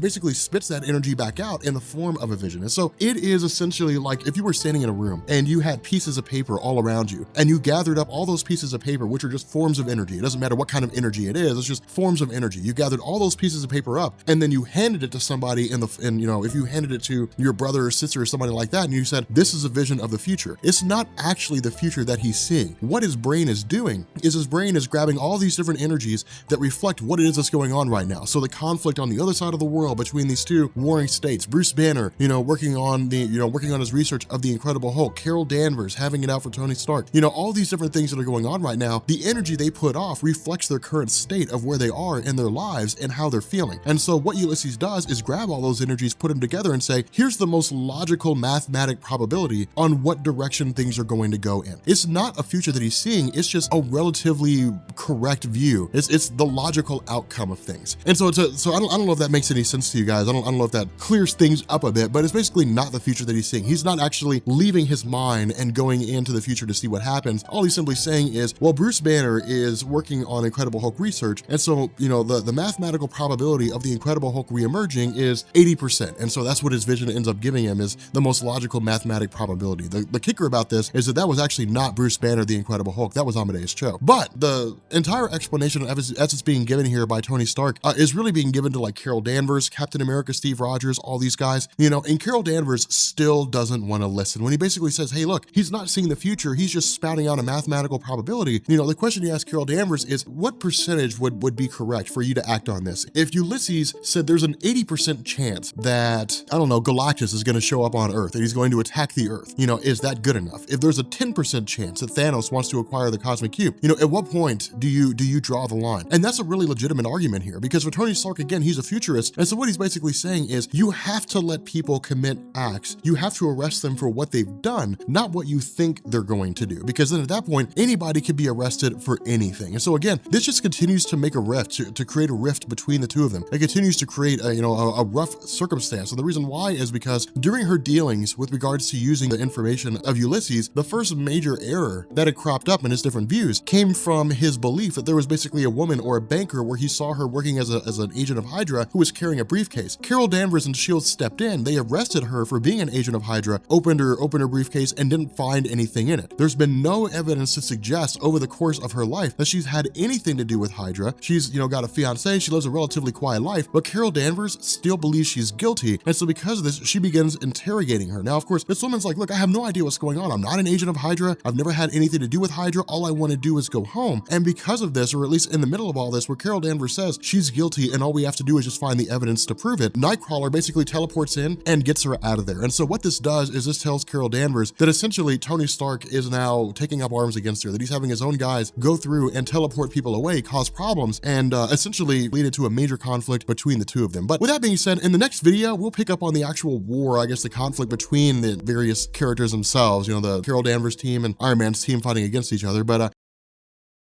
okay, so recording audio with a head cold is like one of the toughest things to do because my mind is all over the place. What we do here is we essentially pick up with all these superheroes fighting each other. Now, the craziest thing about all this is that this is really just heroes fighting each other for a little while. I mean, there's really not a whole lot to it. It's pretty straightforward, but the other half of this and what Bendis focuses on is that Ulysses' powers are evolving and his powers are growing, that it's not just having visions anymore, that it's about his powers and his visions becoming a little more complex and in some ways a little darker. The other half of this is that Ulysses' visions are also getting to the point where he's able to discern them a little bit better and differentiate between those visions that are more likely to happen and those visions that are least likely to happen. The issue with this, though, is that as he goes through and he begins to witness this fight between all these different superheroes of Carol Danvers' team, of Iron Man's team, the Guardians of the Galaxy, the Extraordinary X-Men, the all new, all different Avengers, so on and so forth, what he does is he has another vision where he essentially shows everybody the idea of Miles Morales killing Steve Rogers. And so because of this, it's really Carol Danvers kind of panicking and actually moving towards the idea of arresting Miles Morales. Now, this is the point at which everybody turns against her because she's talking about arresting a kid. It's one thing if it's an adult. It's one thing if it is somebody who was more likely to commit a crime. But Miles Morales has done nothing but fight the good fight. He's done nothing but be a superhero. He's not like Hawkeye, right? I mean, Hawkeye was a bad guy before he was a good guy. And even then, he wasn't really like a bad guy per se. He was just kind of a victim of circumstance. He was more or less duped into being a villain when he first showed up. He basically rectified his errors and then became part of the Avengers. But with the rest of these superheroes looking around and seeing that Carol Danvers is talking about the idea of arresting a child for a crime that he hasn't committed yet, Tony Stark kind of loses it and says, look,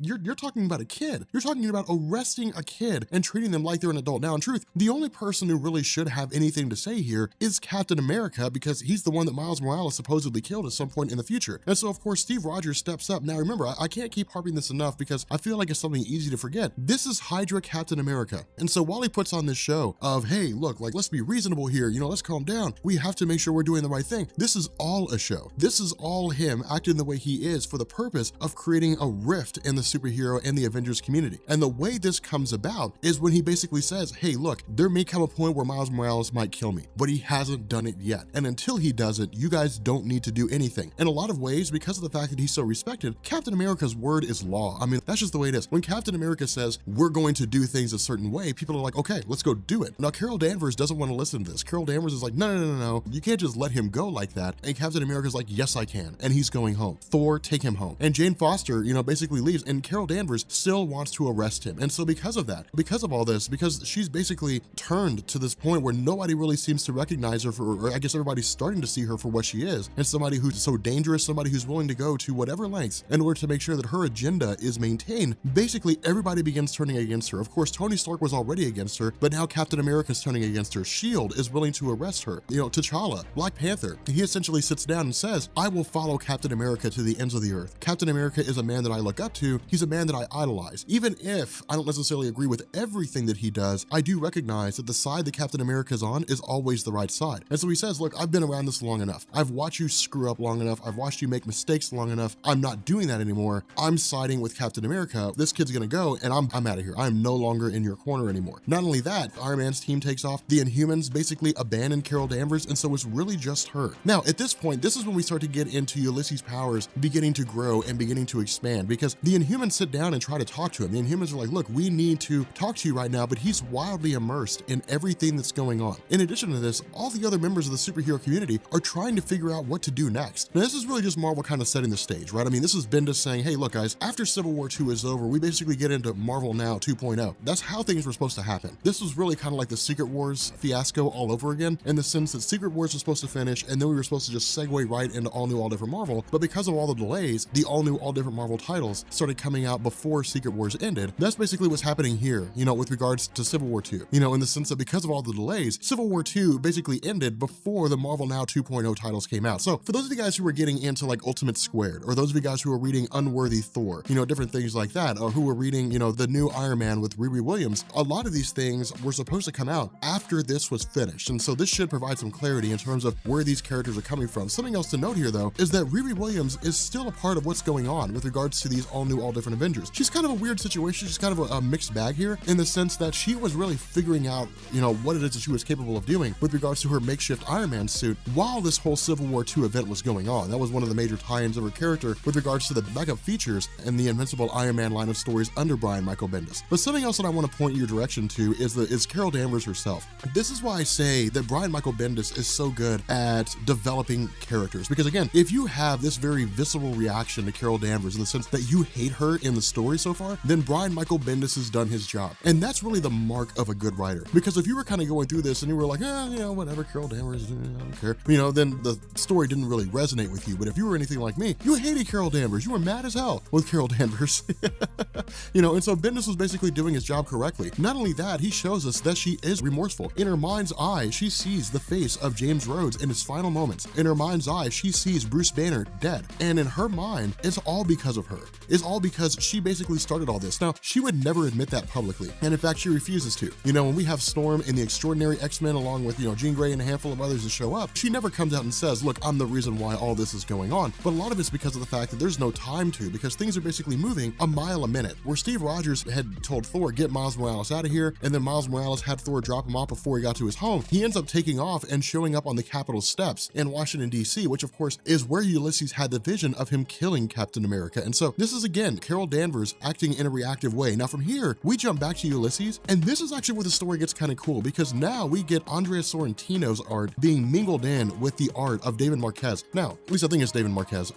With this bit of storytelling here, this is basically Ulysses kind of leaving this plane of existence, so to speak, and actually traversing and meeting Old Man Logan. Now, the first person he encounters is a member of the Hulk's family, but of course, Old Man Logan kills him. But Bendis doesn't really give us like an explanation of exactly when this takes place. All we know is that this seems to be in the Old Man Logan universe, or a universe that is similar to it. But keep in mind, when it comes to those realities, when it comes to the stories, the future of the Old Man Logan universe, when it comes to Days of Future Past, those are all alternate realities. At some point along Marvel's timeline, that was the future. At some point along Marvel's timeline, Days of Future Past was the future until it was stopped, and then it became an alternate reality. At some point along the line, Old Man Logan was the future until it was stopped, and then it became an alternate reality. That's how that works. And so what Ulysses really seems to be doing is jumping into these different realities, all of which were at one point the future of the main Marvel universe. And so because of this, when he's talking to Old Man Logan, this is basically the future of the Marvel Prime, the main Marvel universe, if the conflict between Tony Stark and Carol Danvers keeps on going in its direction. The problem with this is that he doesn't really get a whole lot of answers here. Well, he's talking to Old Man Man Logan. He's like, what led to all this? You know, where are we? What's going on here? Old Man Logan says, well, I mean, it was Tony Stark that happened. Tony Stark pushed her too far. He doesn't say who it was, you know, and even when Ulysses asks, who is it that you keep referring to when you say he pushed her too far? Logan doesn't respond. He doesn't answer. Instead, Ulysses just kind of yanked back to the present day, and he's essentially just kind of talking to the Inhumans. So things are left a little ambiguous here. Not only that, we of course have Steve Rogers heading up to meet with Miles Morales. Now, this was also covered in the Nick Spencer Captain America Steve Rogers story, when he was basically acknowledging the possibility that going out and seeing Miles Morales here could possibly result in his death. But because of the fact that Steve Rogers is a Hydra agent, his goal was to bring down the superhero community and orchestrate the fall of superheroes in and of themselves, allowing Hydra to basically take its place. The problem with this is that in the midst of all this exposition between Carol Danvers and Miles Morales and Steve Rogers, we suddenly have Tony Stark making his appearance with his War Machine armor, or at least a more advanced iteration of his armor. The problem with this is that while Carol Danvers and Tony Stark are fighting one another, the indication here seems to be that Carol Danvers basically kills Tony Stark. Now, that's not necessarily the case in the sense that she does blast his armor, but the reason why Carol Danvers is able to do this is because, remember, she's still binary. Now, this is something that a lot of people don't know about when it comes to Carol Danvers, and I want to touch on this for a second. So way back in the day when she first showed up, she was just a woman who was part of the Air Force. There was nothing special about her, but she was enamored with Mar-Vell of the Kree, who operated as Captain Mar-Vell. Because of this, there came a point where she was basically exposed to the psych magnetron, and her desire to be the equivalent of Captain Mar-Vell resulted in her developing the powers that she had, and so she went forward as Miss Marvel. So that was really kind of the crux of her. That happened for quite some time, but Marvel really lost the ability to do anything special with her because they couldn't find any compelling stories. Now, eventually she was rolled over to the X-Men under Chris Claremont, and he basically made her this person that had the ability to absorb all different kinds of energy and then use those energy for her own ends, energy projection, enhanced strength, so on and so forth. And so she wasn't really a mutant per se, so much as somebody who just had these cosmic level powers to a degree. And so because of that, following the whole era of her being binary under Chris Claremont as part of the X-Men franchise, eventually she was rolled back over, and the binary element of her character was rarely ever seen, but it was something that still existed. And that's why if you go through and you look at Carol Danvers in like the 1990s going into the early 2000s and even up to the present day, every once in a while you would see her use energy blast because that's something she's capable of doing. She doesn't use it very often, but she does from time to time. Now, having said that, and focusing again back on Ulysses, his continued experiences are really just tied directly into watching all these events unfold, and again, these possible futures. The problem with this is that as Carol Danvers and Tony Stark continue to fight one another, Ulysses' visions eventually lead him to the ethereal plane, to beyond the realm of normal existence. Not only that, he basically grabs the mind of Carol Danvers, Nova, Miles Morales, all these different heroes, and basically says, here are all the futures that I see. Here are all the things that could happen. You know, there's futures where monsters run everything. There's futures where the X-Men have taken over the world. There are futures where Steve Rogers was killed by Miles Morales. There are all these different futures out there. Days of Future Past. Ultron takes over everything. There's all these different realities that exist, and then suddenly he moves beyond this normal plane of existence and he encounters eternity. Now, something I want to clarify here, because a lot of people have been asking this question about Marvel when it came to the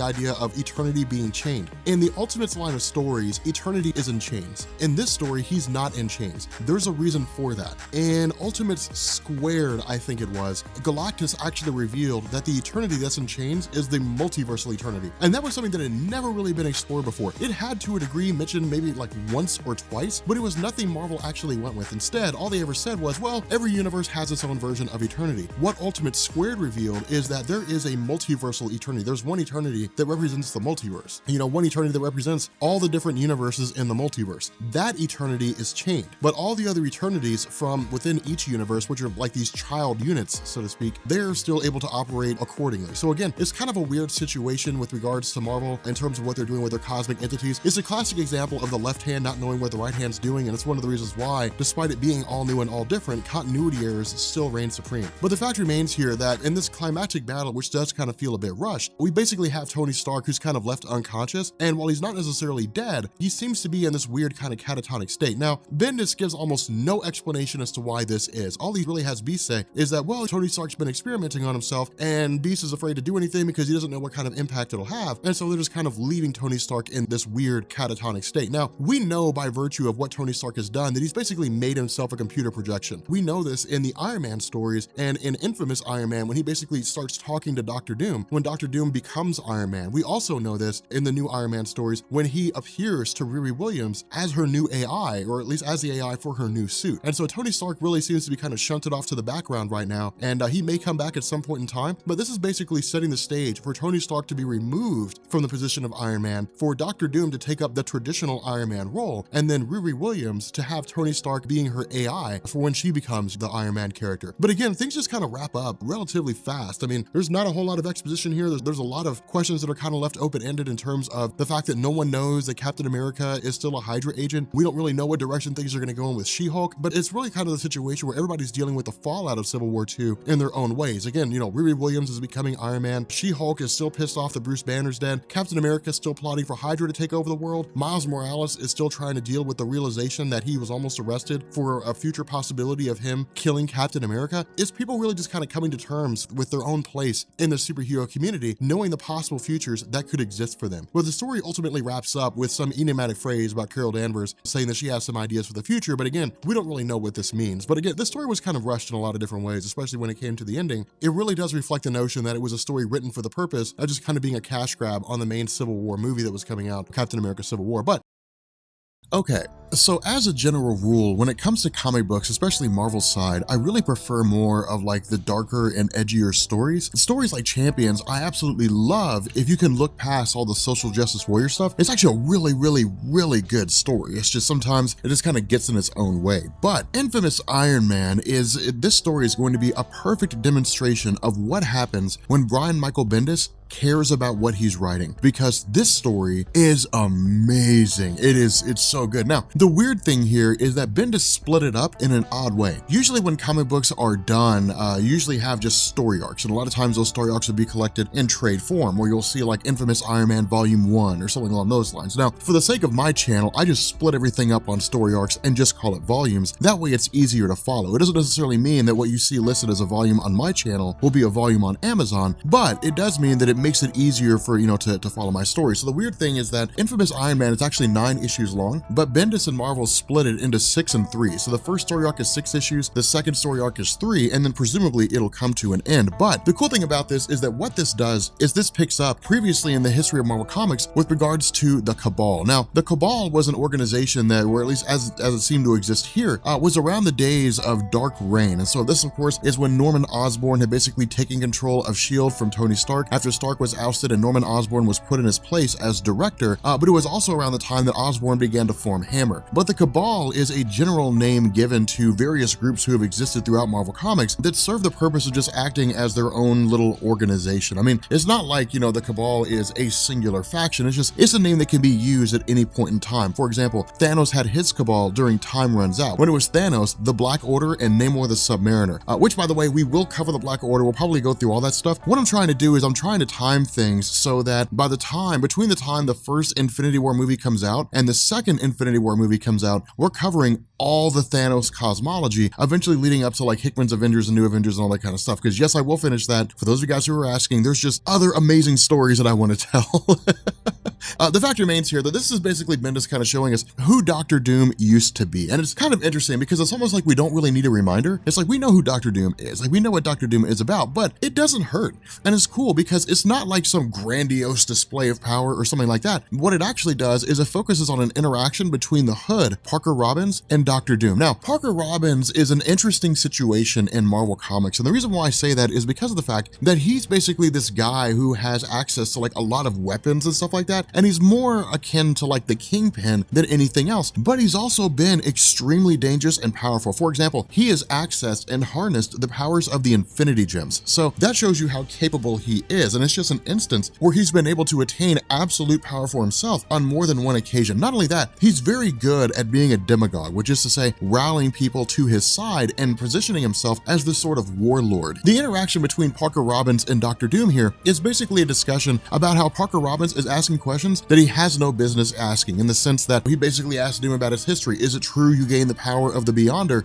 way back in the original Secret Wars event? Because keep in mind, Doom's had the power of the Beyonder before. That was the first Secret Wars story, and then he lost it, and then, so on and so forth. But, basically Parker Robbins begins asking him about the various powers that he's had. Now, Parker Robbins actually also makes reference to a story called Triumph and Torment, I think it is. And the way this works, and this is actually going to be a very important part of the story, and we'll delve into this a little bit more as we go on, but the way this works works is basically it was Doctor Strange and Doctor Doom freeing the mother of Doctor Doom himself. Now again, we'll get to that as we get further into this story, but the fact remains here that because of the fact that Parker Robbins is just asking too many questions, Doom basically just whisks him away using his powers. And it's kind of funny to see, because everybody's reaction is like, did you kill him? And Doom's like, no, I didn't kill him. I just whisked him away. But that's really how these cabals work, in the sense that there's this kind of unwritten rule that you don't go prodding when prodding isn't necessary. People don't start asking Emma Frost about her personal life. They don't start asking Namor the Submariner about what it means to be king. They don't ask Loki why he's a chick. And you do not ask Doctor Doom about his mom. And so because of this, it kind of jumps back to the modern day right now. Now, with regard to this little bit, what I want to do is I want to kind of sidetrack from this story for a quick second, and I want to refresh some people, or at the very least get some people caught up who are not familiar with what's going on with Doctor Doom in Marvel Comics right now, because I imagine there's probably a little bit of confusion there. So Doom as we know him, or Doctor Doom as you think of him,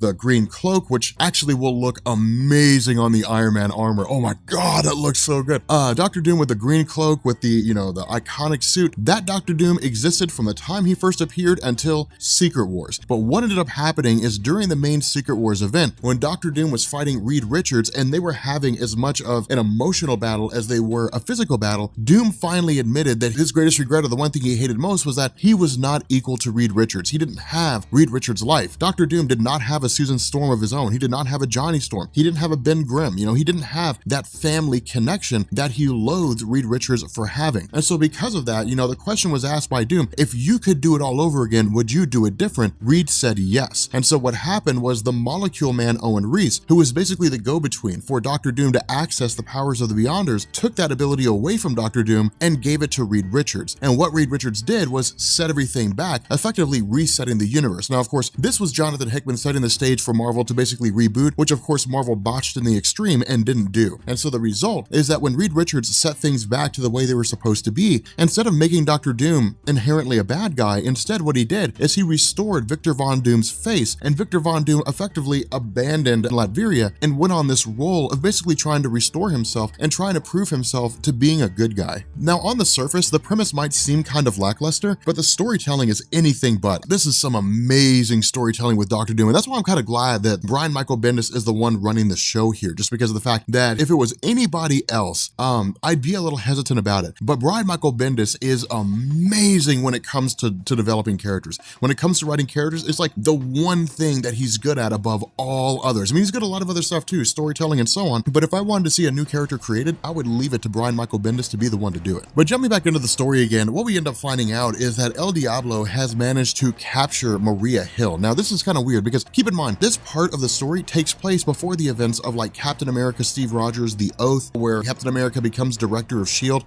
That hasn't happened yet, as far as this part of the story is concerned. And so because of this, Maria Hill is still director of S.H.I.E.L.D. But the funny thing is that with Victor Von Doom basically walking around, no one really knows what his face looks like. All they can do is recognize him by his voice. Now, of course, Dr. Doom showing up, or I guess Victor, showing up to El Diablo, there's no contest here. I mean, it's not even remotely close. El Diablo was a D-level villain at best. I mean, he was a guy who was so irrelevant that you've probably never even heard of him before, and it's not even worth explaining. It's really just, he's a guy who's like this genius biochemist and basically just starts making chemicals and things like that to allow him to perform, magical stunts, or what appear to be magical stunts. Now, this is the funny thing here, is because there's a difference between what El Diablo does and what Victor does. El Diablo is, chemistry masquerading as magic. Victor Von Doom is magic and sorcery. He's the real deal. And so because of this, El Diablo is easily taken out, and in fact, he's eradicated by Dr. Doom. And that's the crazy thing, is because Victor's basically showing there's no holds barred here. But in the idea of him killing people, or really killing bad guys, it's a reflection of the idea that he's basically trying to revamp himself. He's trying to restore himself. Now, we don't know how it was that El Diablo took Maria Hill prisoner, and even then, Victor doesn't really address how it was that El Diablo took Maria Hill prisoner. He just says, look, you were captured by like a D-list villain, so I'll walk away, you walk away, I won't tell anybody. And then Maria Hill's just kind of like, what?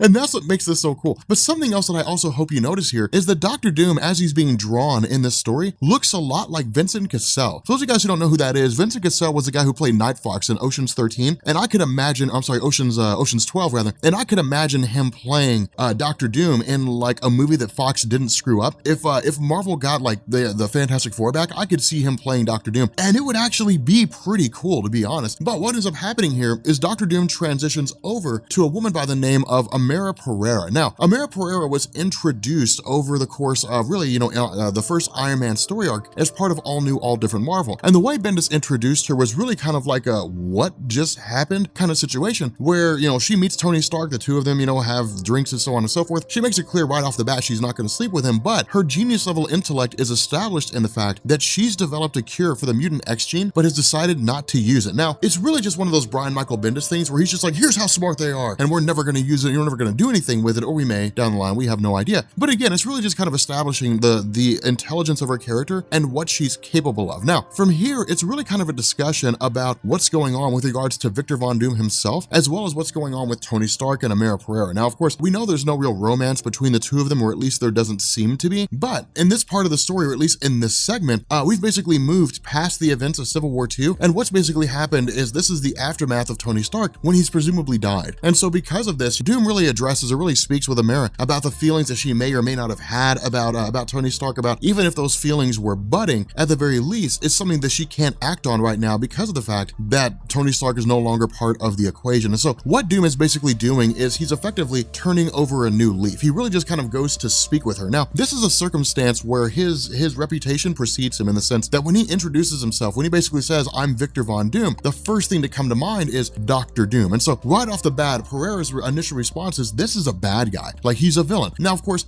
Doom isn't here for anything grandiose. He's not here for anything major. He's not even hitting on her or anything like that. It's him just basically saying, I came here because I know who you are, and you remind me of someone, and I just wanted to meet you. And so what ends up happening is he actually just kind of teleports himself away. And the reason seems to be that instead of him continuing a conversation, or instead of him just being here strictly for that purpose, he was more or less forced to leave. And the reason why he was forced to leave is because of the fact that almost immediately after he takes off, Ben Grimm arrives. Now, with regards to Ben Grimm in Marvel Comics, that's kind of, again, another one of these funny situations. Marvel has yet to reestablish the Fantastic Four, and we don't know if they ever will, just because of the fact that Marvel got mad that Fox wouldn't give them the rights back to the Fantastic Four, so Marvel took their ball and they ran home. So because of that, we'll probably never see the Fantastic Four restored unless Marvel gets the rights back to the Fantastic Four in film form. But in lieu of that, we still have Ben Grimm, we still have Johnny Storm. Now, of course, Johnny Storm's with the Inhumans, and Ben Grimm is basically an agent of S.H.I.E.L.D. He's effectively their strong arm. He's the guy that goes out and carries out missions that require a kind of finesse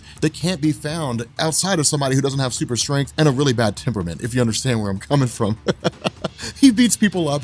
That's basically what he does. But it's still kind of cool, but from here, again, we don't really know exactly why it's here or why he's here. All we really know is that he's here just because of the fact that he's presumably chasing Victor Von Doom. Now, at this point, we jump over to Victor when he actually begins the process of making himself Iron Man. Now, of course, again, because of the fact that Tony Stark's physical body was killed, more or less, he's really just kind of in stasis. What Stark had done is he had downloaded his mind into a computer program. Now, Marvel doing this served two purposes. The first was to allow us to continue to see interactions with Tony Stark, but the second was to basically separate the lock from the key. And what's going to happen here later on down the line is we're going to see Tony Stark's mind restored back to his body, and Tony Stark will return. It's just a really easy way of ensuring that availability is there, but also allowing us to see something that goes on with his particular character. Now, the discussion between the two is actually really interesting because it's half admiration and half, dear God, I hope you don't take my suit. That's really what kind of goes on here. Keep in mind, despite the fact that they've been enemies in the world of Marvel Comics, when it comes to people of a certain level of intelligence, there's a shared respect among all of them just because of what they're capable of. So Dr. Doom is hated by T'Challa because of the fact that Doom basically invaded Wakanda during Doom War. But there's still some measure of respect in terms of his intelligence and the idea that, T'Challa would not underestimate the intelligence of Dr. Doom. It doesn't mean he respects him as a person. He despises him as a person, but he respects his intelligence. And it's usually like that when it comes across these different characters in the realm of Marvel Comics. Now, with regards to Tony Stark's conversation here with Victor, keep in mind, Victor's appearance and his role in Tony Stark's life, really showed us how much Victor had changed in the first story arc of Invincible Iron Man, when Victor had basically established that he had abandoned his role as ruler of Latveria, and it actually helped Tony Stark to capture Madame Mask. And so because of this, Victor basically says, hey, look, I mean, at this point, you're just a hologram, so there's not much you can do to stop me, but I'm turning over a new leaf. If you can't be Iron Man, someone needs to. And so because of that, basically what ends up happening is Doom undertakes the mantle of Iron Man and whisks himself away. But the crazy thing about this is that the entire situation is being monitored by Dr. Doom's mom, who's effectively, who simply has returned to life. But there's also some disembodied voice that's communicating with her, someone that we can't see. So again, the idea of Dr. Doom's mom, being alive here is a huge revelation. And the reason why is she was basically the basis behind Dr. Doom's character. I mean, she was really the origin behind everything. From the time that Dr. Doom was a little boy and his mom was convicted of witchcraft, and then eventually was killed, he had always been on an effort to gain power in order to free her soul. And that's effectively what had happened. She had delved in witchcraft, she had sold her soul to Mephisto, who passes for the devil in Marvel Comics, and the result was that following her death, Mephisto was going to hold her soul forever. Well, eventually we ended up finding out that there was a bargain that was struck between Doom and Mephisto, that Doom would be allowed to fight for the freedom of his mother's soul once a year, and if he was successful, his mother would be freed. Now, this was Mephisto toying with Doom, and the reason why is because of the fact that the Demon Lord Mephisto is the most powerful in his own realm, and so it was almost impossible for Doom to win. And so this led into the Triumph and Torment storyline when Dr. Doom and Dr. Strange came together and then managed to fight off Mephisto and free Dr. Doom's free the soul of Dr. Doom's mom, which in turn went on to heaven. Now, that was the end of her character. That was that. I mean, it was done, it was over. From that point, it was just kind of fleshing out Doom's character without the holdover of his mom's soul being held by the devil or by Mephisto. And so because of that, what this does is it comes back and it says somewhere along the line, presumably because of the events of Secret Wars, his mother's soul has been freed from heaven and she's basically been returned to her physical body. And so what this does is it changes everything, because now Dr. Doom's mom is alive and the question becomes, what happens when they meet? Now, at this point, we transition back over to Ben Grimm. Him being in Latveria exists strictly for the purpose of tracking down Doom. That's really all it is. I mean, there's not a whole lot to go on here. It's really just him kind of trashing the place and then basically convincing the people in Latveria, or I guess the members of this ruling class, to basically tell him where Dr. Doom is, but they don't know. They really have no idea where it was that he went to. All they know is that he effectively just abandoned them. So again, it's just a demonstration of the fact that there's a lot going on besides Dr. Doom becoming Iron Man. There's still some pretty nefarious things. Now, at this point, we actually pick up over at Cambridge in England, and again, we join Dr. Doom showing up to meet with Amara Pereira. But the funny thing about this is that he calls out her name, and then she turns around and shoots him. She shoots him in the shoulder.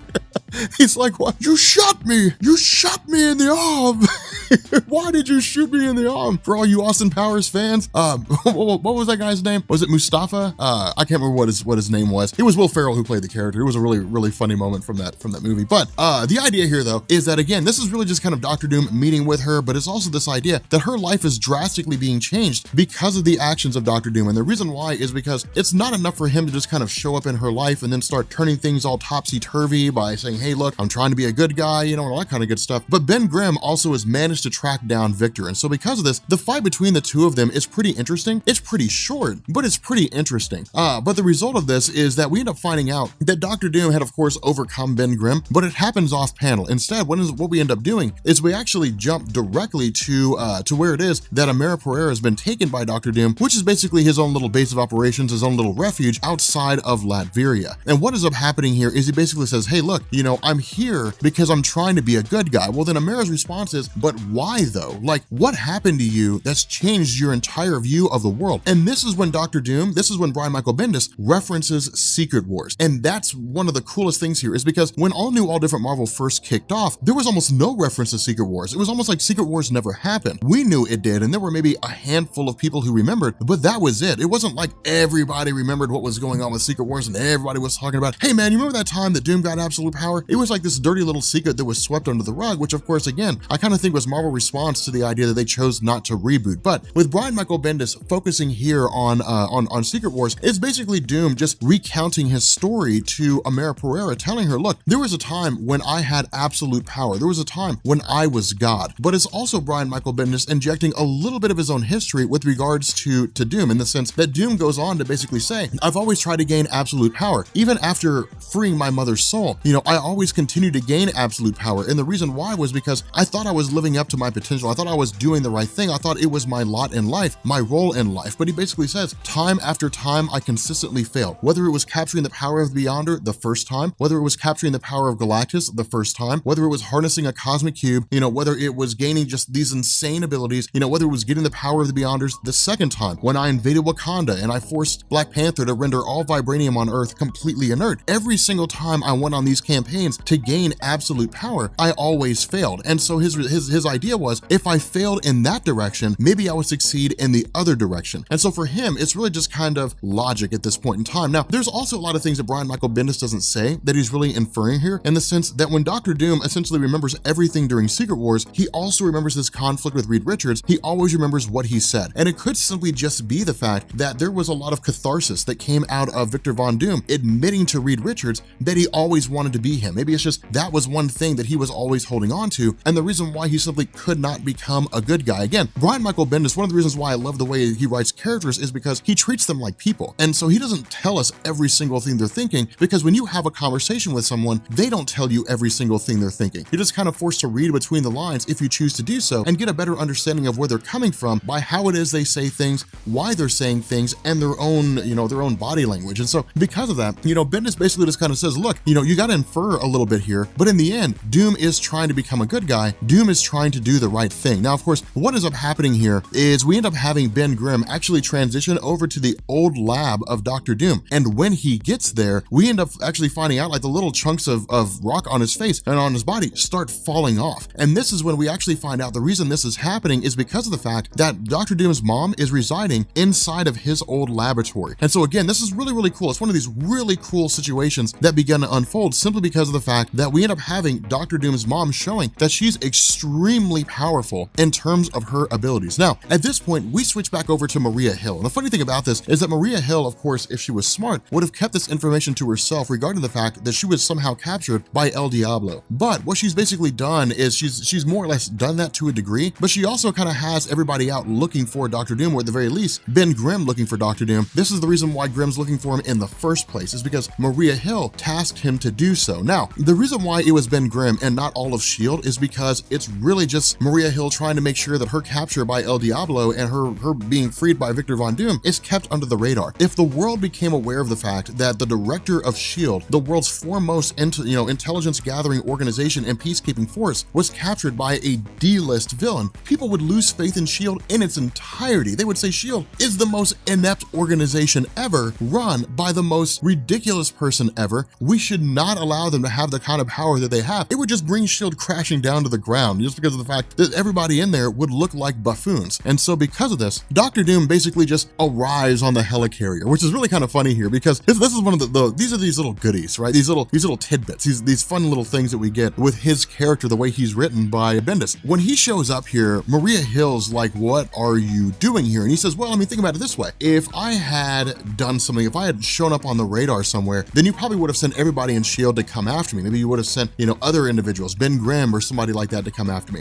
But I appear here, which saves you all kinds of money. It saves you dozens of man hours. It saves you all kinds of time, and it keeps you from losing face, And so basically it's Dr. Doom's kind of like, I did you a favor. But the question becomes, why are you having Ben Grimm coming after me? Why are you having him chase me? I literally saved your life. And so there's a little back and forth that goes on here, with regards to their discussion, and their conversations. But the idea here is that Dr. Doom basically says, look, I saved your life. You owe me for that. All right, take Ben Grimm off my tail and stop having S.H.I.E.L.D. monitor Dr. Pereira. Now, the question that also comes after this is, where is Ben Grimm at the moment? Where's he at this particular point in time? And the reason why this question is brought up is because Dr. Doom makes the statement that he basically defeated Ben Grimm. Well, because of the fact that Ben Grimm hasn't returned, Maria Hill's question is, where is he? At which point, we end up having one of her agents basically say he's in Latveria. Well, at this point, Doom whisks off. And the reason why is because of the fact that he knows no good can come out of Ben Grimm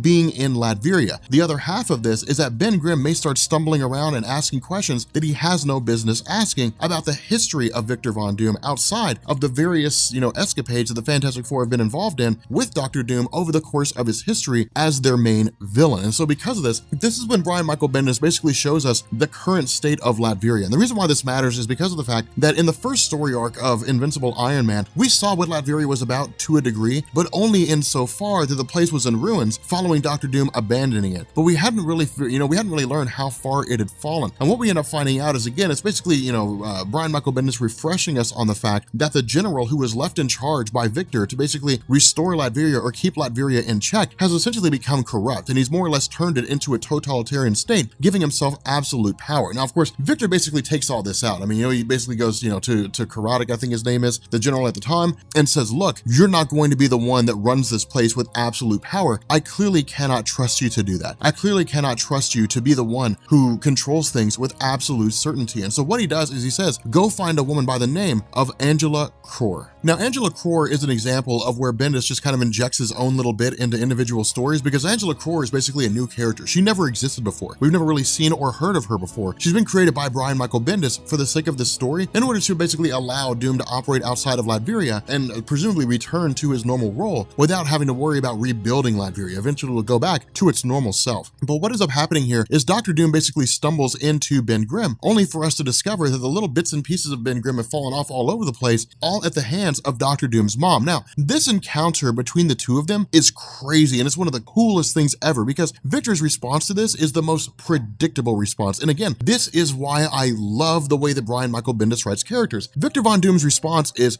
who are you and why are you acting as my mom? Well, of course, Cynthia begins to effectively say, hey, look, I am your mom. Like, I am your mom in every sense of the word. But Victor does not want to believe it. And the reason why is because if he did, everything that he's worked for up to now would feel as though it's essentially been lost. Because remember, a majority of his life was defined by his mom's soul having been captured. And it's one of these situations where it's like, if everything that happened to me led to where I am right now, then would I go back and change it? And Doom would say no. I mean, we've had that conversation with the Mayor Pereira. He basically says, everything I've done over the course of my life and the motivations behind those actions have led me to this moment right now. If any of those variables were to change, well, then suddenly everything could change. It could be that I would wake up tomorrow and suddenly I have the Infinity Gauntlet in my hand and I have absolute power over the universe. So Dr. Doom essentially says, look, if his mother is alive, then the question is, how did she come back? And if she is really back, then what role is she going to play? But it's also the idea that at the same time, and this is one of the reasons why I love this so much, at the same time, this is Victor Von Doom's mom. For those of us who have lost a family member that's very, very close to us, what would we give to have that family member back? I don't know about you guys, but there are those individuals in my life that I've lost that I would literally sacrifice everything. I'd walk away from YouTube forever and I'd give up everything I owned if it meant that I could spend like another day talking to them, and I would talk to them for the whole day. I would literally walk away from everything if it meant that I could do that. So that's one of the cool things, is that's one of the other reasons why I love Bendis, the way he handles characters, is because it's Dr. Doom at his most basic. It's the idea that Victor, despite all the bravado, despite all the pomp and circumstance and all the power and all that kind of crazy cool stuff, at the end of the day, it's him, it's a son who is really kind of forced to believe that his mother may very well still be alive. But what ends up happening here is his mother actually says, look, I'm proud of who you are right now. Like, I'm proud of what you've become.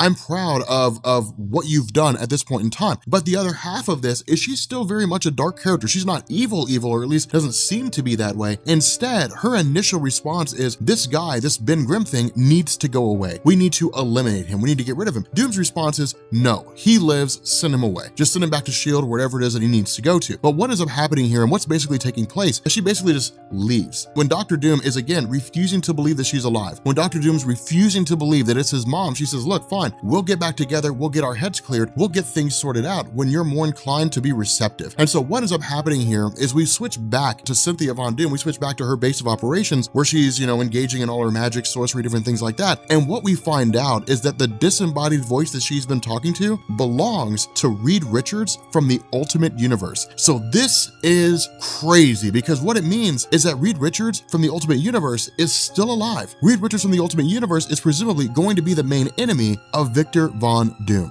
But with that being said, guys, we're gonna bring this video to an end. If you guys are new here to Comments Explain, make sure you guys hit the subscribe button and become part of the Rob Core. If you guys enjoyed this video, make sure you drop a like and leave a comment down below and let me know what you think, because I'm gonna tell you right now, I love like Victor Von Doom as Iron Man. Oh my God, it's so good. It's so cool. I mean, it's gonna be short-lived. It's not gonna be something that'll last forever. And I think that's the most disappointing thing, is because it'd be cool to see him don the Iron Man armor like every once in a while when he goes into a conflict. I mean, I still wanna see like the return of the old Victor Von Doom, but for this story, you know, for what we have at the moment, for the direction that Marvel's going in, it's a beautifully written story. And I really think it's probably one of the best that Brian Michael Bendis has done for a little while. But okay, so we are finally back into Infamous Iron Man. I've seen a lot of you guys asking for it. One thing that you guys got to keep in mind is that when it comes to Marvel, and DC Rebirth has spoiled me so bad when it comes to this, one of the things when it comes to Marvel is they publish a story once a month. So when a story finishes, if it takes 6 issues, we have to wait 6 months. I can't make them print them faster. As much as I wish I could, which is one of the downsides to Marvel Legacy, is it'll probably be 6 months before a lot of the stories are finished, although they may be cranking out 4-issue story arcs, in which case it's only 4 months. But the fact remains, we've had to wait a while until this story got finished. But Infamous Iron Man is still one of the absolute best Iron Man stories ever. I love Doom Iron Man and I love Riri Williams Iron Man. Like they're great, I guess Ironheart, but I think they're great characters. But Doom Iron Man just brings this pizzazz, like a villain turned superhero, in such a cool way. So for those of you guys who are playing catch up with regards to this, if you guys never saw the first one, it'll be down in the description in the Iron Man playlist. But the idea of Infamous Iron Man all really came out of 2 things. It came out of All New, All Different Marvel, and it came out of the believed death of Tony Stark after Civil War II. So of course, Secret Wars 2015 basically dealt with the idea of Victor Von Doom becoming God. He had just an insane amount of power. I mean, he controlled Battle World and he had the power of the Beyonders and he could do anything he wanted to. And it was like the culmination of everything from his introduction in Marvel Comics all the way up to Secret Wars. And the way that Hickman did it was absolutely amazing. But the fact remains here, with regards to the events after Secret Wars 2015,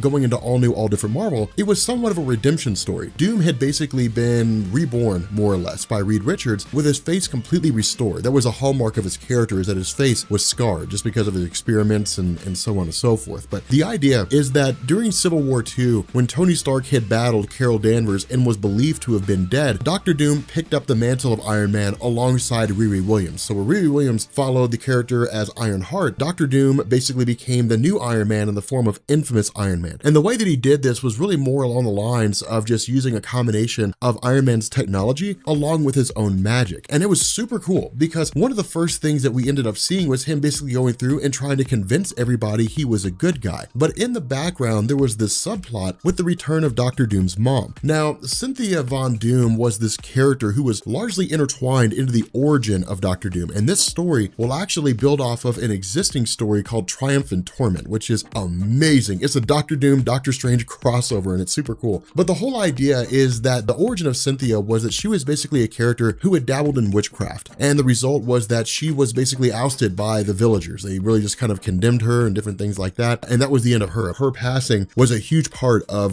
Victor Von Doom. But the idea is that going forward into his Futurist publication history, we ended up finding out that his mother's soul had been bonded by Mephisto, who was basically the representation of Satan in the realm of Marvel Comics. And the idea was that Dr. Doom had gone again and again and again in an effort to basically rescue her soul with no perceived way to be able to pull it off. Basically, Mephisto, being as powerful as he is in his home dimension, was seemingly unstoppable. Doom couldn't actually win, and so it seemed like his mother's soul was going to be bound for all eternity to the realm of Mephisto. Now, this led into Triumph and Torment, which dealt with Dr. Doom and Doctor Strange teaming up and then going to the realm of Mephisto, defeating him, and then freeing the soul of Victor Von Doom's mom. And so that's how things kind of resided, going all the way up until Secret Wars 2015. The problem with this was that when All New, All Different Marvel launched and Cynthia Von Doom showed up, we didn't really know what was going on because she's not part of the clutches of Mephisto anymore. She's out doing her own thing. And so it seemed like just kind of reintroducing her character in a way to tell new stories. The other half of this was that she was allied with Reed Richards, and that was a crazy thing. It was the Ultimate Universe Reed Richards, but Reed Richards nonetheless. And that's where the plot started to thicken, because it was the idea, what do these two characters have in common, and if they're working together, do they have an ulterior motive to get revenge on Doom as Iron Man? So the idea is that this basically results in Riri Williams and Victor Von Doom meeting each other for the very first time, and it's a really cool exchange because Riri's whole storytelling, everything that goes on with her character is the fact that she doesn't really know what she's doing. She's experimenting, she's trying to figure herself out as a hero. She has the AI of Tony Stark to guide her as best he can, but when it comes to being a superhero, it's riding a bike. Sometimes you just gotta jump on, start pedaling, and hope you don't fall. Doom encountering Ironheart is a cool scenario because in truth, she's woefully over her head because you're talking about trying to battle one of the most powerful sorcerers in all of Marvel Comics. And when I say the most powerful sorcerers, I'm talking about a guy who was able to steal the power of Galactus. So Doom is not just some guy who's really strong on Earth, he's powerful across the board. The other half of this is that it's more of a conversation than an actual battle between the two of them, partially because Ironheart's listening to what it is that Tony Stark's saying, but the other half is because she's just curious. She's curious about Dr. Doom, because with the two of them being as powerful as they are, really him being as powerful as he is, and then suddenly becoming a good guy, it begs the question, what could he achieve? And that's the cool thing about Infamous Iron Man. With Dr. Doom being one of the most powerful beings in existence, if he becomes a good guy, imagine what he could accomplish. Imagine what he could pull off. And so ultimately, this conversation between him and Ironheart leads to the idea of Doom basically saying that he had a spirit journey of sorts. He had this sort of vision where he communed with someone from the future, didn't know who they were, and they were in possession of incredible technology. And the idea is to regain that vision. Now, Bendis isn't just pulling this out of nowhere. It's basically Bendis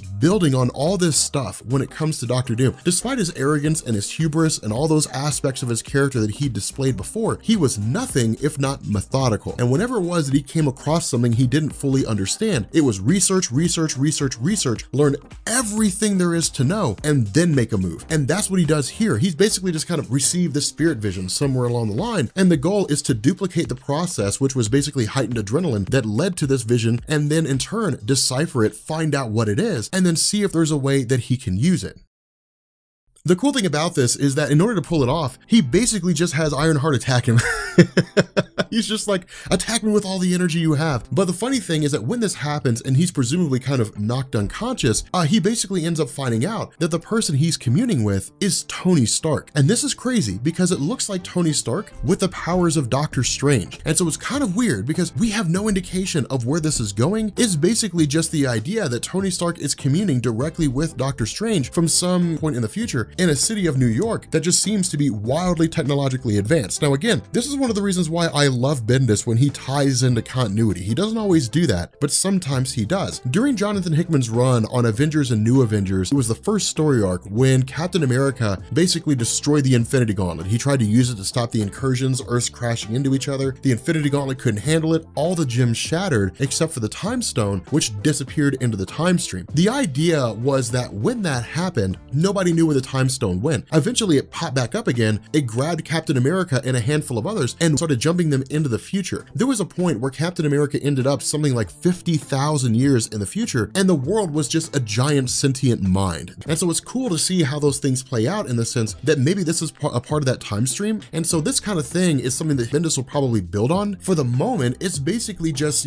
Tony Stark saying, you cannot be Iron Man anymore. You have to stop. But we don't know why. The implication is that he's drawing the wrong kind of attention from some external force out there, but we don't know for sure. The other half of this is what goes on with this version of Reed Richards, this Ultimate Reed. He really just seemingly popped out of nowhere. And it was the idea that he initially appeared to Ben Grimm. And that's kind of a big deal because remember, ever since Secret Wars ended and All New, All Different Marvel started, Valeria Richards, Franklin Richards, Susan Storm, and Reed himself were basically just out there in the middle of nowhere creating universes using the Molecule Man's powers and then just throwing them out there. And that's all they've done. Now we know because of Marvel Legacy, we know they're still out there doing their own thing. What it did is it left Ben Grimm and Johnny Storm back on Earth to pick up the pieces. And so they still are reeling from the after effects of being part of the Fantastic Four for so long, only to have no idea where Reed and Susan are at the moment, what they're doing, and why they haven't made their presence known. Now, of course, this is Marvel basically handling the Ike Perlmutter push to keep the Fantastic Four out of comics so long as Fox has the rights to them in film form. But it does make for some cool storytelling. because it's basically the idea that Ben Grimm encountering this ultimate version of Reed does not believe that he's Reed,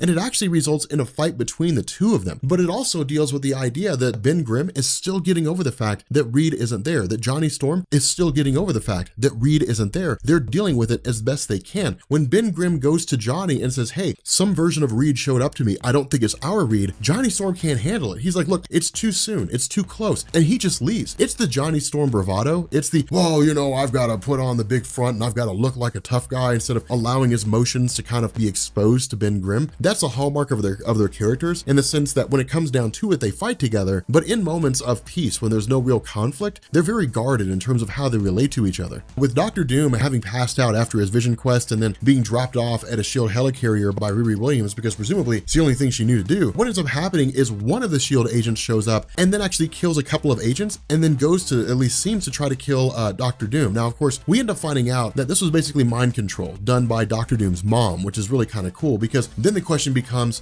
what's her motivation here? What's her basis behind this? Now, with her bringing Dr. Doom back to her home, what it does is it introduces a little bit of a retcon here. In the origin story of Dr. Doom, he had the idea that his mom was practicing witchcraft, but didn't really know much about it. What this does is it injects the idea that his mom tried to get him to practice witchcraft. He was terrified of it and ran off, and his mom considered him a coward for it. But it's a little tiny retcon, but it's cool because it provides this really interesting context into how it is that Doom views his mom. That maybe his mom, despite the fact that she was practicing witchcraft, was not the great mom that we believe she was when it came to Dr. Doom. That she was basically witchcraft above all, and if my son won't do it, then my son is a coward, and basically just kind of cut him loose. And so again, it's interesting because in this moment is the question, explain to me what's going on. How are you here? I thought your spirit went to heaven. How are you back here? How can you exist in this realm? And a lot of these questions aren't readily answered. Instead, it's just kind of like, well, we'll meditate on it. You know, we'll get together and we'll just kind of meditate and we'll maybe have this discussion somewhere along the line, but that's it. There's no real answers given to him by Cynthia Von Doom. The only thing that she really hits at is that you are safe here. This is a safe place. She keeps hitting at the idea that she has greater plans for her son. Now, this also begins to show itself in the sense that she's teaching him more about witchcraft, and that's the important thing. When it comes to Dr. Doom, he's wildly powerful, but he doesn't know everything about everything. There's always something new to learn. That's the basis of his character. Ultimately, in the middle of all this, we end up having Reed Richards show up out of nowhere and basically say, we had a plan. He's not supposed to be here. And so that's why this is cool, is because the plot thickens. It gets more complicated because when Ben Grimm shows up in Latveria and Doom is just sort of sent flying out of this dimensional plane and says, dude, you have to run, you have to go. We end up finding out that Ben Grimm had transported him to a SHIELD helicarrier. And that's when Doctor Strange starts to come into the mix. One thing to keep in mind, when it comes to the Marvel hierarchy among the various characters, there are a lot of people that can use magic.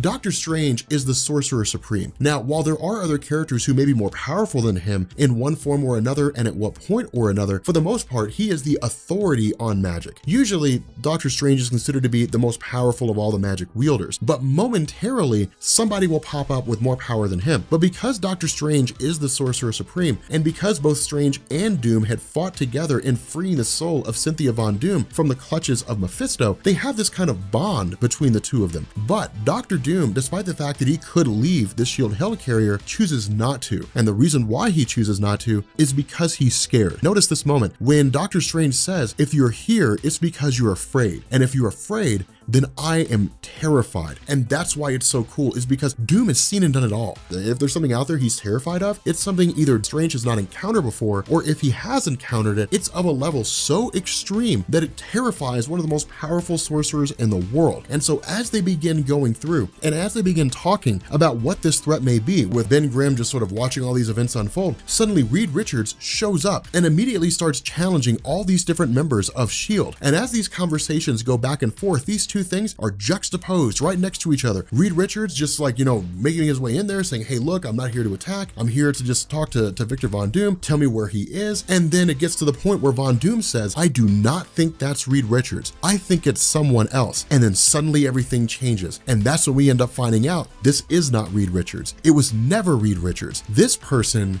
is Mephisto. And that is cool. Brian Michael Bendis, Kudos! When Mephisto reveals himself, but Doctor Strange starts putting the two together and basically begins to realize it's Mephisto. And so the question is, has he rebound Cynthia Von Doom's soul? Well, then we end up finding out that's not the case at all. Instead, Mephisto does not readily engage them in battle. He does to a degree, but it takes the combined efforts of Doctor Strange and Victor Von Doom to kind of run him off. What we end up finding out here is that Cynthia Von Doom was never there, that Reed Richards was never there. All of this has been a ruse by Mephisto, revenge for freeing the soul of Cynthia Von Doom. Now, let that sink in for a second. We're talking about two of the most powerful sorcerers in existence, Doctor Strange and Doctor Doom, both of them duped by Mephisto. That's how he works. Mephisto doesn't usually pop up and then just start saying absolute power and immediately start attacking everybody. He works behind the scenes to dupe people. He appears in immortal guise, presumably aiding you, and the idea is to trick you into asking for his help. And when you give it to him, he'll take your soul when you die. That's how it works with him. It's one of the coolest things when it comes to Marvel Comics because he's a cosmic entity who's insanely powerful, but doesn't readily delve in action and battle. And so the idea is that because people still don't necessarily trust Doctor Doom, and because Mephisto says, this was all just a ruse for me to trick you, that's all it is, I'm just giving you a hard time and I will be back for more, then it puts infamous Iron Man on edge because it's Bendis basically saying Mephisto will probably be a big part of his stories later on down the line. We'll see more of him here than we probably have anywhere else. But it's also infamous Iron Man trying to basically instill the fact in S.H.I.E.L.D. and almost everybody that he is there to be a good guy. And so at the end of the day, they say, fine, then we'll just let you do that. We'll let you be a good guy. We really don't have any reason to stop you because you haven't done anything within recent memory that we can do anything about. Because remember, not everybody remembers the events of Secret Wars. And so because of that, it's basically him just kind of going forward and him just being a good guy, continuing to be a hero. It's this great story dealing with how he became Iron Man. Some of the most important moments of his life come to bear, and Mephisto getting this little bit of revenge and then presumably coming back later on down the line. Okay, so we are picking up with the hunt for, or I guess really the search for Tony Stark. This is a big story. This is something like 8 issues long or something like that. And Bendis doesn't usually do stories that long. For those of you guys who don't know, more often than not in Marvel Comics, most story arcs are about 6 issues long. For Iron Man, this comes after the events of Secret Empire. Now, of course, Secret Empire, as most people know, is one of my favorite stories ever when it comes to the character of Captain America. Well, really, it actually goes as far back as Civil War II, when Tony Stark was basically killed by Carol Danvers. Essentially, Tony Stark had just kind of been in a catatonic state. He was just in a coma, and that was it. And it was a way for Marvel and Bendis to basically put him on the back burner and then, bring in Riri Williams as a character who I absolutely loved. But the fact remains here, when it comes to Tony Stark being in a catatonic state, there were a couple things that happened. The first was that you really saw Amanda Armstrong picking up, Amanda Armstrong and Mary Jane Watson picking up at his place. And we'll talk about them here in a second. And then you picked up with Tony Stark basically turning himself into an artificial intelligence and then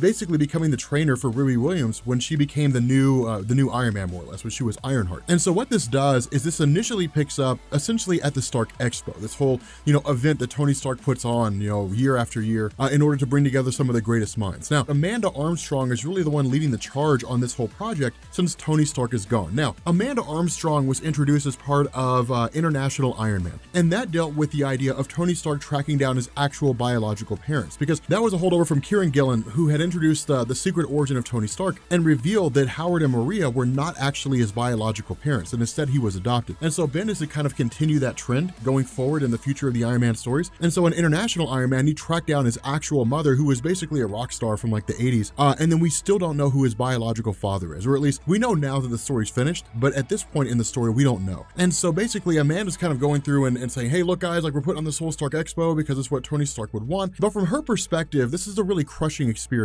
And the reason why is because by and large, she never really got to know her son. And when it came to Tony Stark introducing himself and meeting Amanda for the first time, it was, hey, come back over here to Stark Industries, basically become the new CEO, which is something that he had implemented after he had essentially died. That was part of his, his last will and testament, but she never really got to know her son. Now, her and Mary Jane Watson have really been running the show ever since. Of course, Mary Jane Watson's involvement came by way of a combination of Dan Slott's Spider-Man and Brian Michael Bendis' Iron Man. But the idea here is that between the two of them, they're basically fending off the board of trustees. It's the board is trying to take over control of Stark Industries since Tony Stark isn't there. He was really like the one person keeping them at bay. And so because of the fact that Tony Stark might as well be dead for all intents and purposes, she ends up bringing in Riri Williams. Now, at this point, we transition to a guy named Eric Lynch. Now, Eric Lynch is one of the higher ranking members of the board, but he's one of these guys who's really been kind of like pushing the way for the board of trustees to be able to take everything over. And it's really just kind of like lying in wait and saying, hey, look, it's only a matter of time, only a matter of time before you guys screw up. What's been going on really off panel and behind the scenes here is that Eric Lynch and the board have been exhausting every conceivable legal option they have. And essentially what it's come down to is that because Tony Stark has been gone for so long, and because the company really is supposed to be owned by Tony Stark and the person who owns it isn't there, that gives all authority to the board of trustees. This is essentially a hostile takeover. Now, at this point, we transition away from like Riri and all that kind of stuff, and we focus on Doctor Doom. Now, this is where things get a little crazy, is because what you had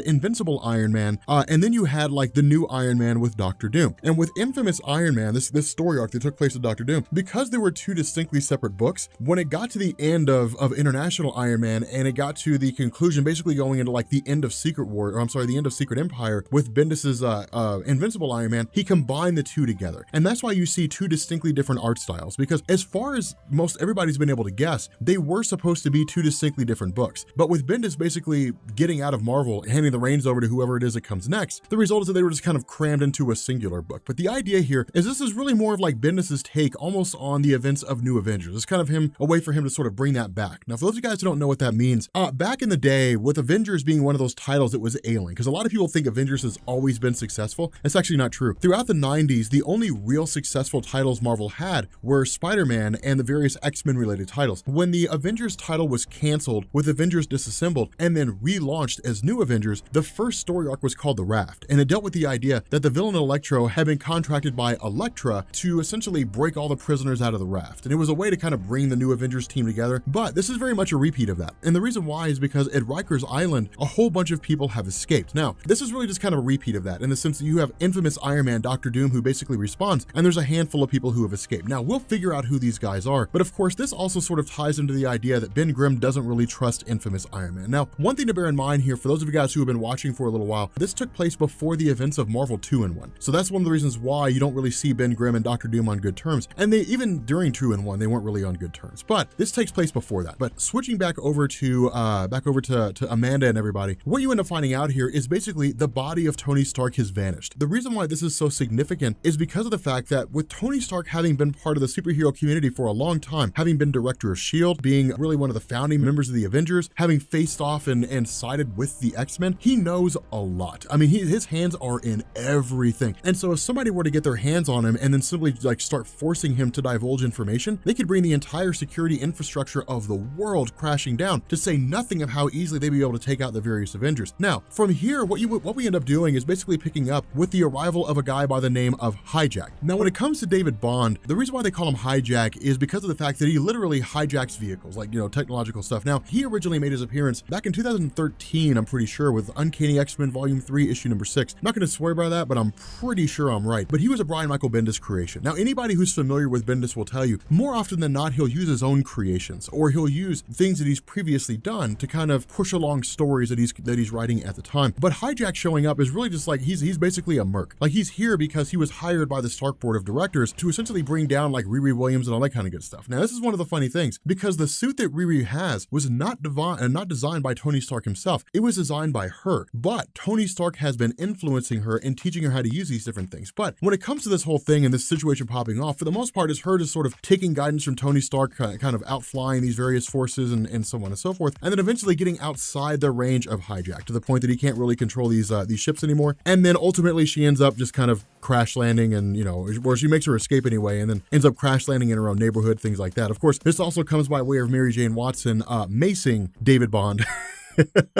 of macing Hijack in order to take his concentration away. But it's kind of a cool little thing here. That's one of the cool things about Bendis writing, is that a lot of times he'll focus on smaller characters who normally wouldn't really have anything to contribute, but then gives them something as small as it is, and it just makes all the difference. And again, it's just kind of a way to develop characters. But the fact remains here, when it comes to really to Doctor Doom Iron Man, just kind of an aside, not a great big huge thing. This will become important later on, but basically the guys who were broken out of Rikers Island are essentially like targeting him, really more just kind of like harassing him, bothering monitoring him, trying to find a way to like defeat him and kill him. Now, these are small time guys, living laser, different things like that. Nobody who was ever really significant. And so what we end up doing is picking up, of course, when Riri Williams crashes back in her local neighborhood, and she's talking to Xavier. And that's one of the cool things I like about Riri's character. For the most part, I've always loved her. Like, I always thought the development behind her was awesome, but she's also like this young girl. And when you're looking at someone like her who is trying to step into the role of becoming the new Iron Man, it is kind of funny because you have a tendency to sort of forget she's a teenage girl, which means she goes through teenage girl phases. There's all those small little things, you know, being nervous around boys, you know, boys that she likes, different things like that. And it's kind of a cool moment. But once she gets inside, we basically end up finding out that like her home is being rummaged through by like essentially, you know, groups that, or I guess, you know, a handful of people who were sent here by Stark Enterprises, by the board of directors. And they're really pulling out all the stops. Now, the way that Riri plays this is actually pretty smart. She basically says the entire place is not really booby trapped, but being monitored by like 17 separate cameras. And that if she, you know, if they end up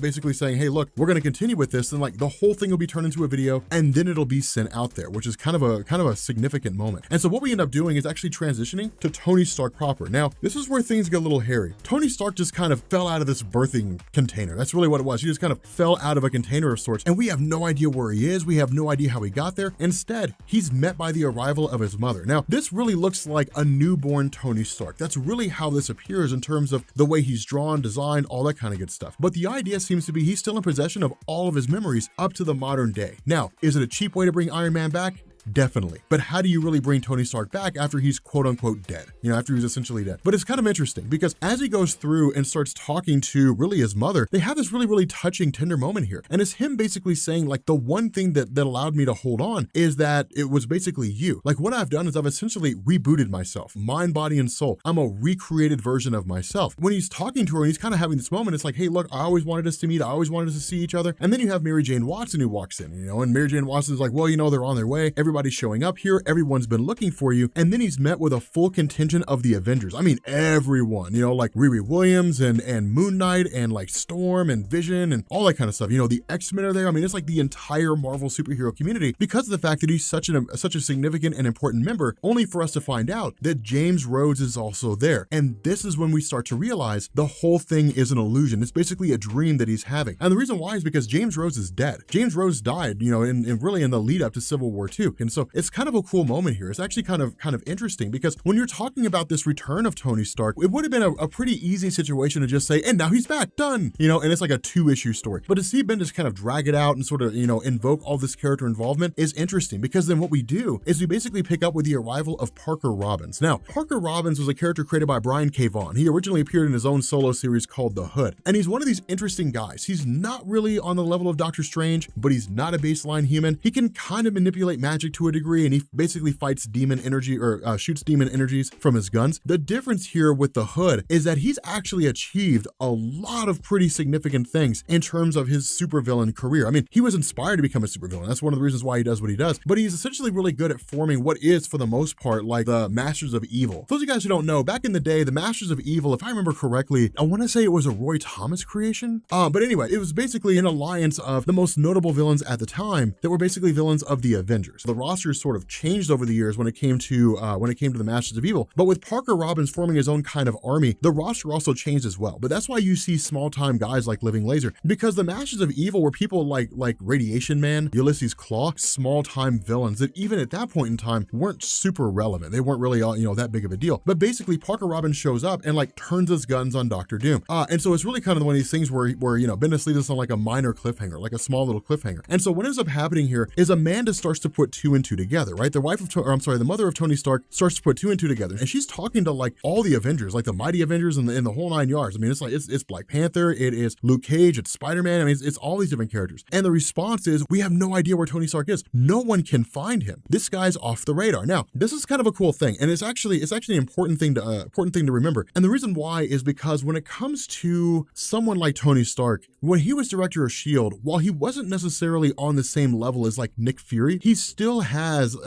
a much higher level of intelligence, but also access to everything that was going on with regards to S.H.I.E.L.D. He did learn about all these little nooks and crannies and secret locations and places like that here and there. And that's the reason why wherever Tony Stark is, he's totally off the reservation. Nobody can find him because no one knows the different places that he knows. It's just things that he was privy to as director of S.H.I.E.L.D. or figured out along the way. And this is when Amanda kind of starts putting two and two together. She's like, if Friday is the AI of Tony Stark that he created before he died, then she's a program. She does what she's programmed to do, and she's programmed to protect Tony Stark. And the response of Amanda Armstrong is, if she's programmed to protect Tony Stark, then why? Then she has to know the location of Tony Stark. And of course, Friday's response to this whole interrogation is, I really don't know where he, I don't know where he is. The only way for me to know would be to basically be in his head. And that's when she jumps into basically to the AI construct of Tony himself that's been helping out Riri Williams this entire time. And it's the coolest thing because when she jumps in, she basically kind of switches bodies, kind of switches them back. And really the question that's asked here is, where is Tony Stark? And the AI construct as Tony simply responds by saying, well, to be fair, no one ever asked me directly where he was, indicating this version of Tony knows exactly where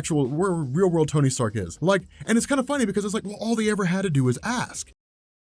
Okay, so we are continuing on with Invincible Iron Man, and it's actually kind of cool. I mean, I'm pretty excited about this because this is basically the return of Tony Stark, but it's one of these things where you can tell that Bendis had somewhat set the stage for what was supposed to come after this. Now, whether or not it was the plan of Bendis to do this and then continue writing and then ultimately jump ship and head over to DC Comics where the ship's not sinking, then we don't really know. We don't know if that's the case or not.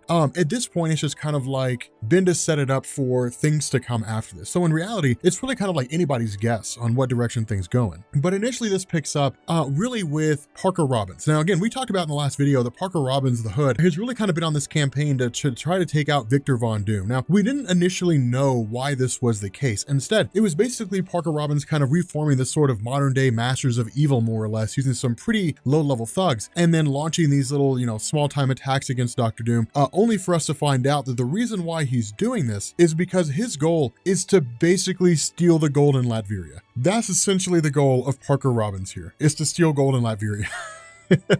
It's a pretty primitive goal, but then again, Parker Robbins was never really that great of a villain in the first place. And so it's one of the cool things that actually goes on here. It's one of the interesting situations. What we end up finding out is that one of the guys he's brought along, a guy by the name of Corruptor, has the ability to basically create these kind of this sort of psychoactive effect in the mind to force people to see hallucinations or to have the body react in an exceedingly violent way, but he can only do it through physical contact. But it's kind of a cool thing because then at this point, we switch over to Tony Stark. Now remember, Tony Stark, despite the fact that he's kind of resurrected himself more or less in a new body, basically, he's been having these hallucinations, with regards to members of the superhero community and even his own family. And in this instance, he has a hallucination of his dad. Now, in reality, this is really more of a subconscious concept working its way to the conscious mind, and then him basically dealing with it, specifically with regards to the fact that he was adopted, because this was a concept that Tony Stark never really dealt with proper, in the sense that he knew that he was adopted, but he never really was able to come to terms with his father about it because his father was dead. But in this moment, when he's kind of going through this sort of hallucinogenic state, when his mind is sort of restructuring itself and when his body's physically recovering, he kind of has this internal argument with his father about the fact that,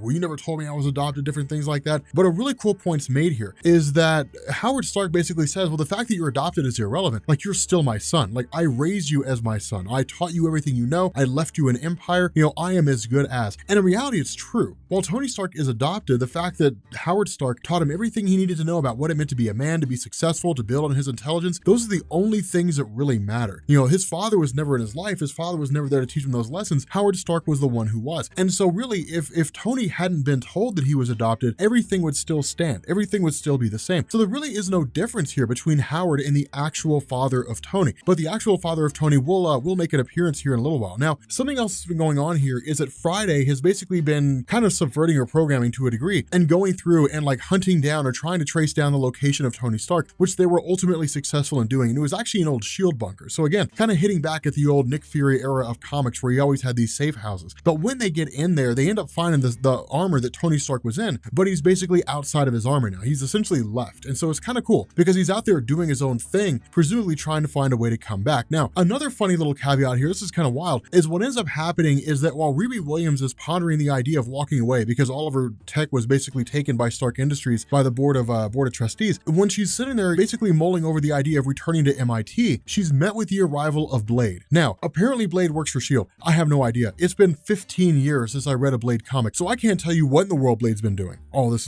time. I mean, I remember him from the movie, and that's it. Like, it's I know almost nothing about Blade. Anything that's happened in the last 15 years, I don't know. But she ultimately ends up basically traveling back to MIT. Now, when she does, what we end up finding out here is that there are a handful of people who are basically trying to track down Tony Stark, in addition to Riri Williams herself. One of them is Tony Ho, actually the daughter of Yinsen Ho, the person that helped Tony Stark build the Mark I when he was kidnapped in Vietnam. And then the other one, or really there's a couple others, but one of them is Arno Stark. Now, if I'm being honest here, I don't really like the way that Bendis handles Arno Stark. He's just kind of like a guy who's there. And that's sort of disappointing, because for those of you guys who read Kieran Gillen's run of Iron Man, Arno Stark played a huge role. The idea of him, of it being revealed that Arno is the actual biological son of Howard and Maria, that he's basically smarter than Tony Stark, that he's kind of reduced here to just being a guy who needs the help of Riri Williams in order to crack a code. It's kind of weird, because it's like saying like Reed Richards can't figure something out on his own, and so he has to go to Iron Man to do it. I mean, you're talking about one of the smartest people on the planet. So the fact that Arno Stark would need anybody is a little mind-boggling here. It's a little weird to me. But again, it does give a pretty cool role to Riri in the sense that she has something to contribute here. But at this point, we basically end up dealing with Iron Man being more or less defeated by Parker Robbins. Now, it's really more of a smaller thing, but this whole situation basically has him traveling back to Latveria, and then basically Parker Robbins arriving with this huge, army of street-level thugs, basically, and then all of them using their various powers to take down Doctor Doom as Iron Man. Now, it's kind of a funny thing here, because Bendis is somewhat playing on the idea that Doctor Doom is, quote-unquote, reformed, right? I mean, if this was classic Doctor Doom from like Fantastic Four Annual number 2 or number 4, whatever it is, he would have just made short work of him. He would have just killed them all, and that would have been the end of it. He would have just been like, you're done. Like, you guys are all dead. But the fact that he's kind of trying to turn over a new leaf, trying to do the right thing, basically means that it's a way for them to subvert his power, to essentially overcome him, and then in turn defeat him. Now, some of it's also because of the fact that there's just so many people there that they just basically overwhelm him. The problem with this is that once they manage to get through, they manage to essentially like break into his armor, he's gone. He's basically teleported out. And so that information is basically gone with him. And so again, it's essentially Parker Robbins kind of sitting around and saying, okay, in order for us to find the location of the gold in Latveria, we have to track down Tony Stark, because that's where Doctor Doom is going to go. He's going to go find Tony. And so again, it's kind of like this mad rush. Everybody's looking to find Tony Stark. Now, switching back to Blade, what we end up finding out here is that in this whole situation, what had basically happened is he had gone to Riri Williams and said, a lot of people are looking for Tony Stark, or at least what used to be S.H.I.E.L.D. It's not really S.H.I.E.L.D. anymore after Secret Empire, but it's like a lot of people are looking for Tony Stark. You need to go to MIT because there are people there that will help you find Tony, which of course now we know is Arno and Tony Ho and so on and so forth. But with them basically banding together and then going to seek out Tony, what ends up happening is Friday's software is totally corrupted. She's basically possessed by Tony Stark himself, who literally says, stop looking for me. Like, I have things I need to take care of. Stop trying to track me down. Like, let me go do my thing, and then I will come and find you when the time is right. And so it's kind of a cool moment here. It's a cool little segment to see that Tony Stark, despite the fact that he is believed to have been dead, or at the very least, he's operating on bare bones tech, is still able to outclass almost everybody there. Now, what Tony actually ends up doing is traveling directly to meet his mother and basically say, hey, look, there's a few things that I'm sorting out here. But it's kind of cool because that's the connection between the two of them is pretty strong. And remember, they've only recently met each other. And so it's like the one thing Tony's been trying to figure out is how to get back to his mom and say, hey, look, here's where things stand. Everything's okay. She's kind of freaked out that he's bald a little bit. And he's like, well, I basically resurrected myself in a new body. So, that happens. But what Tony does is also throw her a microphone of sorts and say, like, tell me about my biological father. Now, this is the first real indication we actually get about this. The idea of Tony Stark's biological father was neither hide nor hair. You didn't see anything about it. And even actually like his biological mom here, Amanda, we didn't see anything about that until like International Iron Man. So it was a few years after the introduction of the idea that Tony was adopted before we ever even saw any real expansion on that. Now, a lot of that was because Kieran Gillen took off. He basically left and went to go do his own thing. But it is an interesting scenario because what we end up finding out here is that the father of Tony Stark was a S.H.I.E.L.D. agent who turned Hydra. And he actually started selling out S.H.I.E.L.D. agents to Hydra. And it's interesting. I'm not 100% sure how I feel about that.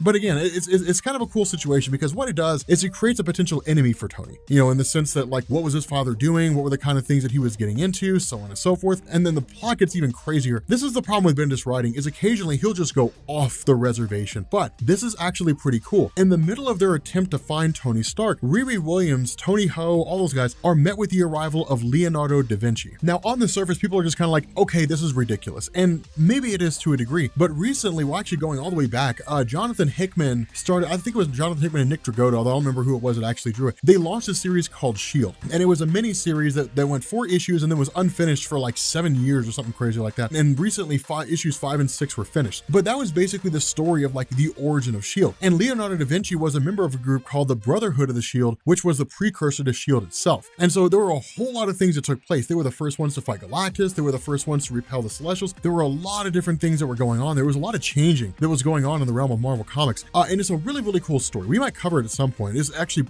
pretty awesome dealing with all that history in the Marvel Universe. But again, what we also end up finding out here is that where Amanda Armstrong had basically told Tony, look, like I killed your father, essentially is what happened. You know, your father turned out to be a Hydra agent and I killed him to protect you. We end up finding out that his father's actually alive. And it's cool here because again, what this means is this could play a very, very, very big role in the life of Tony Stark, tracking down his Hydra agent father. Now, this also follows up with Tony trying to make amends and trying to fix things essentially by resurrecting James Rhodes. Now, with James Rhodes being brought back, with his mind essentially being downloaded into like a new consciousness of sorts, things just kind of pick up as if they never stop. In the sense that like James Rhodes essentially has all the memories of everything that happened, even the fact that he was killed by Thanos. But what we also kind of end up doing is, you know, with James Rhodes being resurrected, it's a chance for him and Tony Stark to meet, but for Tony Stark to also sort of get him back in gear, get him ready to be War Machine, and then we switch back over to Leonardo da Vinci. Now, the fact that Leonardo da Vinci helped to establish S.H.I.E.L.D., he kind of gives us a sort of backstory and simply saying that like he's been watching from the shadows the entire time. And where S.H.I.E.L.D. was basically corrupted, where it was essentially brought down by Steve Rogers, and where S.H.I.E.L.D. had kind of grown into this sort of unwieldy, giant, massive intelligence organization that could have presumably brought everything crashing down, which ultimately ended up happening in Secret Empire, that S.H.I.E.L.D. did not maintain its original charter to be a protector of all life on Earth. That's really the original basis behind its formation by Leonardo da Vinci and a handful of others. And so because of this, da